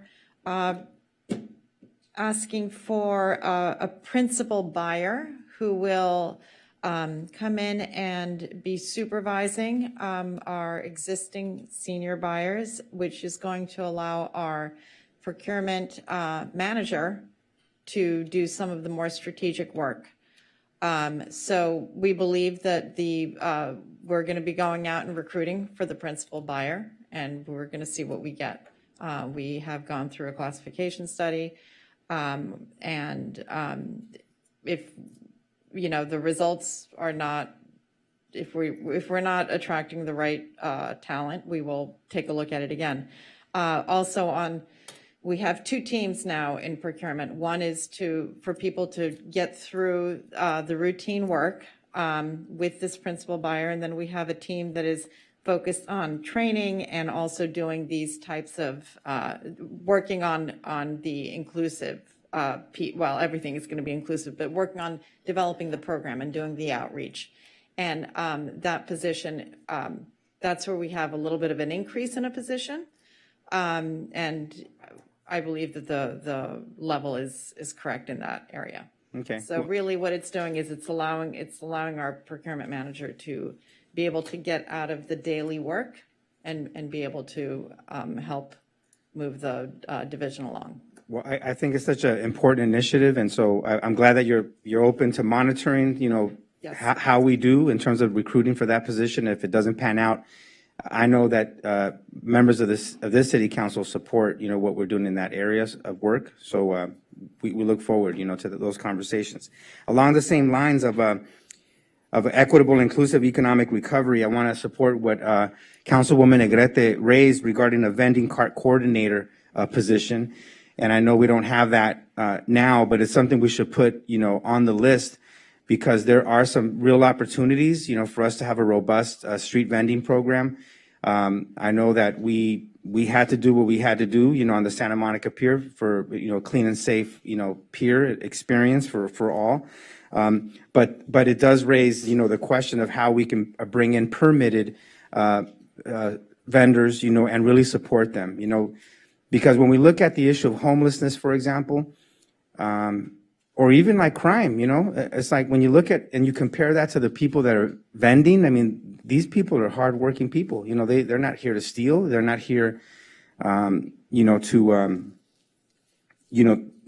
be a burden. They're trying to make a living, and they're trying to support their families. So if we can have more support for those individuals that are doing it the right way, working to have a robust street vending program, a permitted vending program, I think is the right way to go.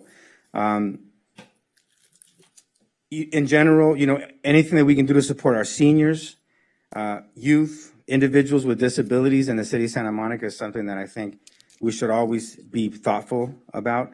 In terms of our youth, the CREST program, after-school programs, I talk to my children and their friends, and I see just the great need. The impact of COVID has made it hard for them to socialize, to be together. It's really had a major impact on their lives, and anything we can do to support, after-school programs, intramural programs. I know the school district's working on an initiative now. There might be some opportunities for us to partner with the school district to really provide that type of support.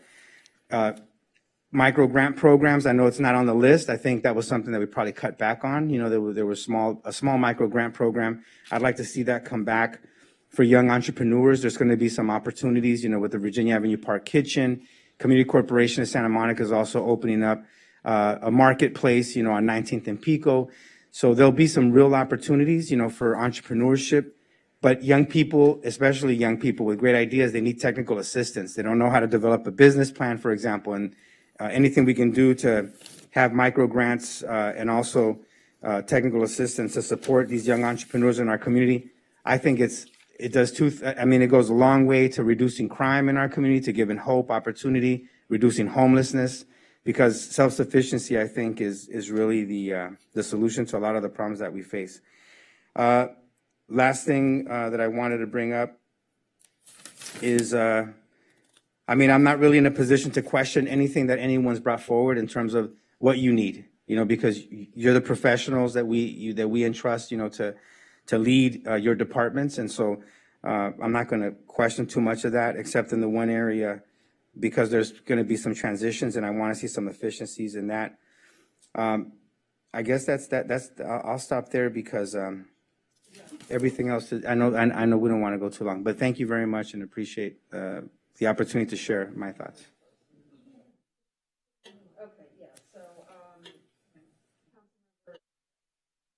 I have a quick question, Gigi. You had the business license modification or modernization up there, and I know it said that there's still, I'm just curious what that is, and if you can elaborate a little bit more. Is it a tiered increase, or how's that going to work? Business license modernization. If this is our business license code is really old. It predates the internet, and it predates everything. It's very much a brick and mortar type of code. So we need to take a look at that and look at our new industry, the types of businesses that are here. And in fact, we need to. There might be some things that we can do in the meantime, but there are obviously, in order to change the tax structure completely, you have to go out to the voters. It's also a difficult time right now because we're not quite sure, how businesses what things are going to look like in the next 2 years or in the next year. So, that's a nuance in that area. So, at this point, I can't really tell you specifically what it would be, but the basic piece is that we just need to take a look at modern businesses and what's in the city and see what makes sense. Okay, thank you. Yeah.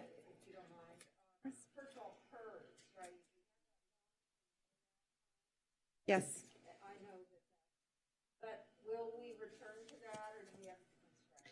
It's in our forecast. It's actually in our budget to start in 22-23. We've now gone to a 15-year payback, and that is paying back over 15 years the unfunded liability that existed 2 years ago. So, if there's more unfunded liability, that will continue to grow. But at this point, PERS is changing the way that their portfolio is, and they're being, they have this risk mitigation strategy, so everything is it's a little bit more expensive in the short run. They're making changes to make it a little bit more stable and smooth and less expensive in the long term. I'll believe it when I see it. Okay, so one thing, so so we have analysts who work on budgets in every department. Yes. Is that right? So it's not just in finance and then they work with you? Yes. When they get to final, okay. So, yeah, workers' comp and risk management, right? I mean, I know, and nobody asked questions about it, but I know that, that through our workers' comp audit, we've actually, and through adding those positions, we've actually saved a lot of money. Yes, I mean, we do save money beyond what, if we weren't doing all the work that we were doing, that we do to contain costs. We have our Wow That's Fast program. It's a concierge program that means that we are able to save on litigation costs and just on time spent away from the office. Finally, I just want to thank all the department heads and all of the people who've worked through the last very difficult 2 years. I mean, regardless of whether you were on the streets or doing your work from home or all your friends were laid off or whatever it happened to be, I know that this has been a difficult time for everybody. And I want you to know that that I'm cognizant of how much of a strain it's been on all of you, and we do seek to stabilize the ship and to create an environment moving forward so you can really do your work in a more, in an easier and less stressful way. So I am, at least for the next few months, committed to seeing you get to that place, and that is really my goal for the end of my civil service. So stay tuned. I think we have the big budget coming forward, but I do understand that you are the essence of our organization. So thank you all very much. Councilmember Davis. So I want to speak in favor of attorney support staff. Ms. Gentles got the opportunity to defend her request, and our city attorney did not. But before I ask them to do so, I want to point out that as a practicing attorney, without support staff, you can't do legal work. And so what ends up happening is work that you might be able to do in-house ends up getting sent somewhere else, namely outside counsel, which study after study after study has shown is the more expensive way to handle it. So, you know, it isn't as if this is gilding the lily. It's my understanding from the city attorney's office that this is a fundamental position that I believe Mr. Lawrence used the term unsustainable. And so I'd like to at least give him the opportunity that was given to Ms. Gentiles to defend the ask and say what the implications of not granting the ask will be before we address it. Well, first I'll state the obvious. This position is not going to help me at all. Or Alan. It's a position that will be filled May, June. So it's not going to affect me at all. I'll be long gone. And I do not, and I'll state another obvious, I do not believe that the city's recruitment brochure for the city attorney position said there is no executive support for this position. So there is no executive support for this position. I don't know if this is exactly true, but I believe that probably every department in the city has some level of executive support, if not direct executive support. So there is no executive support whatsoever. But there is also no direct legal assistance support.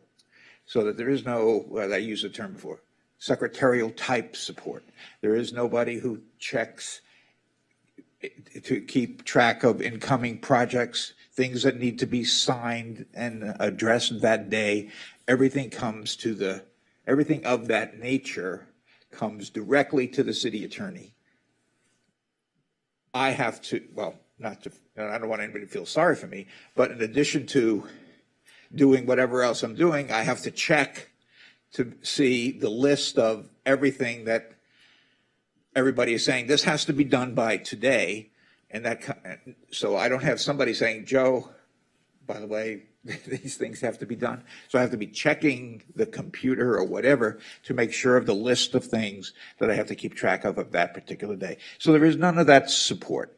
But this position is not just to assist the city attorney. This position is to assist some of the other attorneys in the department, because they also have relatively little support. So this person is actually to assist partially the city attorney, and then assist the rest of the staff who have, if for instance, the municipal law division has 2 support staff for some 9 or 10 attorneys and other people. So they have meager support themselves.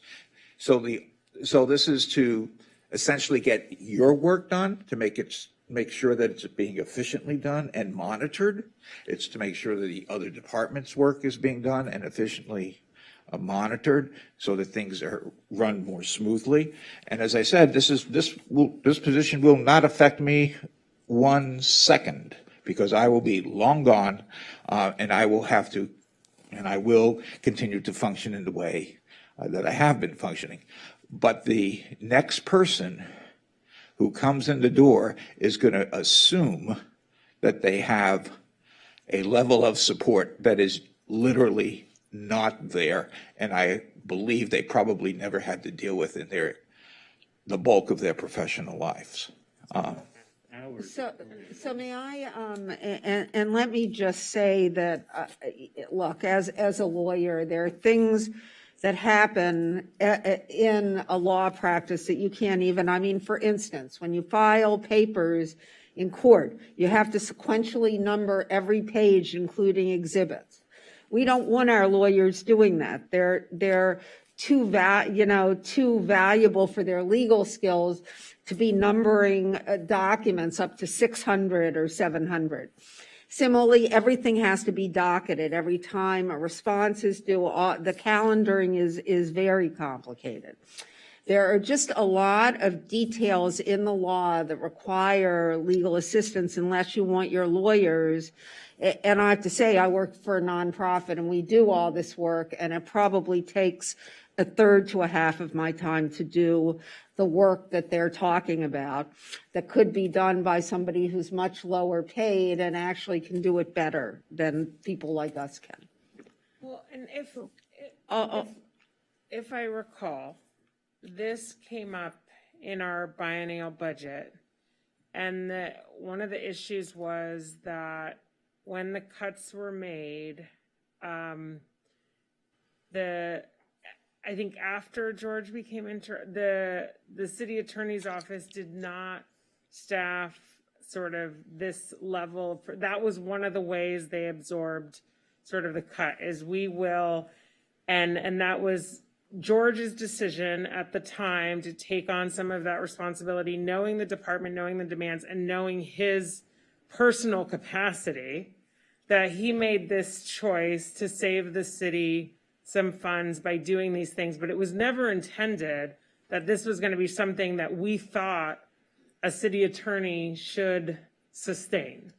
And I recall we took this up last May, June, and talked about sort of adding, and this is to allow it to go on, right?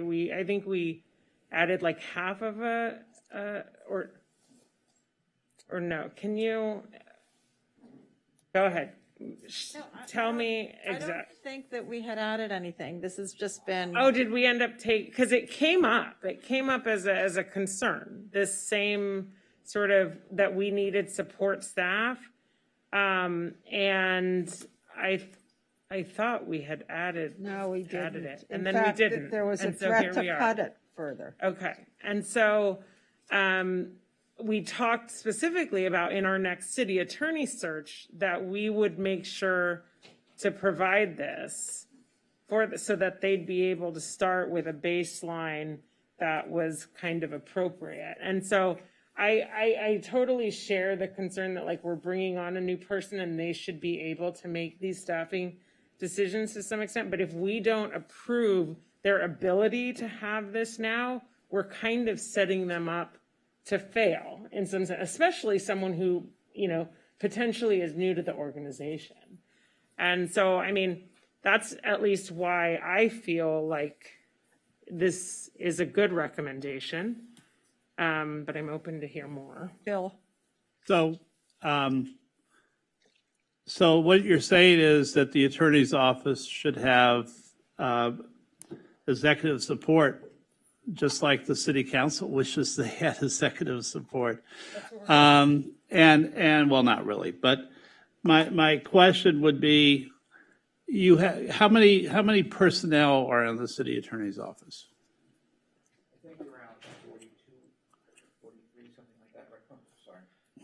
42, 43 right now. And I know either George or Lane gave up their assistant. Correct. All right. So I understand the reason to have an assistant, but is there a way? We brought it back. That's what Alan is.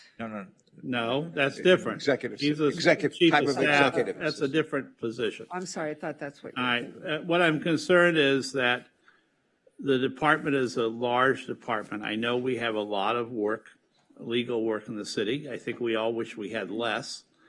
But is there another way to do that by shifting another staff member to be an assistant rather than add more money to the department right now? That would be my question. I recognize that issue.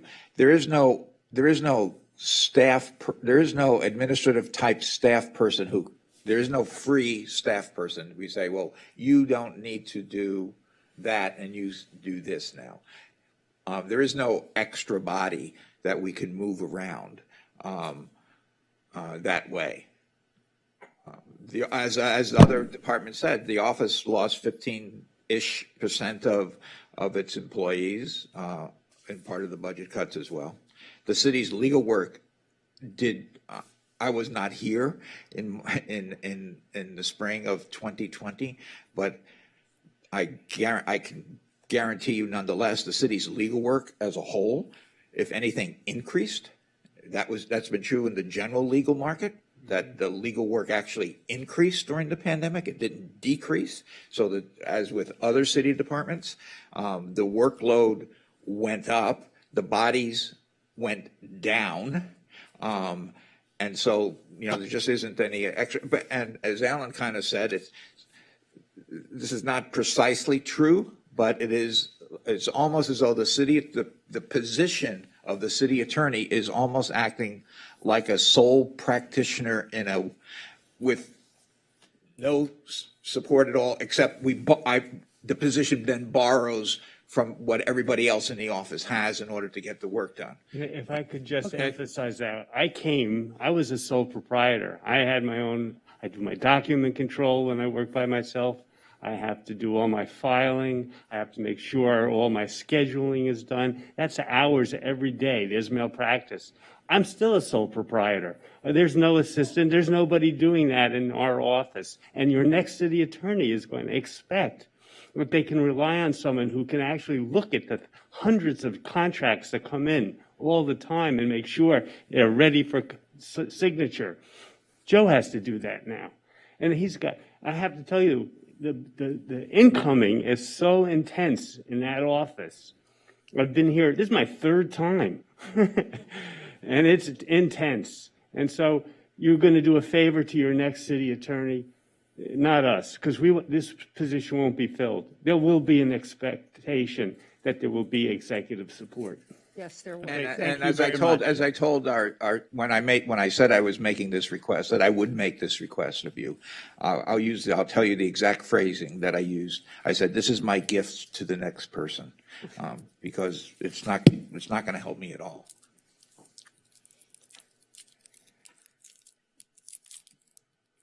Well, okay, now, let me just say, yes, we have a lot of separate items, okay? So I'm willing to make the motion. I'm going to call for the motions and then okay.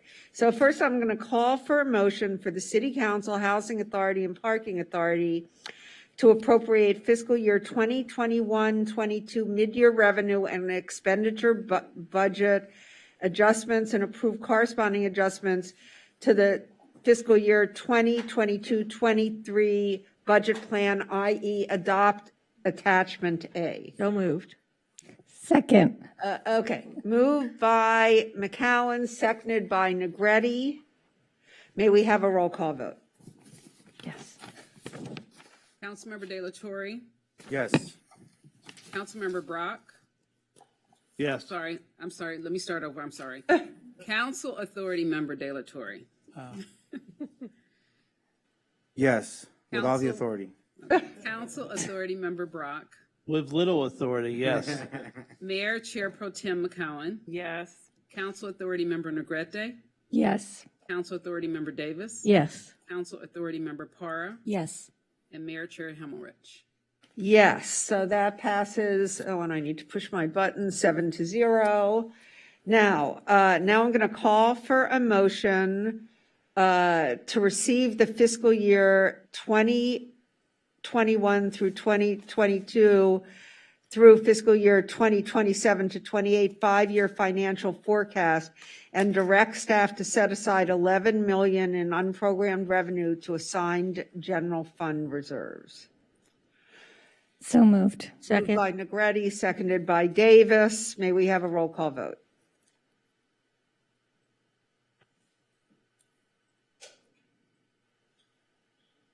Councilmember Para. Yes. Councilmember Davis. Yes. Councilmember Negrete. Yes. Mayor Pro Tem McCowan. Yes. Councilmember Brock. Yes. Councilmember De La Torre. Yes. Mayor Himmelrich. Yes, so that passes 7-0. I'll give you this one, Lana.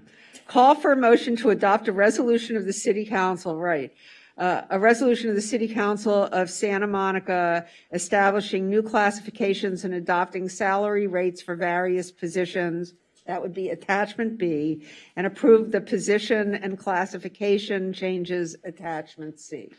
So moved. Second. Moved by Negretti, seconded by Davis. May we have a roll call vote?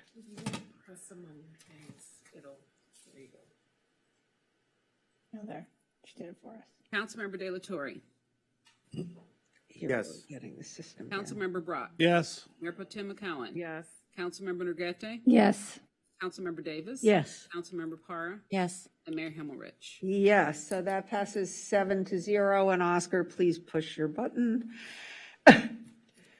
And that means you can make the next motion. Call for a motion to adopt a resolution of the City Council of Santa Monica revising the city's master fine schedule for certain violations of the Santa Monica Municipal Code, eliminate overdue fines for adult cardholder accounts for the Santa Monica Public Library, and to establish new non-standard fines for violations of Second Shared Mobility Pilot Program administrative regulations. That would be attachment D. Yeah, so moved. Moved by De La Torre, Second. seconded by Brock. Let's have a roll call. Oh, good. Councilmember Para. Yes. Councilmember Davis. Yes. Councilmember Negrete. Yes. Mayor Pro Tem McCowan. Yes. Councilmember Brock. Yes. Councilmember De La Torre. Yes. Mayor Himmelrich. Yes, so that passes 7-0. Christine, this one's yours. Yes, if you want. Call for a motion to direct staff to proceed with research and analysis on various potential tax revenue measures. So moved. Moved by Para, Second. seconded by Negretti. Let's have a roll call vote. I did. Well, no, it's not. I just did it for you. Her fingers are cold Councilmember like De La mine. Torre. When your fingers are cold, it doesn't work. Yes. Councilmember Brock. Yes. Mayor Pro Tem McCowan. Yes. Councilmember Negrete. Yes. Councilmember Davis. Yes. Councilmember Para. Yes. And Mayor Himmelrich. Yes, so that passes 7-0, and the next one's up for grabs. I need a motion to authorize the city manager to negotiate and execute a second modification to Agreement 10929 with Moss Adams LLP, a Washington-based company, for international auditing services. Internal, what did I say, international? What? Yeah, internal auditing services for the city manager's office. The modification would increase the third-year amount by $240,000 for a new amended total not to exceed $931,000 with future year funding contingent on council budget approval to complete a homeless services delivery audit and the human services grantee monitoring. I'm so moved. Moved by Negretti, I'll second it. Seconded by Himmelrich. Let's have a roll call vote. Oh, thanks. Councilmember Parra? Yes. Councilmember Davis? Yes. Councilmember Negrete? Yes. Mayor Pro Tem McCowen? Yes. Councilmember Brock? Yes. Councilmember De La Torre? Yes. And Mayor Himmelrich. Yes, so that passes 7-0. And last, call for a motion to approve a relocation allowance. Oh, I'm doing this. For up to $25,000 for the police chief effective retroactively to October 18th, 2021. Moved by Himmelrich. Second. Seconded by Negretti. Let's have a roll call. Councilmember De La Torre? Yes. Councilmember Brock? Yes. Mayor Pro Tem McCowen? Yes. Councilmember Negrete? Yes. Councilmember Davis? Yes. Councilmember Parra? Yes. And Mayor Himmelrich. Yes. And now we are, this is, 8B is a separate, no, it's a separate item. Yes. So we have to hear it separately, and it has to be called separately, et cetera. Yes, city manager. If I may, Mayor and City Council, thank you very much for the discussion this evening, and I would especially like to thank Gigi, our Finance Director, and her partner sitting right next to him, Oscar Santiago, and David Carr, who is not here. Tons of work go into this. All of our department heads are sitting here tonight, and support staff as well. I just want to thank them for all their hard work. It was a lot to get here. It was a lot to sit here. So thank you very much for everything. I appreciate it. Thank you all. Well, not all of them can leave, but most, wait. We'll be here when you come back tomorrow. I won't, they may, but I'm not Madam going to Chair, be here. I think we still have item 3B, the minutes. Well, I'm going to do it, 8B, yes. Will you please call 8B, Madam? Yes. So item 8B is approval of minutes for the Housing and Parking Authority meetings. Got it. Understand. Do we have any public comments? We have no callers for this. Do we have any discussion? No. Moved. Moved by Davis, seconded by Negretti. Let's have a roll call vote. Was it Davis and Negrete? Yes. Okay. I'm sorry, push your, did everybody, good, okay. Okay. Now, there we go. Roll call vote. Okay. Council Authority Member Parra? Yes. Authority Member Davis? Yes. Authority Member Negrete? Yes. Chair Pro Tem McCowen? Yes. Authority Member Brock? Yes. Authority Member De La Torre? Yes. And Chair Himmelrich. Yes, so that passes 7-0. Everybody pushed your buttons. Great job. And I guess we're on to our 13 items. Really looking forward to this. So this is the first 13. This is 13A, and it is designation of city's voting delegate and alternate representative to Southern California Association of Governors, SCAG, General Assembly at the J.W. Marriott Desert Springs Resort and Spa, Palm Springs, and this is May 5th, 2022. And we have no callers on Well, this. who wants to go to Palm Springs on May 5th and go to the SCAG? Okay, so, and you want to go? I did not raise my hand. Oh, I was only- pointing over there. Oh, okay. So who do we have as the delegate? Who's We gonna be the have voting Brock as the delegate? delegate and De La Torre as the alternate. To share a room. And they said they're share a room. No, he said. Sorry, you're committed. Okay, is everyone in favor? Well, let me go. Okay, Councilmember De La Torre. Yes. Councilmember Brock. Yes. Mayor Pro Tem McCowen. Yes. Councilmember Negrete. Yes. Councilmember Davis. Yes. Councilmember Parra. Yes. And Mayor Himmelrich. Yes, that passes 7-0.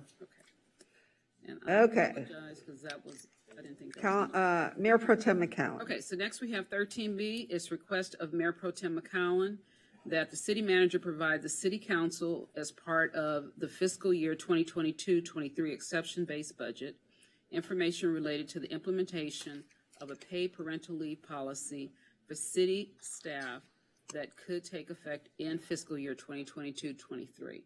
And at this point, we have no callers. Yeah, so I'll make it super quick. So this is one of those things that just my entire career has been really important to me. And when I learned that our city did not offer paid parental leave policy, and knowing what I know personally about this, having worked in a city previously when I went through a pregnancy, because many cities and their employees don't pay in to the state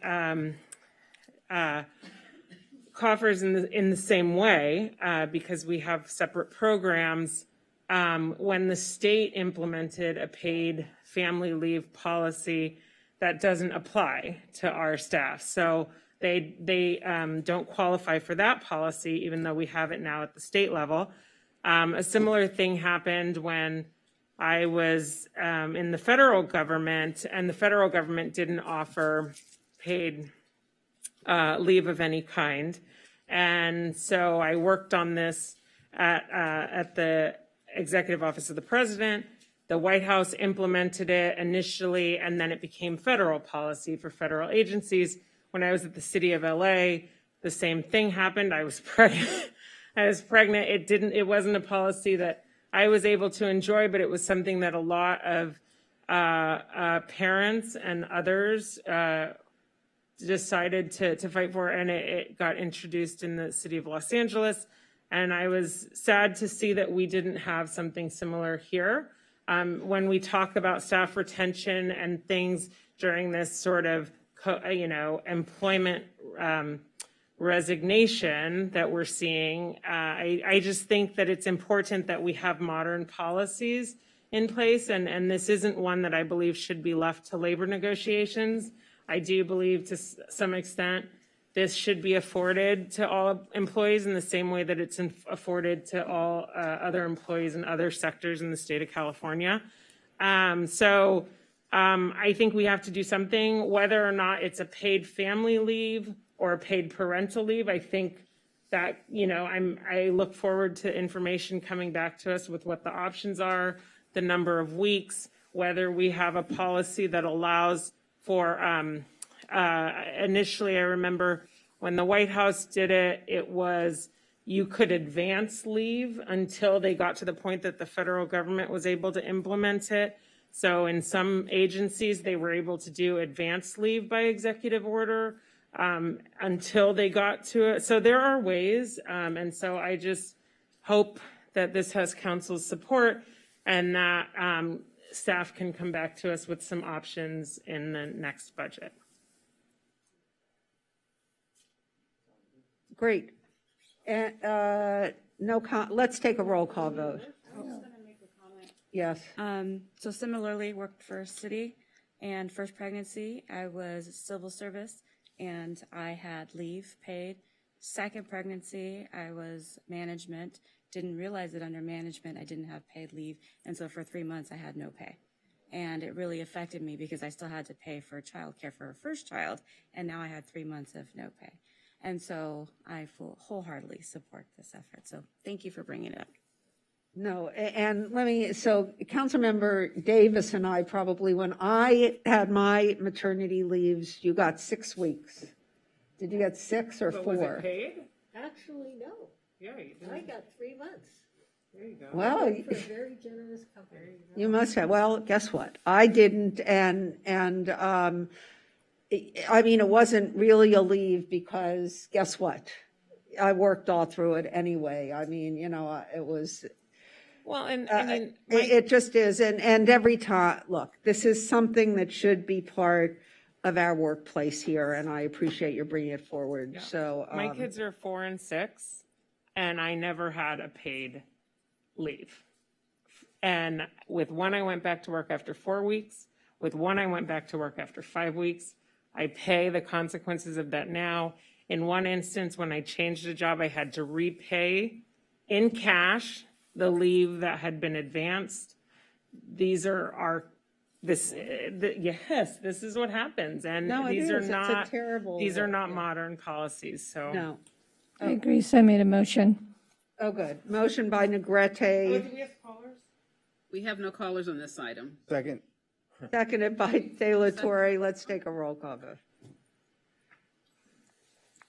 Thank you. Councilmember Parra. Yes. Councilmember Davis. Yes. Councilmember Negrete. Yes. Mayor Pro Tem McCowen. yes, Councilmember Brock. Yes. Councilmember De La Torre. Yes. And Mayor Himmelrich. Yes, and that passes 7-0, and I want to thank Councilmember McCowen. I'm sorry, I was thinking Councilmember Parra, but Mayor Pro Tem McCowen. No, I was thinking a different name. For bringing this forward. This is really an important policy that we should have in our city. Thank you. Okay. So next we have 13C, and it's request of Mayor Himmelrich, Councilmember Davis, and Councilmember Negrete that the City Council join with and support the Santa Monica Malibu Unified School District in opposing a petition filed by certain individuals with the Los Angeles County Committee on School District Organization pursuant to SB 442, which became effective January 1st, 2022. Did you guys want me to continue anymore, or did you? No. Okay. No, so We Council. do have callers. I'm sorry. We do have callers on this one. I'm shocked. How many? We have 5. Oh, 6 now. Yeah. Did any of you want to finish?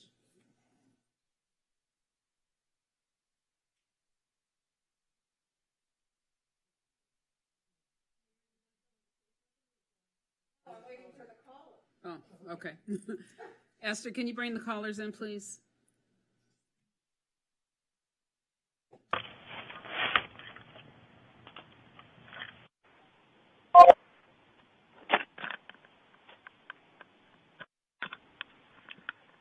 Esther, we're ready for the callers.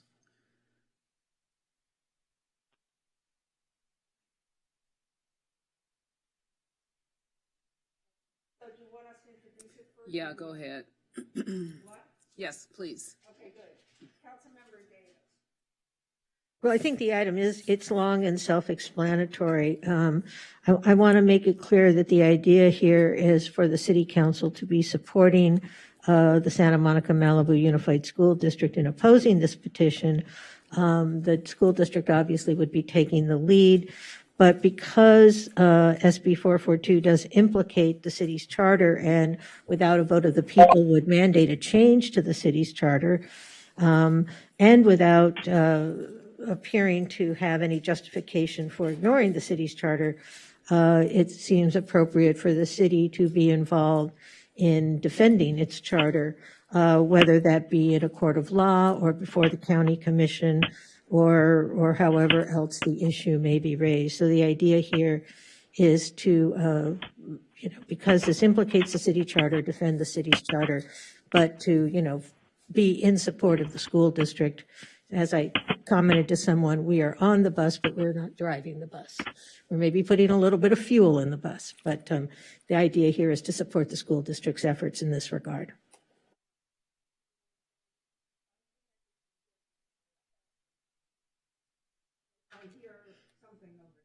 Okay, Esther, we're ready for the calls. Okay, I'll bring him in. Welcome, John King. You're in the meeting and your time starts now. Hey, hello, council members. As you deliberate this item tonight, I appreciate and support what I hope will be an easy decision for you, and namely that the city should defend its charter from a petition that seeks to usurp or deny the power of the electorate in Santa Monica and Malibu and force a unilateral move to accept districts for school board elections. But I want my comments to focus on something not being mentioned as much, which is, would students benefit from a move to at-large districts? And to me, in the supermajority of the Board of Education, that answer is no.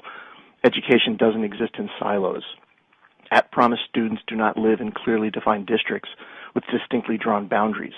Professional development and teacher collaboration is not neighborhood dependent. A move to districts would engender an increased state of tribalism and harm, perhaps irreparably, the work done by our school district over the past decade. district-wide fundraising, a huge step in bringing equity of dollars to all school sites, would not exist with district elections. A new school at Edison might not exist with district elections. Important academic intervention programs that are being developed centrally at the district and play a vital role in addressing needs of English language learners, socioeconomically disadvantaged students, and the needs of our students with IEPs would be weakened if decisions cease to be centered about what is best for all students and become conversations about what is best for my students. When a program works, it works for all students. Our focus as school board members must remain diligently trained on all of them. To bring neighborhood politics into educational decisions is not a recipe for continued success. And sadly, this current petition seems less focused on the educational needs of nearly 10,000 students, but instead is another attempt to settle grudges, both personal and against our city. Let's not give lip service to the tried and true adage of do what is best for students, but instead vote to support this item. I wholeheartedly support both this item and the partnership the city and the district share. Please continue to promote that partnership and work with us as we strive to create the best opportunities for all of our students. Thank you so much. Thank you, Mr. Keene.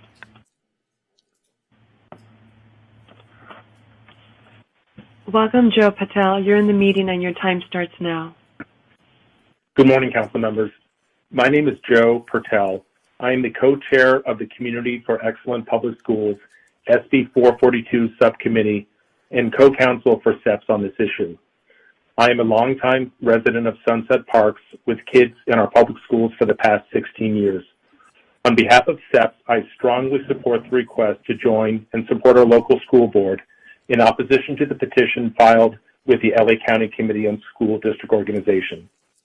Quite simply, this petition filed pursuant to SEPS 442 is unconstitutional and anti-democratic.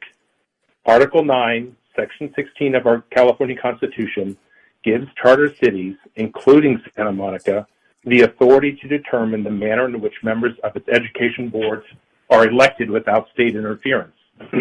A proposed change to the city charter requires the approval of its residents. I think it's important for the city council to know that Kevin Shankman, the attorney who is seeking more than $22 million in fees from our city, is behind this petition and SB 442.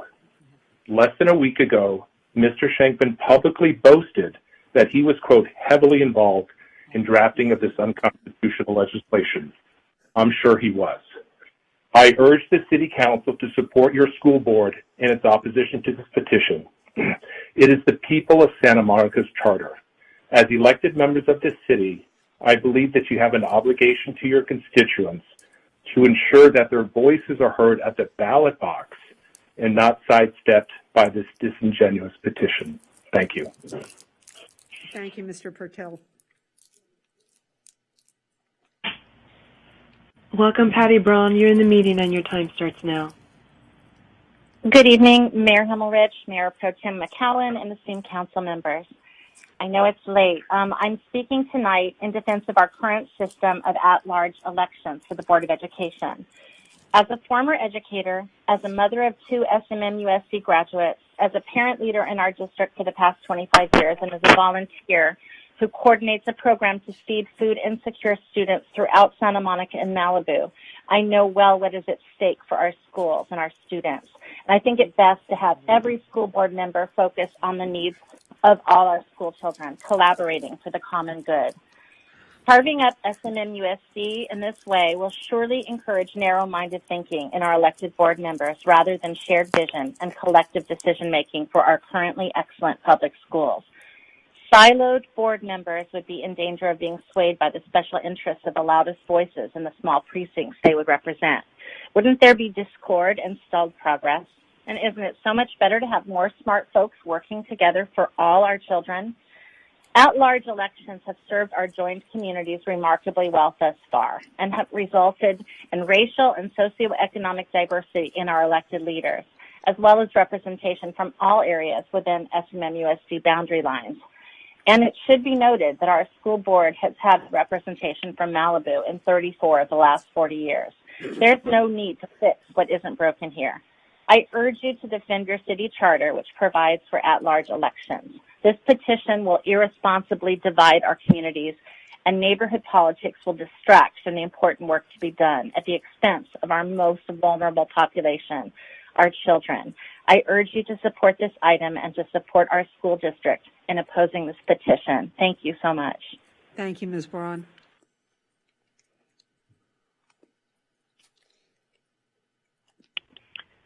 Welcome, Wade Major. You're in the meeting and your time starts now.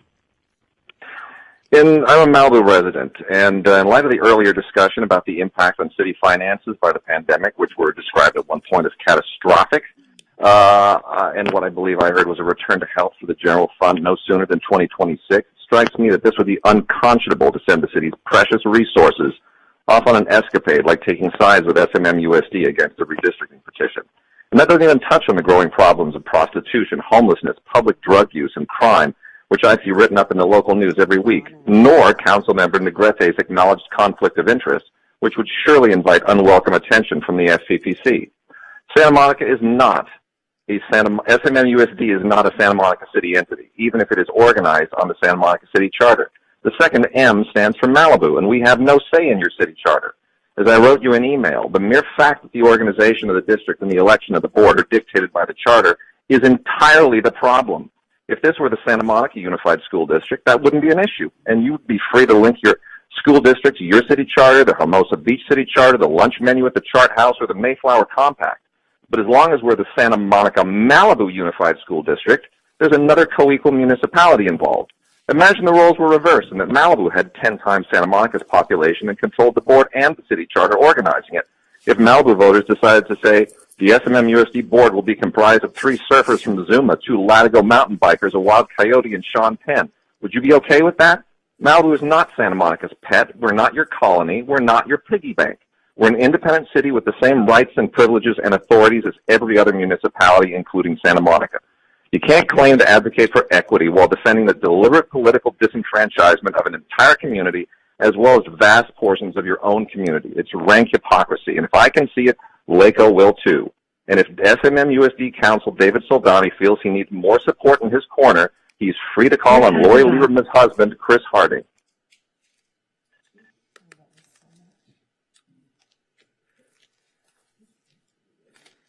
Welcome, Nicole Ferries. You're in the meeting and your time starts now.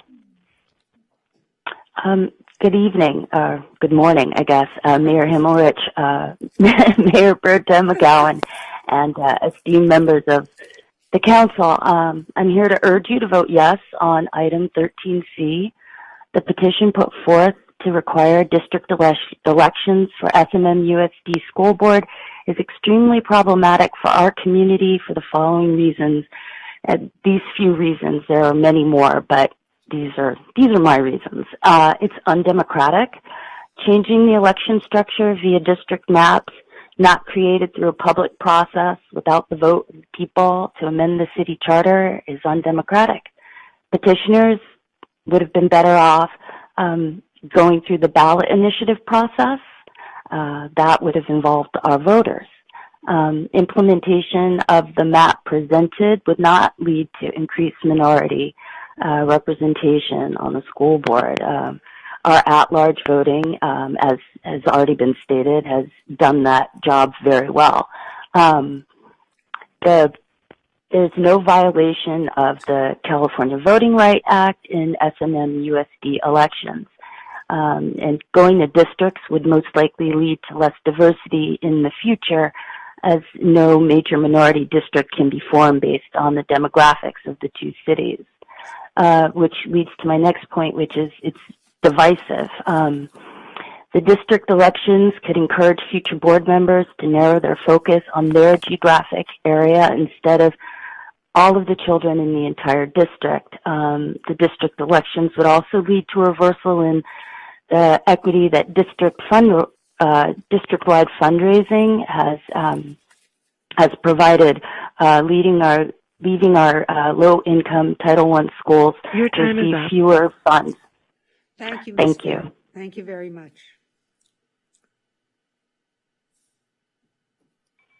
Welcome, Maria Leon Vasquez. You're in the meeting and your time starts now.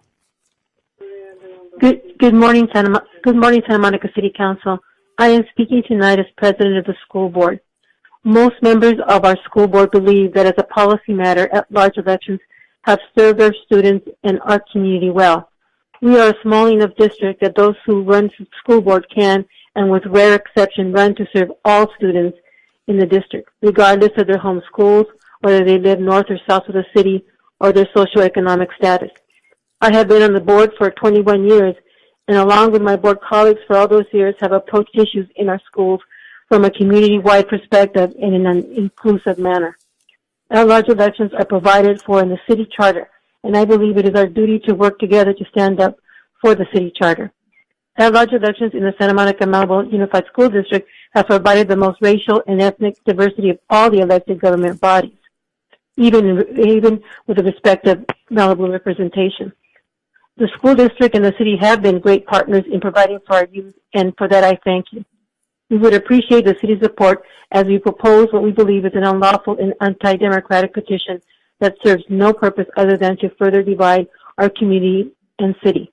We believe it is important to maintain focus on what is good for students, and we continue to defend the district's accomplishments despite all attacks. Thank you again for your support and partnership, and I hope we can get your support and vote yes on this item. Thank you. Thank you, Maria.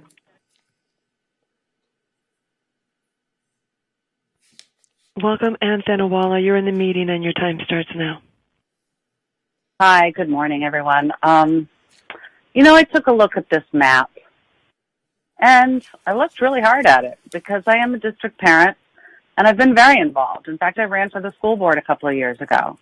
So I kind of know what's going on there, and, I'm vested. Unlike, the situation where we have exactly one board member with a child who's currently enrolled in any of our district schools right now, and, four board members clustered in the Noma area, which is the area of the city that has the least number of kids attending public schools. So in looking at this, and in light of some of the previous commenter from Malibu, which is correct, it's a different city, and so our city charter doesn't really rule in that respect, and it needs to be done fairly. So I oppose this, and I also am concerned, quite frankly, for Councilwoman Negrete in terms of a conflict of interest. Having served on the VAPA deck, I know that there's contracts involved with her organization and her business with the school district. So it's problematic. I'm very well versed in the Brown Act.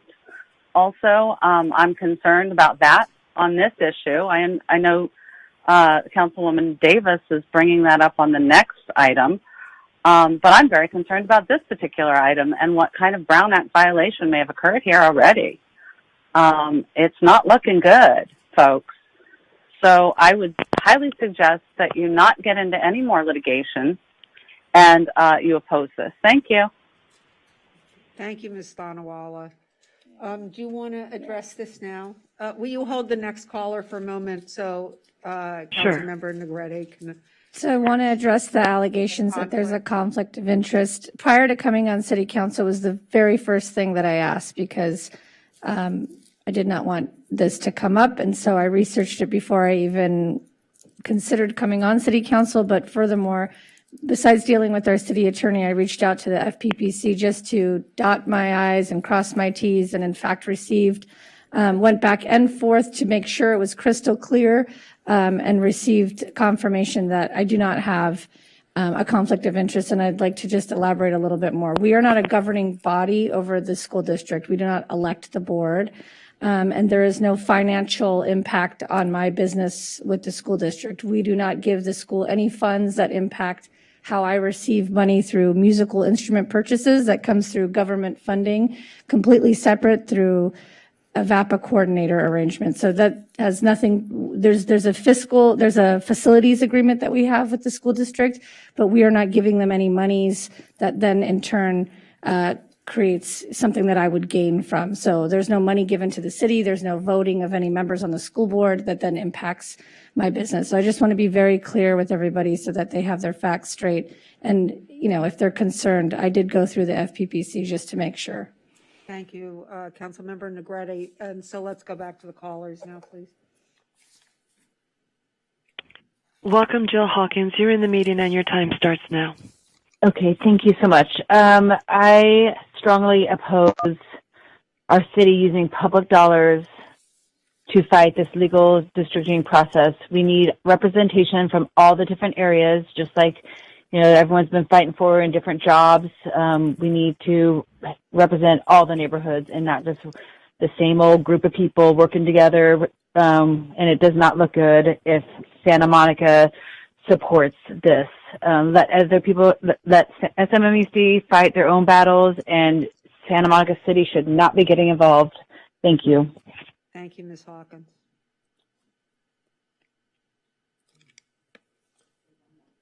One more? Thank you. Welcome, Chevy Barak. You're in the meeting and your time starts now. Thank you. I wanted to say that I oppose to the city getting involved in the Santa Monica districting petition. With the majority of the school board living in one neighborhood, Head Start program was eliminated. Education has taken a backseat to development projects. I strongly oppose the city getting involved in this. Thank you. Thank you, Ms. Maraca. So that ends our, yes, Councilmember Davis. I just want to clarify one thing, because I think someone listening to the public comment might think that if in fact a question about changing the city charter were to be submitted, it would only be submitted to the voters of Santa Monica. Because it would affect the election of the school board, that is not in fact the case. So if in fact there was to be a vote on changing the Santa Monica City Charter with regard to how school board members were elected, members of the Malibu community, voters in Malibu, also would be able to vote on that. So it's not disenfranchising Malibu. In fact, Malibu would be able to vote on whether or not the city charter in Santa Monica should be changed on this one limited issue. So I just wanted to make sure that was clear, that this was not an attempt to somehow disenfranchise Malibu voters. Thank you. Yes, Councilmember Negrete. I just want to say that having 4 kids who have gone through this school district, my 2 older stepdaughters who I've raised since they were 1 and 4, they're 23 and 26, my daughters who are 11 and 14. I have a personal story. When I put my 2 daughters in the school district, I moved to the apartment building next to Will Rogers. And when I went to school, my mom sent me on a bus to Roosevelt outside of my district because in her mind, as an immigrant parent, she considered that area to be better. And back then, the schools looked very different. There was not centralized fundraising. So the haves and the have-nots were very obvious. And my mom was aware of that. And so she made sure I took a bus to go to school on the north side. She even worked with Mr. Harris in the office to make sure I got a spot. So I went to Roosevelt, Lincoln, and Samo. When I came back to Santa Monica, I wanted the same for my kids for the same exact reason, because I saw the disparities between the different schools. I wanted my kids to go to Edison, and when they didn't get in and I was upset, I definitely was going to take the option from a Title I school to have them bust out. At that time, centralized fundraising did not exist, and I got heavily involved in that process. As somebody who runs a nonprofit for at-risk youth, and who has experience with what happens when there's disparages, it was a passion project of mine. I spent an evening one night in Malibu with a baby on my hip and a toddler listening to grown adults with their children quote, and I quote, "This is like Robin Hood, robbing from the rich to give to the poor." And I could not believe that statements like that were made because in my view, when we're talking about education, I mean, we're just a grain of sand in this whole beach. These kids are going to be rubbing elbows in the future. They're going to be sitting up here, sitting up in the White House. We want the best for every kid. Once centralized fundraising started, you look at Will Rogers now, it's a very diverse school. It's robust. People are lining up. There's a wait list to get in. It's one of the best STEAM schools in the district.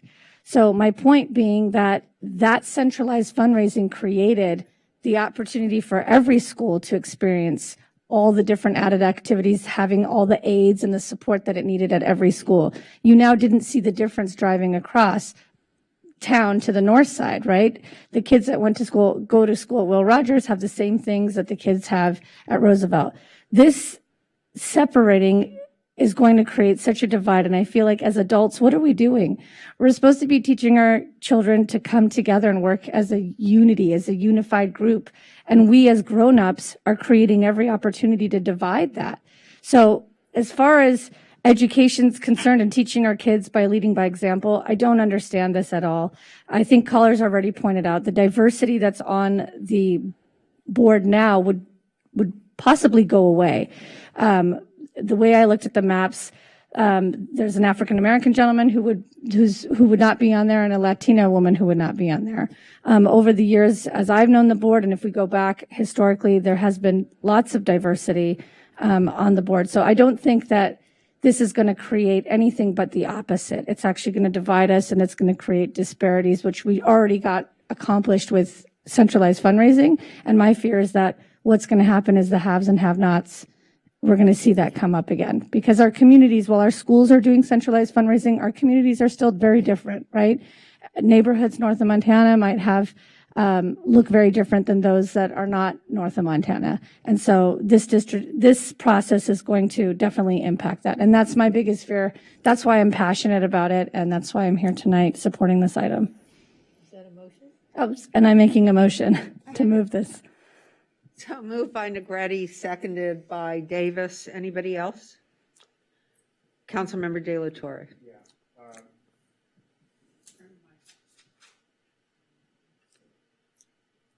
Yes, okay, you can hear me now.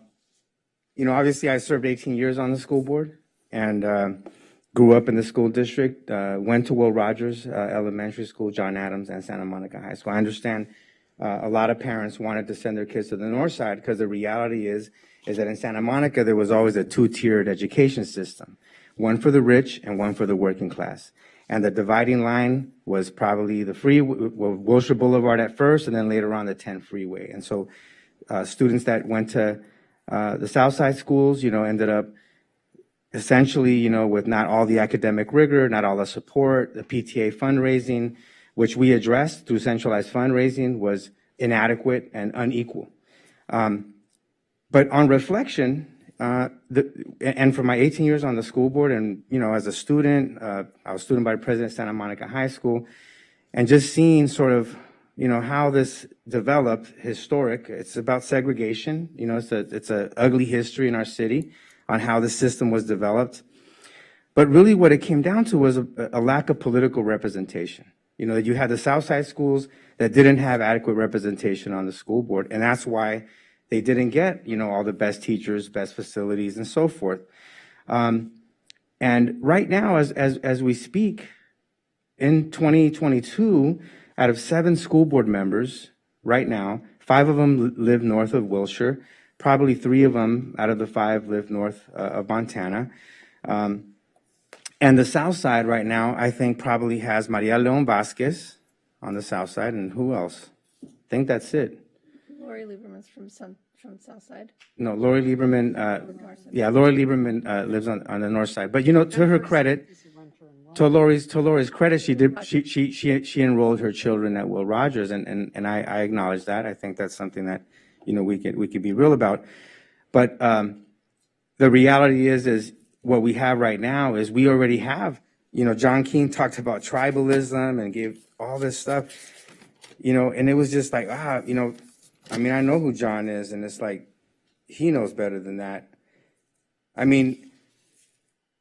The South Side still is underrepresented. And district-based elections, what it does is not, it's not a guarantee that the South Side gets more representation, but every neighborhood gets one representative, and the other problem that we have is this whole issue of Malibu and Santa Monica, which even before I joined the school board, that problem has always been there.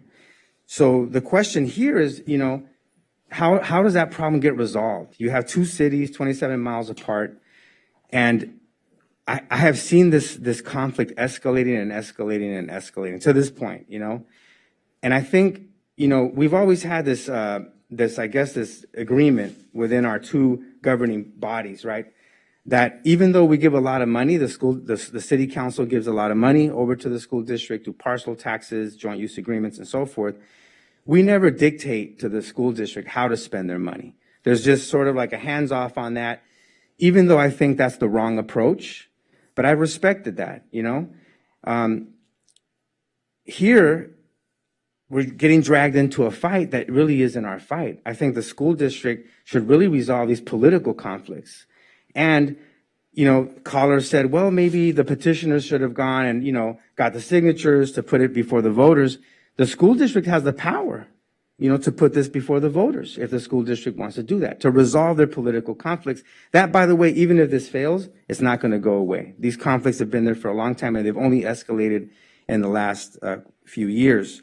So I just think it's not really our role.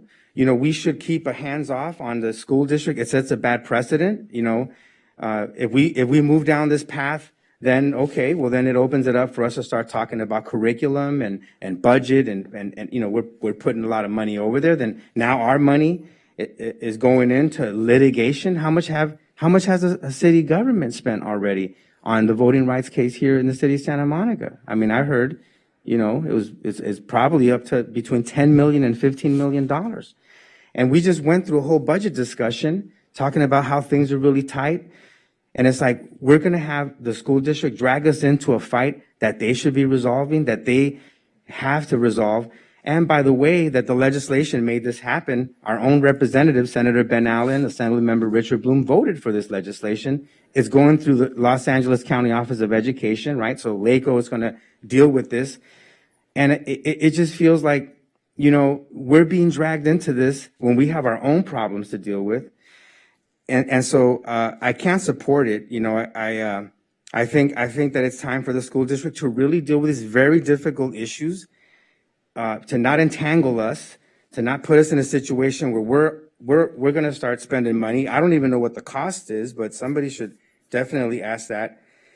And just for the record, I mean, this whole thing, you know, about centralized fundraising, number one, we're assuming, and everybody, and the callers are assuming that the voters of Santa Monica and even the voters of Malibu are going to vote for people that are not going to have the best interest of our students at heart. The reality is that the voters are the same, whether you put a line here or a line there, or a district map or at large, the voters are the same, whether in at-large elections or district-based elections. Will there be more focus on their neighborhoods? Yeah, but some neighborhoods probably won't even have schools, depending on how the lines are drawn. I can just say, like the Pico neighborhood, for example, we only have one school in our school district, and that's Edison Language Academy. And I can tell you right now, and just for the record, you know, John Keane said that maybe Edison wouldn't got rebuilt. I can say that the reason, I remember those discussions, and it was a fight. It was a fight because, and really there was again, because of the political representation and the amount of power that the North Side residents had on the school board. They wanted more money going to Lincoln Middle School than John Adams, for example. More money going into Roosevelt and Franklin and so forth. And we had to make a fight. It was a fight. I remember it being such a fight. And Edison had the most amount of portables than any other school in the school district, living, you know, right next to the freeway. The only elementary school in the Pico neighborhood. That in the end, the advocacy of the representatives from the South Side that were on the school board made Edison Language Academy happen. Representation matters. So, you know, that's the truth. This whole thing of tribalism, it's like, that's what we have right now. We have 5 members of the school board and still a lack of representation from the South Side. You know, Malibu has lack of representation issues as well that are historic, that need to be dealt with. But the reality is that we shouldn't be engaged, I think, and dragged into this fight that in the end, I think is just not gonna solve anything for us as a city. We have our own problems to deal with. So, you know, I recommend that the school district should conduct polls, engage the community, start opening up the process for maybe discussing the question of should there be district-based elections or at-large elections. That's something that they should do. I mean, I support that. But for us to be dragged into this legal, what I would call a ego-driven legal adventure, I think it's wrong. We have a fiduciary responsibility to protect our budget. I think that would cross the line for us to engage in litigation, and we don't know where the litigation is going to go. It's just not right. Where do you see I'm sorry, I have to ask you. It says that we are going to It's a commit research. Support them, yes, but what it says is that we publicly oppose it at any hearing held by the county committee, and we are supporting the school district. I don't see this as saying that we're getting involved in litigation. Look at the last one. Well, it would have to come forward as appropriate. That says committee, school district, and if necessary, through litigation.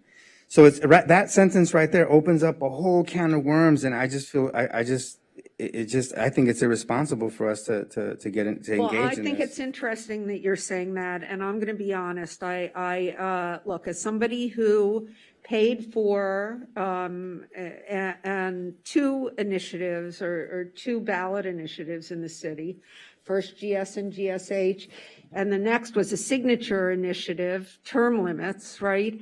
I mean, I think that the way to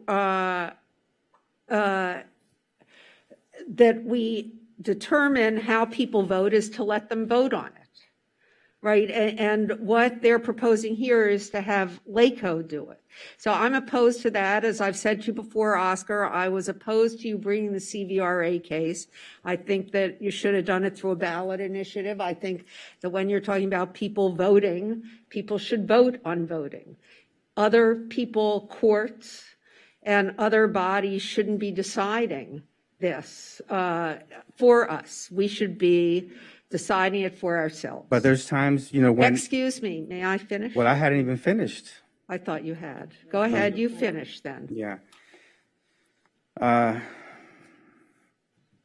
Anyway, what I can say is, look, this is legislation that's passed, right, by the state legislature. There's a process for this. They're gonna head to LACO. LACO has jurisdiction in the matter. They get to deliberate on that, and on the whole concept of to get something on the ballot, and this, Sue, it costs a lot of money to get the signatures. To put that on the residents, it's just, it's hard. It's easier for a governing body, like the city council could have said, hey, we're going to put it to the voters to have district-based elections or not. We could have solved that problem as well. That probably could have been solved.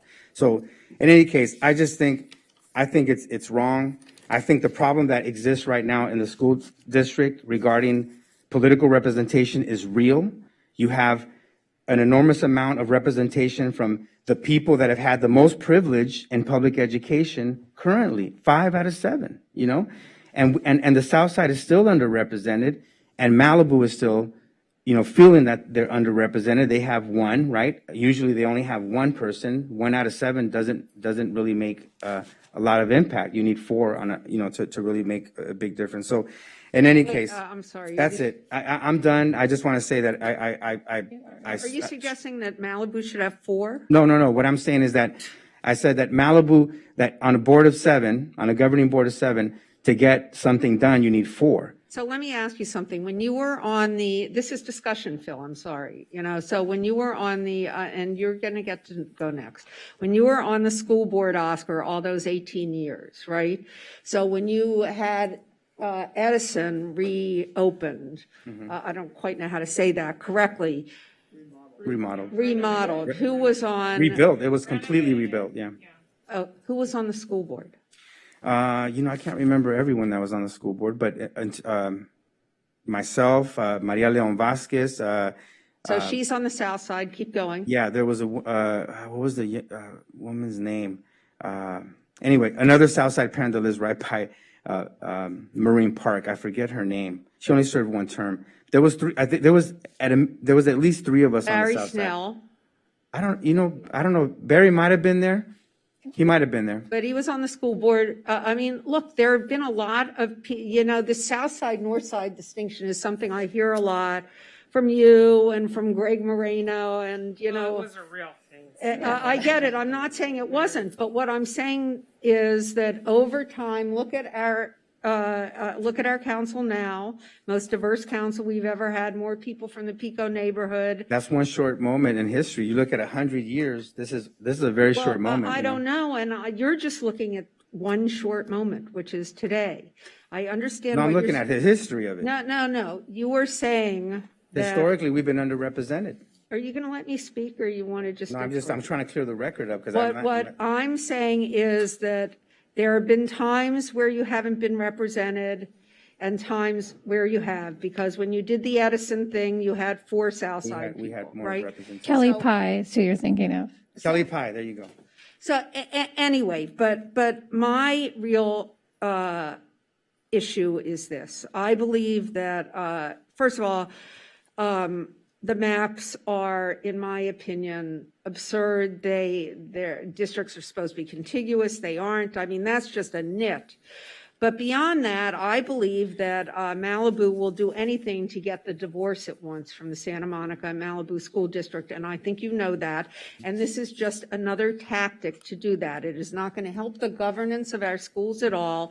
It simply is being used by Malibu to destabilize our schools and destabilize our city council and force us to do what they want.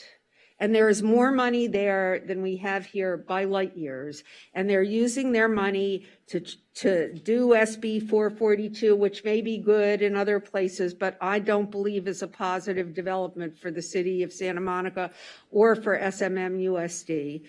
I think that they're doing this. We have the divorce lawsuit. We have all of these things going on, and it's all meant to get them what they want, however they can do it. I believe that voting measures, and you know that I'm a big believer in process.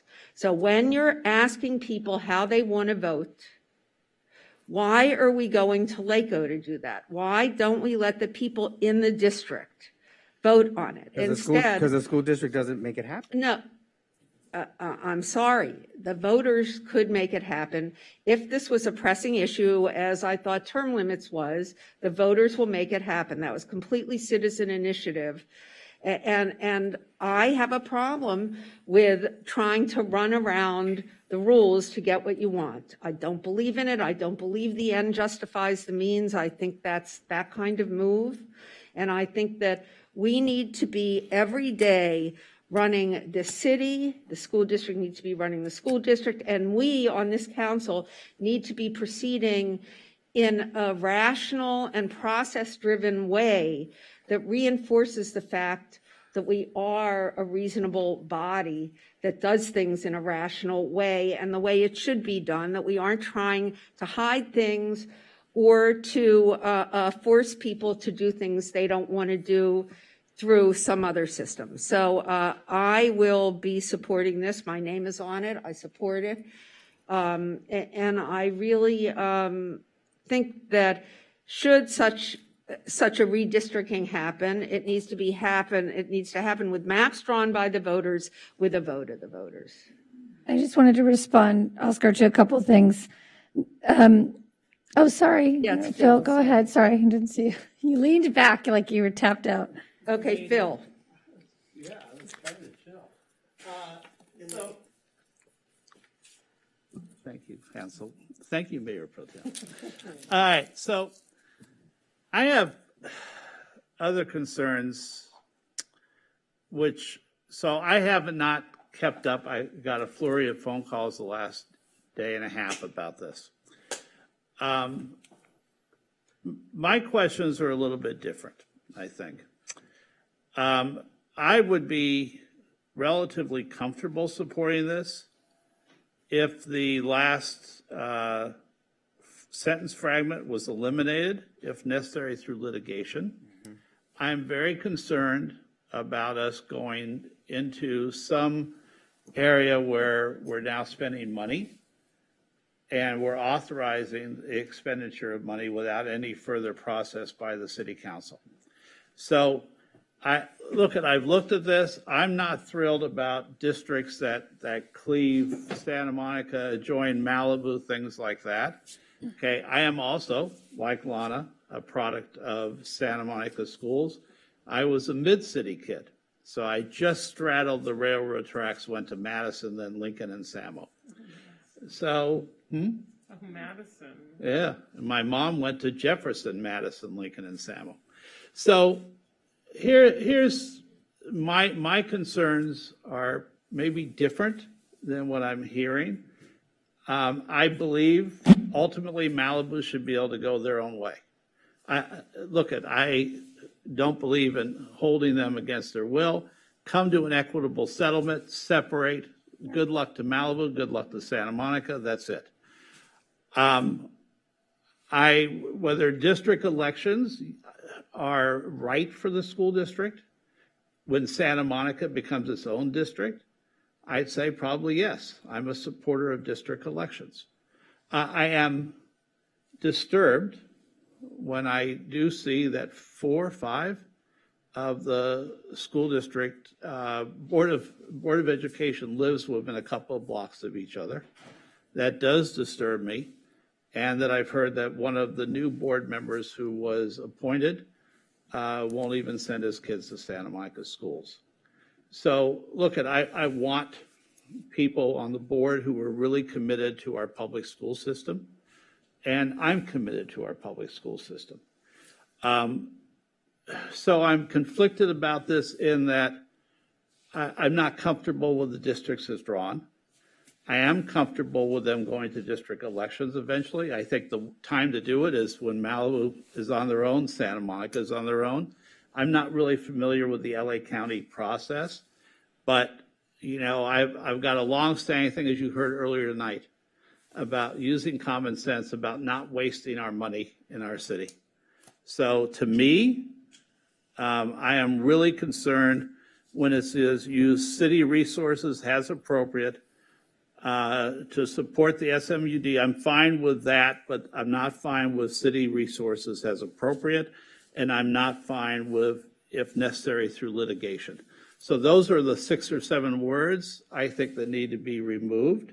I think if later Santa Monica Malibu Unified School District needs to come back to us and ask us for further support, then at that point we should have a deliberation about whether that's appropriate or not. But I'm not comfortable with a blanket authorization. Well, if that makes sense. And let me just say that I think that I'm willing to listen. Can't file litigation without an authorization, a separate It says authorization. here. It locks us into that. I think Councilmember Davis. Yeah, Councilmember Davis, so let's see. I don't know if any of that makes sense to any of you. Well, here's the problem, Yeah. is that there's a good chance that SB 442 is unconstitutional. That can't get raised at the county commission. It has to be raised through litigation. That's why. Won the school district? I'm sorry. Yes, I didn't mean to interrupt you. I'm sorry. This is not about us this is about us assisting the school district, supporting the school district. But the reason the litigation provision is in there and the reason it's important is that, for example, should the school district decide to challenge the constitutionality of SB 442 in the courts, the first thing a judge is going to do is, well, the unconstitutionality is that it changes the city charter without a vote of the people. And they're going to go, gee, whose charter is that? It's Santa Monica's. Where's Santa Monica and how did they feel about that? We need to authorize our city attorney to appear in court on our behalf and make our position that we're supporting the school district clear. And that's why the reference to litigation is important. Because if there is subsequent litigation, we need to be there. So that, I mean, if you're suggesting that's a friendly amendment to take it out, that's at least unfriendly to the seconder, because just saying, well, we support them doesn't mean anything. They need us to be there with them at the county council level, at the county committee level, because again, it's our charter that's implicated. And should there be litigation, we need to be a participant in that litigation to defend our city charter. Do we? No, Councilmember Parra, you're. That was exactly the context that I was going to ask for. But can you please explain how it relates to what the caller said from Malibu? Well, the caller from Malibu was wrong. First of all, 442 has nothing to do with the unification petition. This is a completely separate issue. The unification petition is working its way through the county commission process right now. And it's unification, but that's the Malibu separation process. This was a law that became effective January 1st, which says that merely by filing a petition at the same county commission that is hearing unification, which by the way is not an elected body per se, it's not even the LA County Board of Education, it's a group of people who are elected in this Byzantine process. So it's not even, it doesn't even go to the county board of education. It's some group of people under that, says that you can go to that county committee and demand that there be district elections, period. That's basically what this says, without there being a vote of the people, and, you know, and suggest maps that I think you pointed out.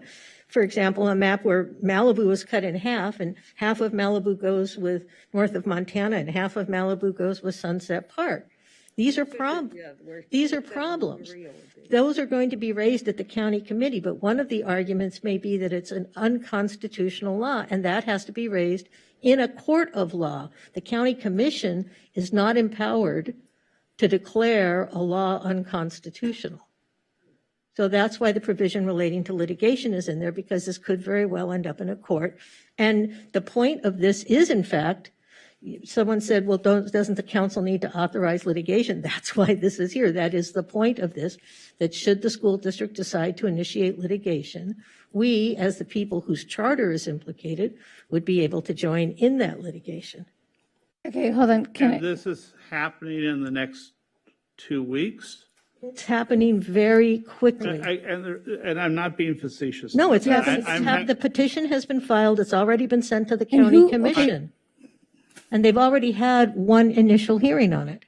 Hold on. Can I answer and ask? First of all, I just want to say, in response to you, Phil, and some of the comments you made, and also to Oscar as well, that I have kids that are in the district. I know Mayor Pro Tem McCowan does, and I know not everybody here does. So I just want to take into. But we're talking about we're not talking about the private school.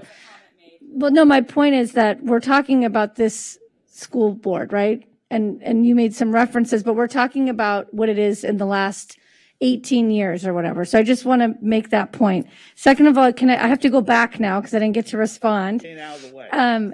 You made some references into the disparities in schools. As somebody who visits different sites to drop off instruments, I can tell you that Franklin Elementary, which is in north of Montana, has been complaining forever about their building and their structure and unusable classrooms and whatnot. And Will Rogers is definitely more updated. So I don't know that all of that is accurate. And I want to say too, Oscar, that I think you and I are fighting the same fight a lot of times, but we're going about it for some reason in different directions.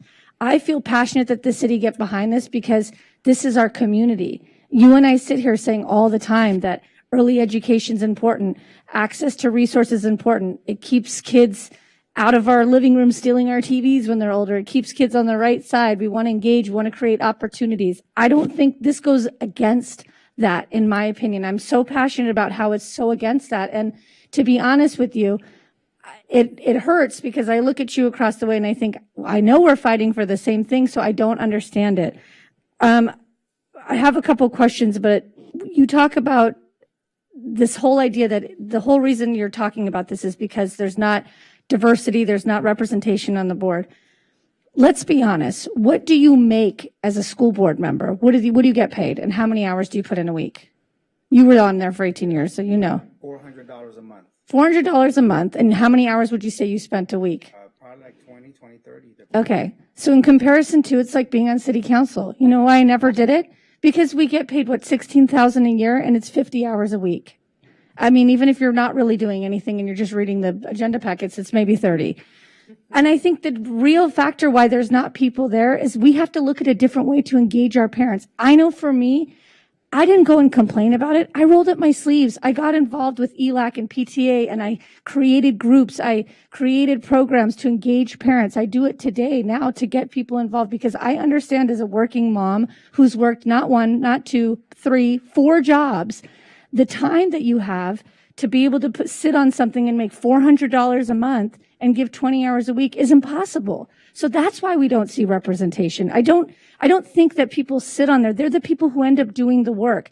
Now, whether or not they're engaging with the community or whether or not we're engaging enough with people to get them to go up there, I think that's an issue. That's worth discussing. That's worth taking on. Maybe we should pay people more to sit on these government boards so that we can get diverse. Look, I'm crazy. That's why I'm up here. Probably most of us are a little crazy that we give so much time for so little up here because we really, really care. I truly don't believe anyone has some diabolical plan on the school board to ruin it. I don't know what benefit they would have. And if they're adversely representing people to hurt the kids, I just haven't seen it. And I'm so deeply involved because my kids are there. My nonprofit works with the kids who are marginalized in the school district. And every time I see an issue, Oscar, I take a stand. I create a program. I've created 7 programs. One has been going on for over 12 years. I left a house, a 6-figure income job, moved my family into an apartment to create access for kids because I saw disparities. I didn't think the answer was completely disseminating the school board.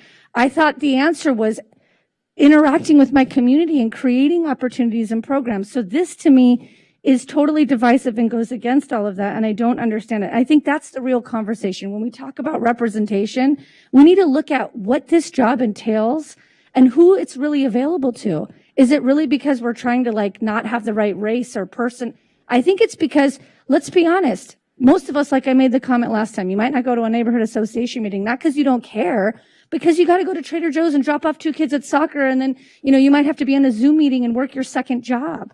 So those are the things that I would like to see change, because I think if we created access on city council and school board, we'd see diversity because people would feel like, okay, I can afford to give my time. And that to me is an issue that I can get behind. But what I can't get behind is creating all this ruckus when we have kids that are on free and reduced lunch at every school. And although I don't want to talk about the unification, look, I get it. Malibu's far. I deliver instruments over there. It's totally separate. I get the logistics, but until we have an offer that really serves every student, to just say, hey, let me just throw some money at your Title I schools, to me, that's a complete slap in the face. And I would think you would feel that way. You and I both know I was the free and reduced lunch kid at Roosevelt. There's free and reduced lunch kids at every school. There's free and reduced lunch kids in Malibu. So I don't think that that's the answer. And I think we have to stop fighting. We need to get together behind this. The city does have a stake. As a matter of fact, we should get behind this because this is about our future. Those little kids, those young adults, that's our future. And we have to support them as a city. And that's all I have to say about that. Can we vote? Yeah, why don't we vote? I We mean, have do a, we we really have a want to go motion, at each we other? have a motion, we have a second. Oh, okay, good. I'm not part of this part. So if I'm asking for 2 changes, Councilmember Davis, you said you would not do either of those changes, correct? Nope. All right, then I'll be voting against it reluctantly. Well, you can make a substitute motion, and look, I mean, I have I to. just don't want to authorize us to spend an unlimited amount of money when we don't know what's going on, and I don't think we have to make that financial commitment immediately. So doesn't it come back if there's a No, well, so. but look, that's not what it says, and It is not, and let me it's turn fine. to I'll the either city abstain or attorney. say no. Let me turn to the city attorney and ask. So should we engage in litigation or decide to engage in litigation with the school district, what would be required of the council should we pass this item? Nothing? Well, I would, it could be nothing, but you could instruct the city attorney to return. There are choices. I would assume that the city attorney, whether it is me or somebody else, would report to you, presumably in closed session, about what's going to happen. I suppose at that point in time, you could say, we don't want the city to, I want you to stop at this moment. You could do that. You could make it part of, if you care to, either a direction to the city attorney now and say, before you initiate litigation, bring it to closed session unless there is some urgency that requires you to do something. You could put that condition on, or say that's the expectation of what you want. I'll try a substitute motion. And I'm going to strike, I think, 6 or 7 words out of it. The last, after the and, if necessary through litigation, should be struck. And and to use city resources as appropriate. Just striking those. Yeah, Oh, just striking to support, those. wait, to not talk? Wait. So third sentence from the bottom, to use city resources as appropriate. I would accept different wording on that. Here's what I'm saying is I have no problem with the city attorney's office drafting a letter or doing that. The resources could be what we call in. I've called in on the LACO. Right, That's a that's what- resource, like a city Right, council I mean, member representing. I'm saying I don't want to use Why don't we financial just take out the resources. words as appropriate? Just, we can use city resources, but take out as appropriate. Okay, and then the last four, if necessary, Yes. through litigation. Yes. And that would be my substitute motion. Can I ask a question before we move forward? Who submitted the petition? Who is the person is there a person or persons or a I group have that no submitted idea. the petition? I I don't know believe anything about Oscar it. is one of the people. who Do you know, Oscar, who submitted the Oh. petition? Yeah, I can tell you, and just to clarify, that was a draft, and I made sure that I excluded myself, I removed myself from the. After the first filing? After the first, yes. So I'm not part of the official filing. That was a draft. And so from my understanding, the petitioners are, I think it's Jennifer DeNicola and Tricia Crane, and there might be some other person. I'm not sure. I'm only asking because people were saying I have no conflict of interest. It was very obvious, but I went ahead and went through the motions just making that clear because people were addressing me. I'm not.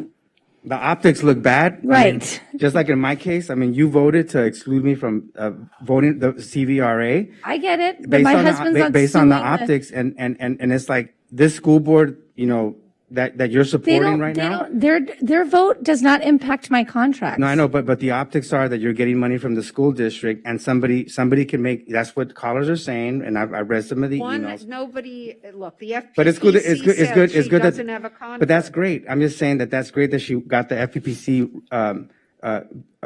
guidance on that. I wasn't given that luxury. You know what I'm saying? This council voted before the FPPC guidance came. Anyway, just for the record. The optics are the optics, right? I have a but if it's motion, not I against don't the know law. if anyone will second it or not, but I put a motion forward. If it doesn't get seconded, it dies. If So it can you read it again? Because she explained why that was This is important. what it Otherwise, is. it's Okay, so useless. he's taking out as appropriate and if necessary through litigation. Okay, sure. I would like to speak to the substitute. Sure, go motion. ahead. So I'll be opposing the substitute motion. I don't know what the as doesn't go appropriate anywhere. adds or doesn't add, but the key here is sending a letter and saying, oh yeah, we support it is not, this process is moving very quickly. They have already had a hearing at the county committee. It is likely, or possible, I shouldn't say likely, it is possible before our next meeting that there may be litigation ensuing to try and stop the county committee from engaging in this process. I don't know. We're there to support, the idea here is to support the school district, but the school district is moving very quickly because SB 442 does not allow for the passage of large amounts of time. They're dealing with these petitions very quickly within 60 to 90 days. So that being said, the whole purpose of this was not just to sort of say, yeah, we support you, go forth and let us know what happens, but because it is our charter that is essentially, and you can shake your head, Phil, all you want, but it is in fact our charter that would be undermined by this action. Our charter would be changed without a vote of the people. By the way, in this case, the people would include both Santa Monica and Malibu. But our charter would be changed without a vote of the people.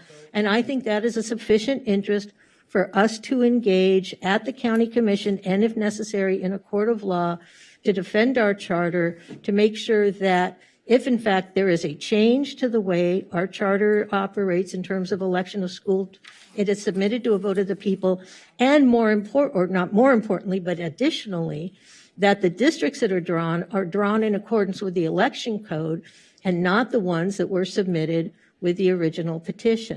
So that is the point of this, and that's why I can't support this motion, because you're basically tying our hands from doing anything effective. My in motion terms didn't of- get a second anyway.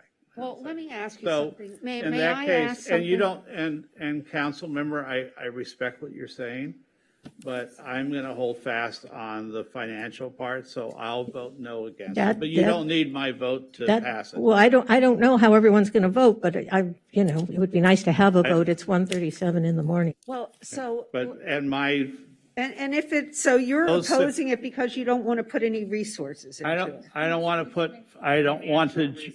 want to, not resources, I don't want to put financial resources that would hold our city to spending money on something.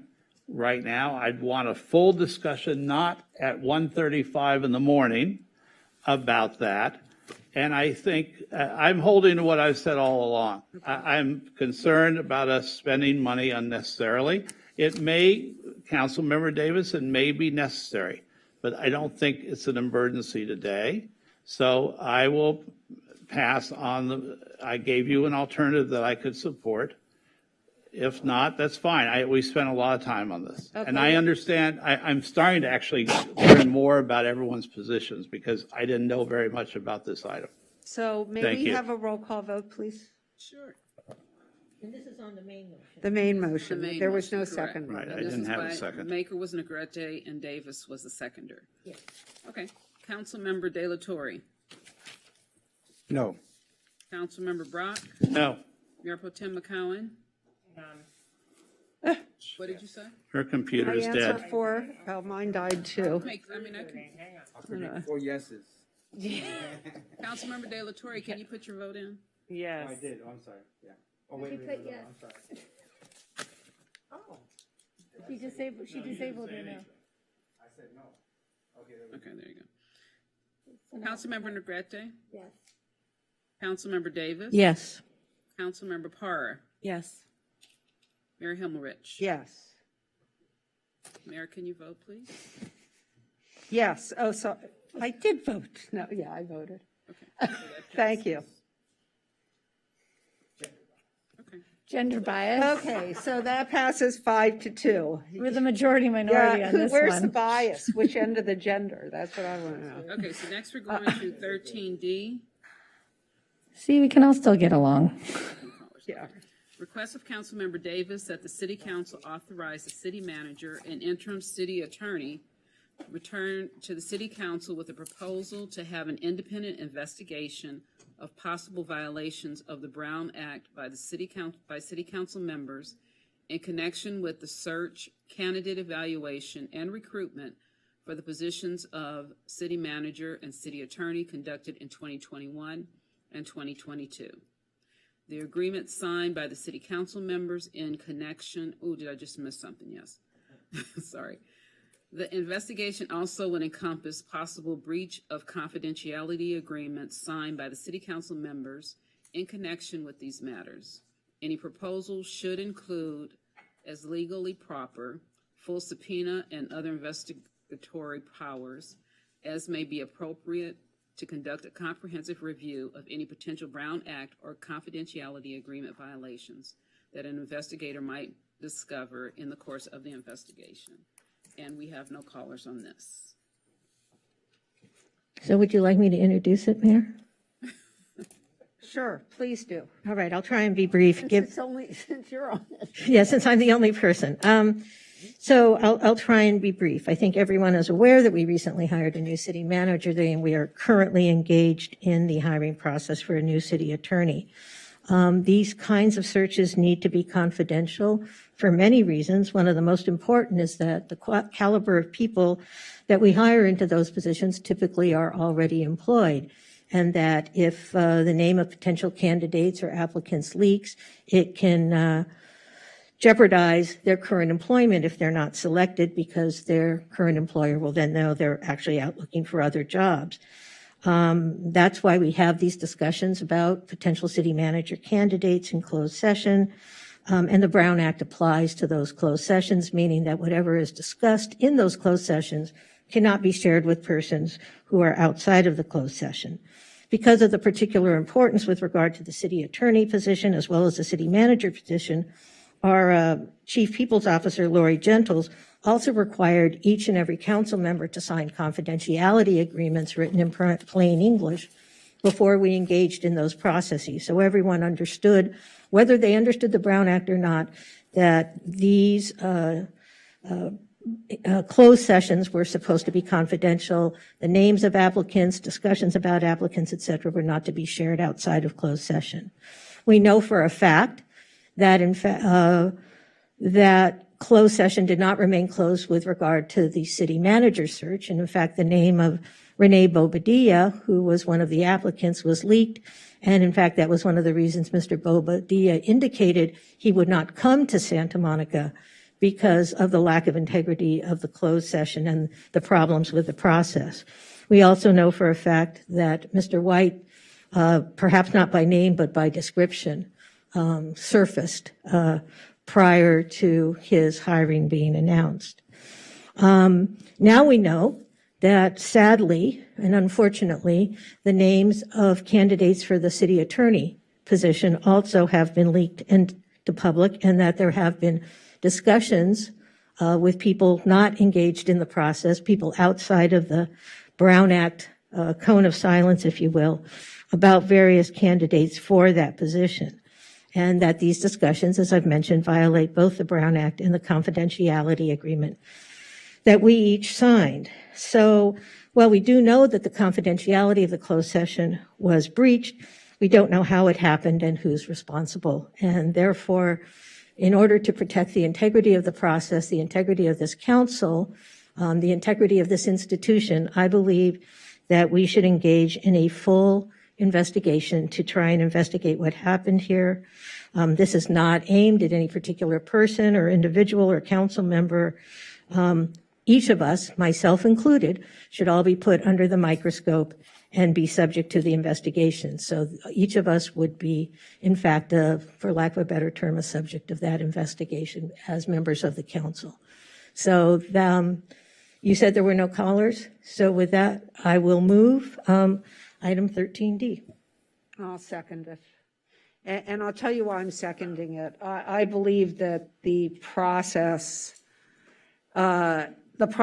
we go through are, as I said, the end does not justify the means. If we have stable and rational processes that, and we follow the rules, then things go as you expect. When people don't follow the rules, when we have people leaking information, when people outside our process know what's going on, when we develop what I think is now a reputation for not being trustworthy, it extends to our entire identity. I think it's just so important that people perceive us as honorable and people who know how to do things right. I mean, I think that we look like having it happen once was bad enough, but now having these leaks again is even worse. And I think that it's our responsibility. The buck stops here. Typically, if you have this problem in a government, you kick it up the ladder, right? We are the top of the ladder, and we're doing this wrong. We can't be trusted to keep a secret. Right? Can we expect anyone to keep a secret? I mean, this is our job, to maintain confidences, to speak in closed session, to be able to speak freely, because if we cannot speak freely and everything that we say leaks out of it, then people aren't going to be honest. That's number one. Number two, if we have candidates who really have a job they like but might want to work here more, they aren't going to apply. I would never apply to a job in an employer who would have leaked it out. I'm just telling you that. And I've had, probably in my legal career, 5 or 6 jobs. So just wouldn't do it. So I have Councilmember De La Torre first, I think, Councilmember Brock, unless you. No, that's fine. I want to clarify. Councilwoman Davis stated that Renee Bobadilla didn't take the job because of the leaks, and I talked to Renee Bobadilla, and Renee Bobadilla told me that our interim city attorney went and lowballed him, gave him a 4-month severance or 6-month severance package when the interim city attorney, had a 9-month, and it's customary that everybody has a 9-month severance. And he also told me that he offered him the lowest at the pay scale, knowing that, that wasn't, he had a range to work with. So it wasn't because of the leak. And also the other reality is that his own city council countered and gave him more money. So that made it hard for him. It made him an offer he couldn't refuse, and they gave him lifetime medical. So it wasn't about the leaks. So I just want to clarify that. That's real important to put that on the record. Well, his letter to us stated that one of the reasons he didn't come was because of the lack of integrity in the process, including the revelation of his name before the process was concluded. So that's what he said in the letter. If he said something different to you, that's fine. But what he sent to this council said one of the reasons, not the only reason, but one of the reasons he was not coming was because of the violation of the Brown Act and the confidentiality agreement that released his name before the process was concluded. And I too spoke to him. I called him the day after, and he told me exactly what he said in the letter. So I do believe it had something to do with it. Yeah, he said something in the letter. He told me more information other than was in the letter. Councilmember Brock.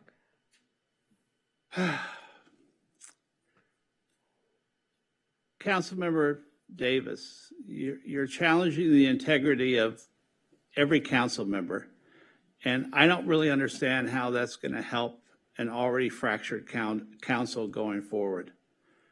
Everyone would spend time generating more bad feelings when that time would be better spent solving the city's myriad problems that we all see on the streets of Santa Monica. I instead will have a substitute motion that says that I propose that a portion of the upcoming City Council retreat on March 25th be spent on items that are important, but not a part of our normal AB 1234 annual training. This can include peripheral important Brown Act training that we didn't get during our normal 2-hour training, as well as the handling of confidential agreements, etc.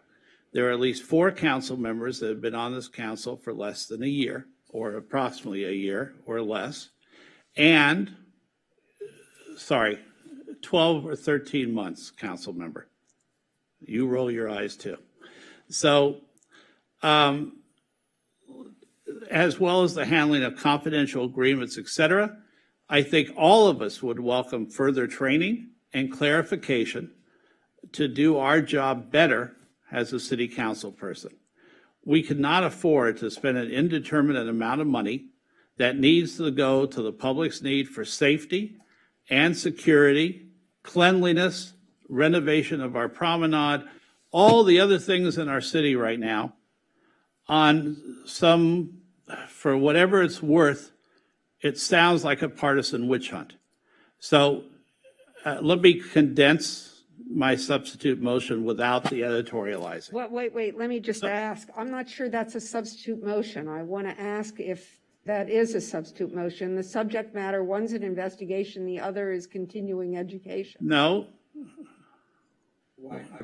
I believe it would be a substitute motion. It's to essentially completely rewrite the motion.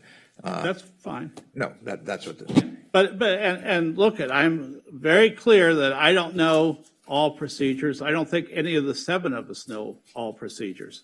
And maybe because you're a lawyer, Councilmember Davis, and you've been on the council for a decade, you may have a leg up on myself, some of the other council members. So again, I'll try and make that concise this time. I propose that a portion, to be determined by the city attorney's office, of our upcoming city council retreat on March 25th be spent on items that are important, but not a part of our annual AB 1234 training. This can include important Brown Act training, as well as the handling of confidential agreements, etc. This will provide any further training and clarification that the City Council requires to properly do its job. Do I hear a second? Fine. Moved by Brock, seconded by De La Torre. May I go for a sec, please? So, look, I would support this motion if it were in addition to the other motion. The reason, in other words, I believe everybody can always use more continuing education. As lawyers, we have to do like 80 hours every 3 years or something ridiculous. But anyway, look, I believe in that. On the other hand, I do not think this was a failure in education, since we all signed forms saying that we would only talk to other members on the panel, and this leaked outside the panel, basically.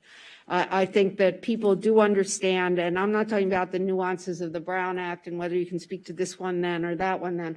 I'm talking about whether you can speak to somebody who's not on the city council, not in the meetings, right? Somebody outside our group about what we're doing in a confidential meeting. I fail to see how that could possibly, once you sign an agreement saying that it is confidential and you won't speak to anybody outside the group, that's hard to understand. I mean, we all read English here, and I just don't think it's so hard to understand. And it's not because I'm a lawyer. Yes, go ahead. Oh, I'm sorry, Councilmember Davis. So I won't be supporting the substitute motion for 3 reasons. And the first one is, and I agree with Mayor Himmelrich, that this wasn't about a lack of Brown Act training, because we, our staff, Ms. Gentles, our chief people officer, our legal counsel, repeatedly reminded us that what proceeded in those meetings was to be completely confidential. We all signed confidentiality agreements that had nothing to do with the Brown Act. And so it's clear to me that this was not, as Mayor Himmelrich says, a failure of training. This was somebody, for whatever reason, decided that they were going to share what happened in closed session with people outside of the closed session. 2, I believe the reason it's happened multiple times is because there have not been any consequences. The only way that there are going to be consequences is if we do a full-blown investigation. More training is not going to create consequences for anyone. They will continue to violate the Brown Act, and they'll say, oh, we need more training. We need to create consequences for people knowingly violating the sanctity of closed session. But in order to do that, we need to know who's done it, how it happened, what happened. And so that requires an investigation. That's the only fair way to do it. Otherwise, we're going to be up here accusing each other of doing all sorts of things. We should have an impartial investigator who has subpoena power, investigate this just as we did with the Elizabeth Real case, just as we have done with other things. The third reason I'm going to oppose this, so I think this is about creating consequences for violations of the Brown Act, because until there are consequences, closed session is going to continue to leak like a sieve.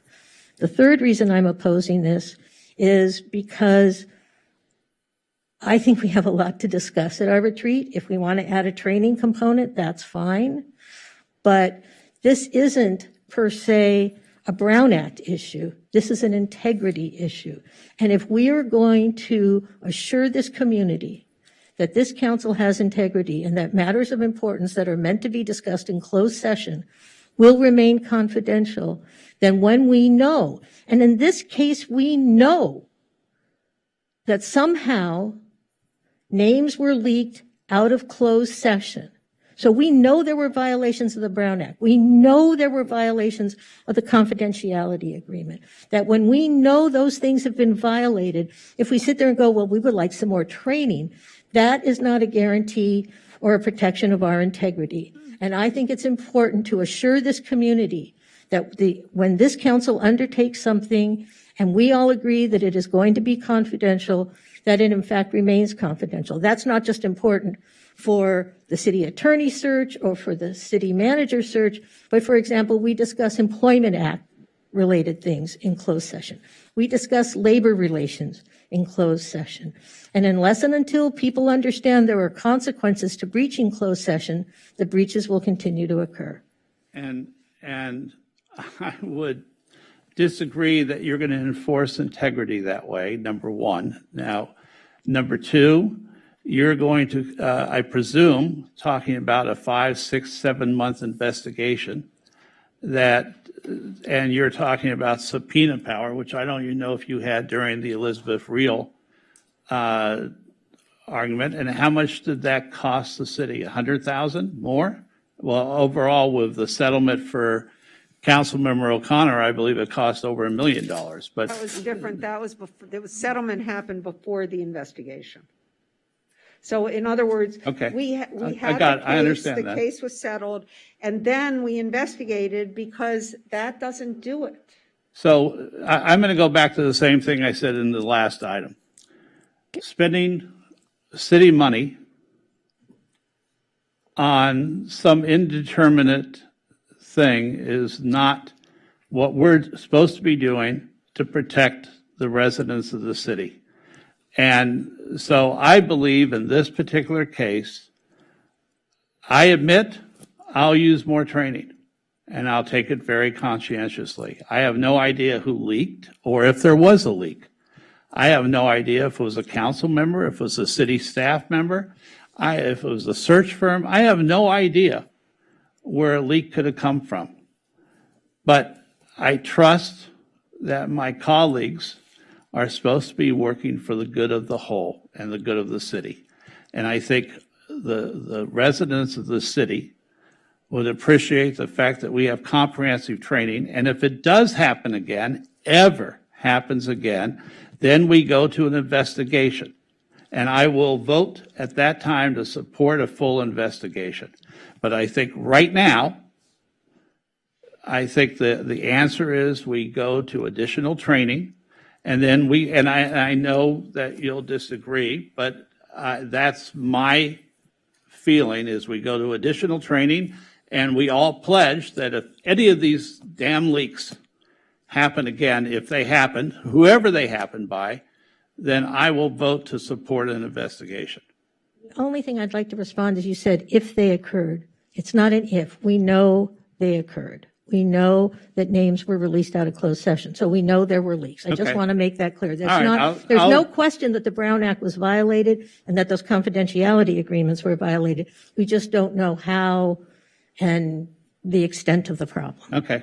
Councilmember I'll accept that, McGratty, council sorry. member. Okay, these are directed for The city attorney. the city attorney. Being the newest council member on here, I don't know, I can't discuss anything else, obviously, from closed session, but I looked into it. My question is, please correct me if I'm wrong, how I understand it is a violation of the Brown Act, that language is in the charter, correct? In our city charter?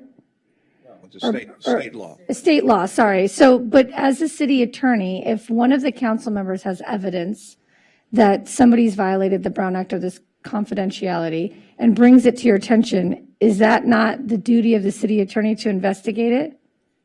Like, I'm all for transparency. I guess what I'm saying is the fact that it's coming up and we're doing it this way, I don't understand. If this has been going on even before I got here, like, if you knew that, then why wasn't it already investigated the first round? And why wasn't it already investigated whenever Why this wouldn't it came come up? internally? Because, well, so let me, I did a little research and take it for what it's worth. But wait, hold on, because I'm posing that question. Is that how that works? If I come Well, to you and it depends on the level of information that the city attorney has. I mean, there are certainly options. If whoever the city attorney is, if they have a significant amount of information, one of the options of a city attorney or of a council member is to bring it to the district attorney's. In this particular instance, I believe the level, as others have said, there is information out there that indicates that the confidentiality of the closed session has been breached. How it has been breached, we don't exactly know. Who did it, we don't exactly know. So the next level, I don't think I have at this point in time enough information to, for instance, bring it to the district attorney's office because I don't have enough information. So an investigation is an appropriate step. If you're suggesting, do I have the independent authority to investigate the city council just by myself? We would probably have to think about whether I have that. I'm not so sure I have the independent authority to investigate the city council. I think you have privilege. Well, it's, okay, look, if I was looking it up and it says there's a whole list of things under city attorney. And one of them is to prosecute on behalf of the people of all criminal cases for violation of this charter and the city ordinances and all misdemeanor offenses arising upon violation of the laws of the state. So Isn't that what we just said, that this is a violation? there's a complication in here because we have a privileged relationship with the city attorney. So there's a tension between their ability to prosecute people outside of us because we have a relationship with him that can create a privilege. Attorney-client. Well, he's one of our Right. direct reports. And that's why, And he, So he can't, so I just want, I'm genuinely trying to we're his understand the boss. process. What she's saying is we're his boss. So basically the rule, that's what I was saying about running it up the flag. So both the two people who conceivably could do something about it, the city attorney and the city manager, we're their boss. Right? So in addition, the city attorney has attorney-client privilege, but basically there's no whistleblower around. It's difficult because we're elected officials, so it makes it more difficult. So it's quite complicated. And when I say the buck stops here, the buck stops here. But you're saying it's complicated, which to that point is no one's answering this very clearly. I'm What saying is, to hold you on. that they have a conflict. But then what you're saying is if I know, so say I know, because I have to say I've had phone calls from community members and already knowing information. So I don't discount that that's not the issue. What I'm trying to figure out is the process that we have. I don't care. I'm all for transparency. Please, you should investigate all of us if that's what's supposed to happen. I'm asking the process because unlike you guys, I haven't had as much experience or whatever the first round happened and whatever reprimand or discussion happened after. I'm asking if it's this unclear, that's not good. If I could just, there have been in the past allegations of council people, for instance, one that comes to my mind, using city equipment for personal or political purposes. And what was done in that case, the city, and so there was a specific person and there was specific information that was had, and because of the reasons that Mayor Himmelreich said, the city attorney contacted the public integrity section of the district attorney's office because we had concrete information and because of the conflict of being able, as you were quoted from the city chart, because of the conflict of prosecuting or possibly prosecuting your boss, the inherent conflict in that, the process is to transfer it to an independent prosecutorial agency to look into it. But that's because we had enough information. What this is how do you get that information so that you can, if in fact something shows up, you can then pass it on to the appropriate agency. So this is the process we go through. If we think something happened, but we don't have any proof, we bring it as a 13 item and then we get an investigator to investigate to see if the proof is there so it can be prosecuted. Is that, I'm just trying to understand the process. Can I clarify it? Yes. Because I need to go back to this. It's not a suspicion that had something happen. We know so then there was a evidence. Brown Act violation. What we don't know are the details. Who, for example, what Mr. Lawrence is saying is they knew who committed the act. They knew what the act was. It was very specific. They could do. In this case, unless everyone would like to confess right now as to what they did, we don't know who violated the Brown Act. We know it was violated.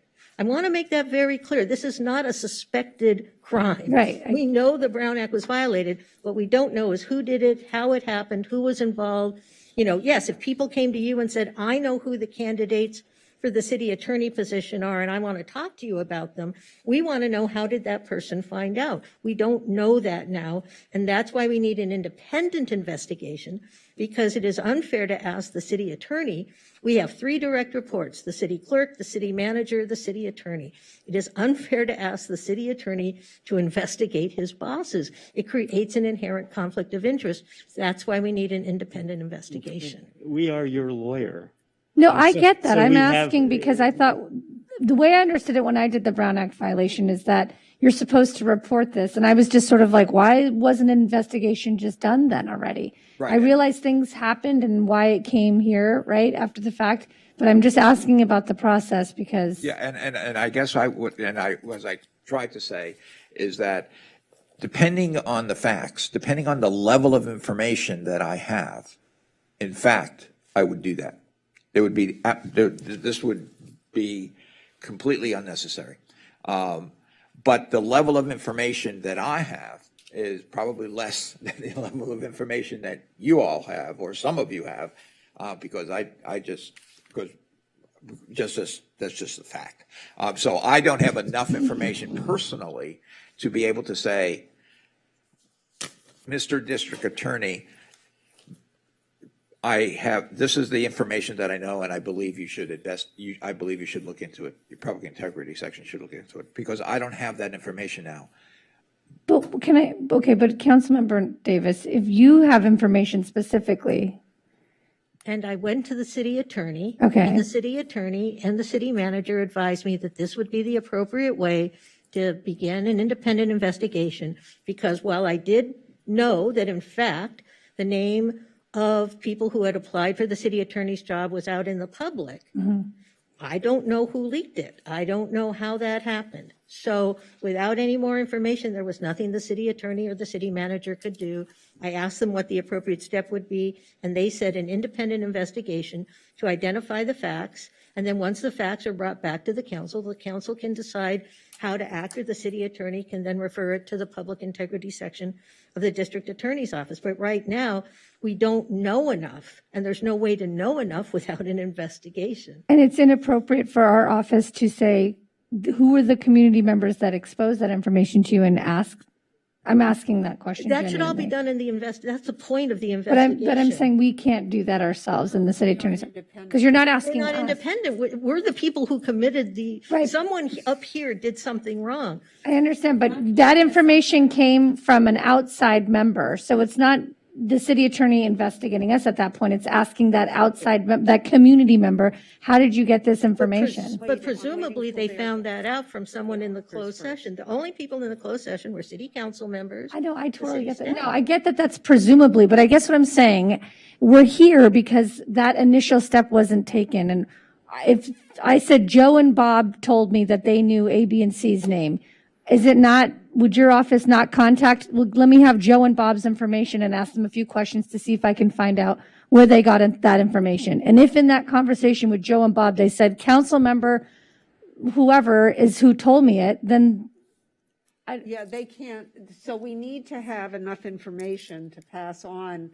And going back to the real case, I mean, I know you guys want to say something, but let me just, so when we had the situation with the firing of Elizabeth Reel, we didn't have all the facts, right? I mean, there had been motions, right? It had been in court, there had been, depositions, but we needed an investigation to figure out not really what happened, because what happened was less important than what we could do to prevent it from happening in the future. So when you have an investigation like this, one of the things you want, and sometimes you want them to tell you what steps you can take. So for instance, we revised our Oaks initiative, right, and changed some rules in order to prevent that from happening again. Right. I mean, you just sometimes have to, pull off that Band-Aid and figure out what went wrong and figure out how to keep it from happening again. And the only way to do that is to know the facts of what went wrong. And we just don't know. We know it went wrong, but we don't know how it went wrong. Yes, Councilmember De La Torre. So, I think what's wrong is not so much investigating what the problem is, because the problem is distrust within this governing board, and Your distrust of us? I think. So are you going to admit that you leaked? Well, no, what I'm saying is that there's distrust, right? Because there's a power struggle going on, and let's just be real about it, right? And it feels like, it just feels like one side doesn't get what they want, so then they're gonna, use this process to create reprisals or whatever. And that's how it feels like. And so what I'm thinking is that in the end, will this so-called independent investigation, because I think that if you have a district attorney, like, right, there was a public integrity unit or whatever, that's another option, right? It doesn't have to be an investigation that's independent, but I don't know how an investigation is independent when we're paying the investigator. Like, here you have a city council voting on funds to hire somebody, and then somehow that's supposed to be independent. I think if you have a body that's outside of the city council, then that you can has more credibility for being independent. But anyway, regardless of all of that, what Phil mentioned, what he's talking about, is to not ignore this issue, but to deal with it in a way that's going to bring us more together, bring us more whole. I think this other process further drives the wedge that we already are experiencing, because of the power dynamics of an election that this city hasn't experienced in a long time. And let's just talk about that elephant in the room. Okay, look, I'm willing to talk about that, Oscar, but you have to understand that for those of us who are trying to do it right, when things leak, then that's a subversion of the process more than figuring out how it got subverted later. Yeah, but here's the thing. The reality is, and I'll just be straight up, there would be none of this going on if one side got what they wanted. That's just really what I'm being real about right now. And it's politics. And so what we need to. I don't agree. I know you don't. I know you don't agree, and there's reason why you don't agree. But what I'm saying is. The reason I don't agree. Well, we don't want to get into the details of it. And I think we're off the topic. So look, all I'm saying is this: is that these are matters that we need to discuss in a retreat. You're the leader, right? You're our mayor, and you should be a unifier and bring us together, and find a way that we can come together as a governance team, not just the city council members, but staff as well, and we have an opportunity to do that. I think what Phil is presenting is a pathway to get us there, and I want to support that, and I want to vote and get out of here because it's already 2 a.m. I have a family to take care Take a of. roll call vote. Does anyone want to talk more? So we have this. So we have the substitute motion that was proposed by. Let's just go. Let's vote. So can we go ahead? First, we're voting on the substitute. So first, we're voting on the substitute motion. Okay, and so this was by Councilmember Brock. Okay. Mayor Himmelrich? No. Why'd you go? You went first with me, huh? No. No, go ahead. Sorry. Councilmember De La Torre? Yes. Councilmember Brock? Yes. Mayor Pro Tem McCowan? No. Councilmember Negrete? Hold on. Sorry. I'm sorry. It's a substitute motion, so that means that instead of having the other motion to do the investigation, all you're voting on is this. And it won't go, you will never have a chance to look at the investigation. It will be additional confidentiality and Brown Act Training at it's training at the retreat. And maybe someone comes correct and says what happened But at the if you retreat. vote yes on this and we don't go to the next motion, so there won't be an investigation. And we still can't do I'm sorry that we're having a discussion now that I just created that, but this just sort of. No, it's just they can't, this is the only way because the buck stops with us. We are the top. We have to make a decision. I don't have it. This is We're I have no problem opening with discussion transparency. again, then I'll discuss too, but. I know it's late and this is part of the issue. My question is, it still remains sort of, there was still discussion happening about. Well, we could do this, look, if I can add ability something. to still have. Council member, there's nothing to stop us from having additional Brown Act and confidentiality training. And if either Mayor Himmelrich or Council Member Davis wants to bring it up at the meeting right after March 25th, it's fine for that to happen too. I'd like to see if we feel we get somewhere. I don't want to spend $50,000 or $100,000 on something. So my view is we do the additional training that Special Counsel Seltzer and interim city attorney Lawrence devise, whether they bring in someone from outside or it's done by the staff. If Council Member Davis, Council Member Mayor Pro Tem, right, McCowan or Mayor Himmelrich decide on March 26th or 27th that they don't think it was effective, they can still bring this forward. But at that point, I would like to know what the potential cost would be and how do we narrow the parameters. We believe there are 2 leaks. I believe Oh. there are more than 2 leaks. Oh, I believe there are multiple leaks. I don't know how many, because that's why we want to have the investigation. but okay, well, we can't talk about We the other can't part, talk which we about could it. do in closed session on March 25th. Well, okay, I'm So, going to. anyway, we're in the middle of a vote. We're voting, yeah. We're in the middle of a vote. We're in the middle of a vote, so. You have to vote on the substitute motion. But can I just clarify, if the substitute motion passes and we don't get to vote on the original motion, even though the original motion was an investigation and this is about education, it's not like we can have our cake and eat it too. If this motion passes and there's no investigation. That's correct. Okay. Yeah, That's All what you right. need to I'm sorry, understand. I misspoke then, council member. He's talking about the ability for that to come back. Yeah, somewhere down Yeah, the we road. can still do that. And if you get more information, you can go to the district attorney. Councilmember Davis, What? if we come back after that training and believe it's still necessary, I will support it. Yeah, but it'll be 2 months down the road. I want to do this investigation. It's 4 months, it's 5 months down the road now, 48 hours. huh? I No, what I'm saying is right now, it's 5 months down the road now. No, we'll Yes. put one, but not for the recent one. Well, but, How far do we want to go back? yeah, council member.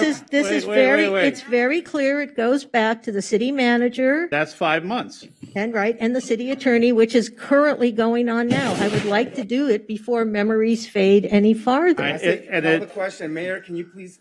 I thought we were in the middle of a vote. We're in the middle of a Yes, vote. okay, So I'm it's up to sorry. Councilmember. We're at, who's voting now? We're at Councilmember Negrete, Well, and we, No.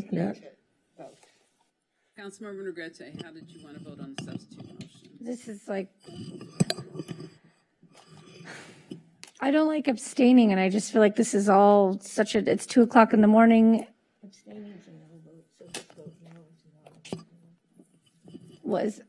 I'm going to abstain on this vote. Next. Okay. Did you abstain? Councilmember Davis. Yeah. Okay. Yes. I mean, no on the substitute motion. Sorry, no on the substitute motion. I apologize. Oh, so nothing goes anywhere, then we go back. 2:19 in the morning. Councilmember Parra. Don't we? Yes. So that motion fails for lack of 4, so we move back to the original The motion. original motion. Okay, so let's vote on the Have a original. roll call motion. vote. So hold on a second, let me get back to that. Well, Sorry, there's no well here. no, then we open discussion. There's a motion You then. already had the discussion, you did your No, substitute motion, and now we're back to the original motion. Okay, so the original motion was by Councilmember Davis, Seconded by the mayor. Seconded by me. Okay, so now we're going to do the roll call vote. So, There's no. well, no, we can have discussion on it. Yeah, Why would you not be able to have discussion? yeah, I have something to say. I'm frustrated too at this Fine, point. go ahead, talk. Let Councilmember Delatorre go and then I'll go. Yeah, I just want, just as an example of where this is going to go, the mayor asked me if I was the one that leaked information. You know what I'm saying?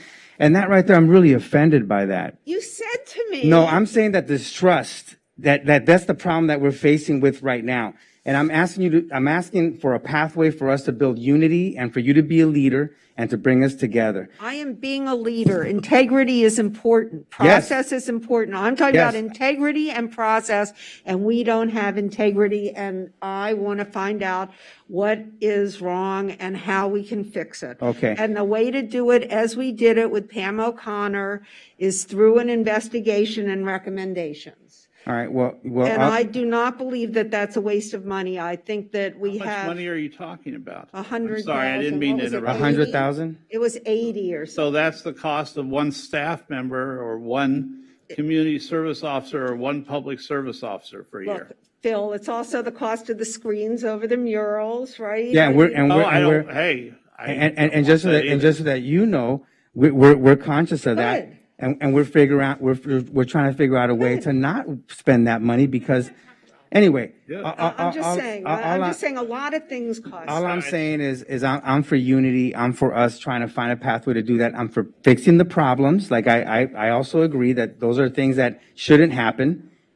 They happened. They happened in the city manager search, and the number one beneficiary is David White right here, who didn't leave Santa Monica. He was happy to take the job in Santa Monica. So the whole concept of people aren't wanting to come to work here because of this and the lack of integrity, all that, I don't really see that that's true. So I just want to say that I think I think what Councilmember Brock called it a politically motivated witch hunt. It feels that way. I wish he did.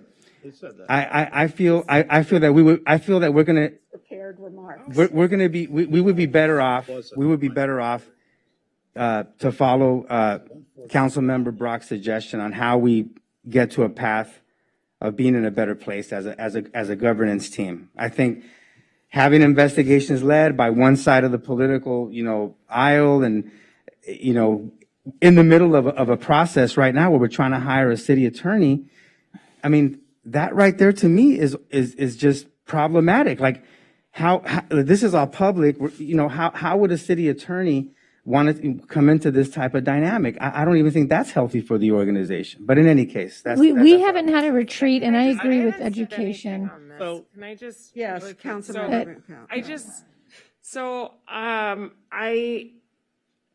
I hate that we're here at 2:20 in the morning, but I will be supporting this for the simple fact that as a member of this council, I think we're in a really awkward position if we don't, I just don't see how I can in good conscience, not support an investigation when we have disclosed to the public that there have been leaks. I don't really know how I can vote no on that without feeling a bit hypocritical and as if I'm protecting something that I don't believe I am protecting. I don't love the idea of spending money on this, but as we saw tonight, we do set aside monies for these types of situations. So that is my justification for why I cannot not vote for this. I just don't see how I can say, given the fact that we've disclosed to the public that there were, and we don't know if it was us, we don't know if it was a staff person, we don't know anything, because it's not as if it was just 7 of us in a closed room. There were other people involved, so we don't know. But as one of the people in that room, I feel now that we know that information left that room, that I'm obligated in my responsibility to our residents to vote yes on this. I just don't really see another path. And I think that we should have more training at our retreat. And I don't want to lose that option, and I'm all for transparency. We can bring that back at our next council I don't need meeting anyone if we to want have told me that. that you can't talk to anyone outside the room. That was the confidentiality agreement. So that was obvious to me. That's not the issue. Just the divisiveness and what's this is protecting the money. And again, I'm not even going there. This isn't about dividing us or not. I'm not looking at it that way. I'm sorry that people are. It's here. It's on our agenda. It is awkward. It is now public that there were Brown Act violations. I don't understand how I can vote no. I feel the same way. I don't see, because I feel if I vote no, that makes it look like, oh, well, why don't you want it? And I genuinely feel like, go ahead. A few things stick in my mind. And Interim City Attorney Lawrence, you'll stop me when I go over the line. Is it a Brown Act? But I have no idea. But this smacks of a political vendetta. It doesn't smack of a legitimate investigation, and that's why I'm trying to work a compromise, because quite frankly, a vote was taken and immediately afterward, the threat from that particular council person was, I'm going to file a 13 motion. I'm going to get you guys. So this, That- let me, excuse me, I didn't say you. I didn't. I think you need to probably not go any farther. That's what I'm asking you. I'm asking, I preface my comments. But, no, hold on. I have other comments that don't cross the line then. But I am extremely frustrated to the point that last week, one night, I felt like resigning. And all of us did, I think. Yeah. There has been internal turmoil in this council. And Councilmember Davis, I understand your intentions, but I feel that what you're going to do is make the turmoil worse and terminal. That's number one. Number two, I can't support, and I would like to know who leaked too, but I can't support $100,000 or $150,000 on something that we should work on additional training and see if that works. We will probably, I guess we'll have a city clerk, right? Selection at maybe next year. Sorry about that. It's told us. When are you retiring? We can all join you. Sorry, Denise, I didn't mean to. So look, I want to be fair, but I also, the money, the residents are going to look at this and go, what the hell? There goes the city council wasting money again. I disagree. And well, that's fine. But, I look at that and I think, Councilmember Davis, if you want to rephrase your motion, which I know you don't, but it would be rephrased to ask the city attorney to come back to us with a cost estimate and a potential scope that the city attorney's office feels is appropriate to look at. And that's what my suggestion, because this is not a crisis tonight unless we're trying to influence the vote. So that's my view.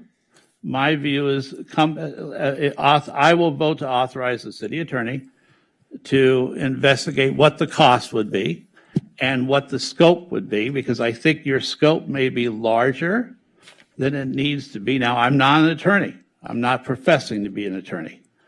But I think it's larger than it needs to be. It sounds like you're trying to pinpoint, and I know you just said you're trying to pinpoint more. But I think what you're really trying to do, and what I would like to know too, is there are two potential leaks. It sounds like one, wait 1 minute. It sounds like one in each search that may have gone awry. Now, if we're going to pinpoint it, it would also, reduce the cost, and it would come back with something that Mr. Lawrence and Mr. Seltzer could come back to us in closed session or open session with a recommendation. I'm not anti-getting to the bottom of it. Yes, I also want additional training on March 25th. I think that's really necessary. So can I respond? Because I was Of course you accused can. of something pretty horrible up here just now. This is not political retribution. What this is I will be honest with you, absent anything, I was prepared to go to the district attorney without going through this process and swear out a complaint. That's how frustrated I was. And by the way, I can't prove it because, again, I only hear things from other people. It's not one or two. I've heard of multiple instances where I have heard at least two different candidates just for the city attorney's job where they were discussed by people. And I will tell you that the people who told it to me did not say it came from staff, but say it came from city council members. I don't know if that's true or not. This is why we do the investigation. I don't want to sit up here and accuse people, but what I want to do is find out what the heck's going on. And I too was frustrated by what was happening. This has nothing to do with anything else. This has nothing to do with winning or losing or politics or retribution or whatever it all is that you seem to think this is tied to. This is tied to the fact that the most important part of government at any level is integrity. And anyone who sees what's happening at the federal level, where you have a bunch of legislators who are refusing to investigate what happened on January 6, 2020, because, and it is completely ruining the trust in government, because they're not willing to investigate themselves and find out what happened. I don't want to be that government. I want to be the government that says we know something happened that wasn't supposed to happen. There is at least some reason to believe, again, I can't go into a court of law and raise my hand and say, I observed this, but what I have heard, reason to believe that people sitting on this dais violated the Brown Act and violated a confidentiality agreement. And I think we owe it to the residents. I mean, the residents certainly didn't object when we spent money investigating Elizabeth Real, and I don't think they would object to us investigating whether, in fact, this council has been guilty of something that could ultimately be construed as a crime. And frankly, I think we should all welcome the investigation, because that is what people do when they want to protect the integrity of an institution. I feel like we're plowing the same ground over and over again, but I want it to be clear. This was not intended to have anything to do with retribution or sour grapes or whatever it is you're accusing me of. What this has to do with the fact that I have reason to believe that the Brown Act was violated, that once I found that out, I went to the city attorney, I went to the city manager, I said, but I can't prove this, that, or the other, and what's the next step? And the next step is an independent investigation, and yes, it is independent, yes, we're paying for it, but the person or entity, whoever we have, would act independently. That's what we did with Elizabeth Real. That's what's been done by the council in other instances where they needed to get to the bottom of things. We can't refer it to the district attorney because we don't know what to say. We don't know what to say. Person X did this and you need to go investigate it. That's why we have to have the investigation. So can I ask? Attorney, excuse me. Yeah, I was just going to say that as I interpret the request, it says, well, not even as I interpret it, as I read it, it says to direct the city attorney and the city manager to come back with a proposal. And so the proposal presumably, or I believe it would have a scope of work, it would have a contemplated budget, so that, and it probably would have who we recommend and parameters, conducting budget. So you will have a package that you would have a sense of what we're going to do. And then I would just make this observation, because I think we all know it. I think we all know it from the stuff, the things we hear about in life generally. Independent investigations are a unfortunately common part of modern corporate governance. It's what happens, how you ferret out improper sexual violence or improper relationships or financial whatever. It is a common practice to have independent investigations. And failure to do it can cost you a lot more money than the investigation itself, because this conduct could be actionable under certain circumstances, and you saw how much it was the last time. Yes. Okay. All right, so I guess I have 3 comments, and then we can vote and not breach the time limit from our last meeting, which was 3 o'clock. Oh, I guess we can then.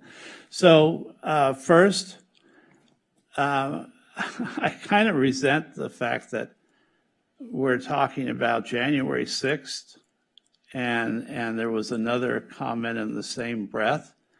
This is not rebellion against the United States, number one, or rebellion against Santa Monica, number 2. Number 3, if we're going to come back, this comes back to us again then. So this gets prolonged and prolonged and prolonged. Oh, I don't think, it's not, the last time we did it, did an RFP, or we all came up with names of potential investigators, and then we agreed. I think And that so was we what can happened. also limit at that, we can also have a discussion about pinpointing this investigation so it does not become something that's going to consume the city for the next 6 or 8 months. It's not going to be It that appears that long, this but would come up right around election time. But, you know, I think you can And you don't worry. have to worry about that, Phil. So let's take a vote, please. You made your point. This is on the original motion. This is on the original motion, yeah. Councilmember Parr. No. Councilmember Davis. Yes. Councilmember Negrete. Yes. Mayor Pro Tem McCowen. Yes. Councilmember Brock. No. Councilmember De La Torre. No. And Mayor Himmelrich. Yes, so that passes 4-3. And now we're on to public comment. Public comment is permitted only on items not on the agenda that are within the subject matter jurisdiction of the city. State law prohibits the city council from taking any action on items not listed on the agenda, including issues raised under this agenda item. And I believe we have two callers. Thank you. Go ahead, Esther. Thanks, Esther. Welcome, Denise Barton. You're in the meeting and your time starts now. Good evening. Here I'd like to bring up a couple of things about the building of the 10 freeway in relation to your right to return program that you seem to be leaving out or downplaying in your guilt tripping of the community to go along with it or resist as little as possible. Let's start with the city of Santa Monica. Had nothing to do with the state wanting the 10 freeway where it is now. And besides that, the state paid for owners for their property, just like what the council did at the village trailer parking for the expo line here. In addition, some of the people relocated within Santa Monica. In one story, I've seen one individual relative own property in the area, and with the money that they received, bought another parcel within the city. But here's the real question. Why should the Santa Monica taxpayers be financially responsible for the state's action and all of these people from out of town? And what about those people on the city's 5,000 person affordable housing wait list who are going to have to wait even longer for housing because of your action? In addition, you know it doesn't look good when the people on the waiting list who followed the rules are now having the rug pulled out from under them by the city council. And might that leave you subject to litigation? In ending, I hear you already want to expand the program from 100 to 600 and then to 2,500 before the pilot has barely gotten off the ground. And how much is this going to cost the residents due to I've heard it mentioned here and in more detail in other public meetings? Free rent, reparations, and other financial benefits for this group of individuals. So where's the ongoing source of funding going to come from for these things? Thank you. Thank you, Ms. Barton.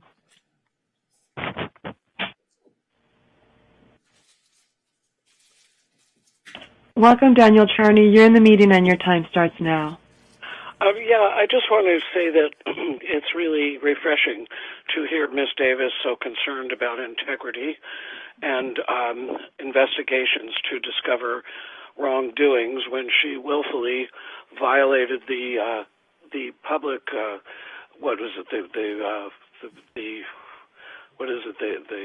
the Miller-Moore Voting Political Reform Act for 8 years. You have never even had a hearing about this. She's never been investigated for it. Well, and also Ms. McCowan walked all over the Brown Act, and her response was, I'm human, I made a mistake, and everybody said, oh, no problem, have some cake. I want to thank Phil Brock for standing up to this. I want to thank Oscar. I want to thank Christine. And I want to say that this is 100% political. It is completely ridiculous. It is a total waste of money. And if you wish to restore integrity to this city, you should resign, Ms. Davis, for your 8 years of absurdity. And you too, Ms. McCowan. Neither of you belong there anymore. You don't represent us. And we're really fed up. And that's what I have to say. Get some integrity. You want to go back 5 months? Go all the way back. Start it all over again. Thank you.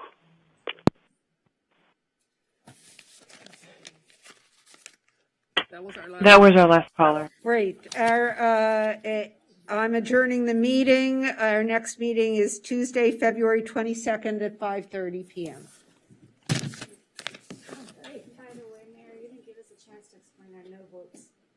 Oh, you want to? No. It's all good.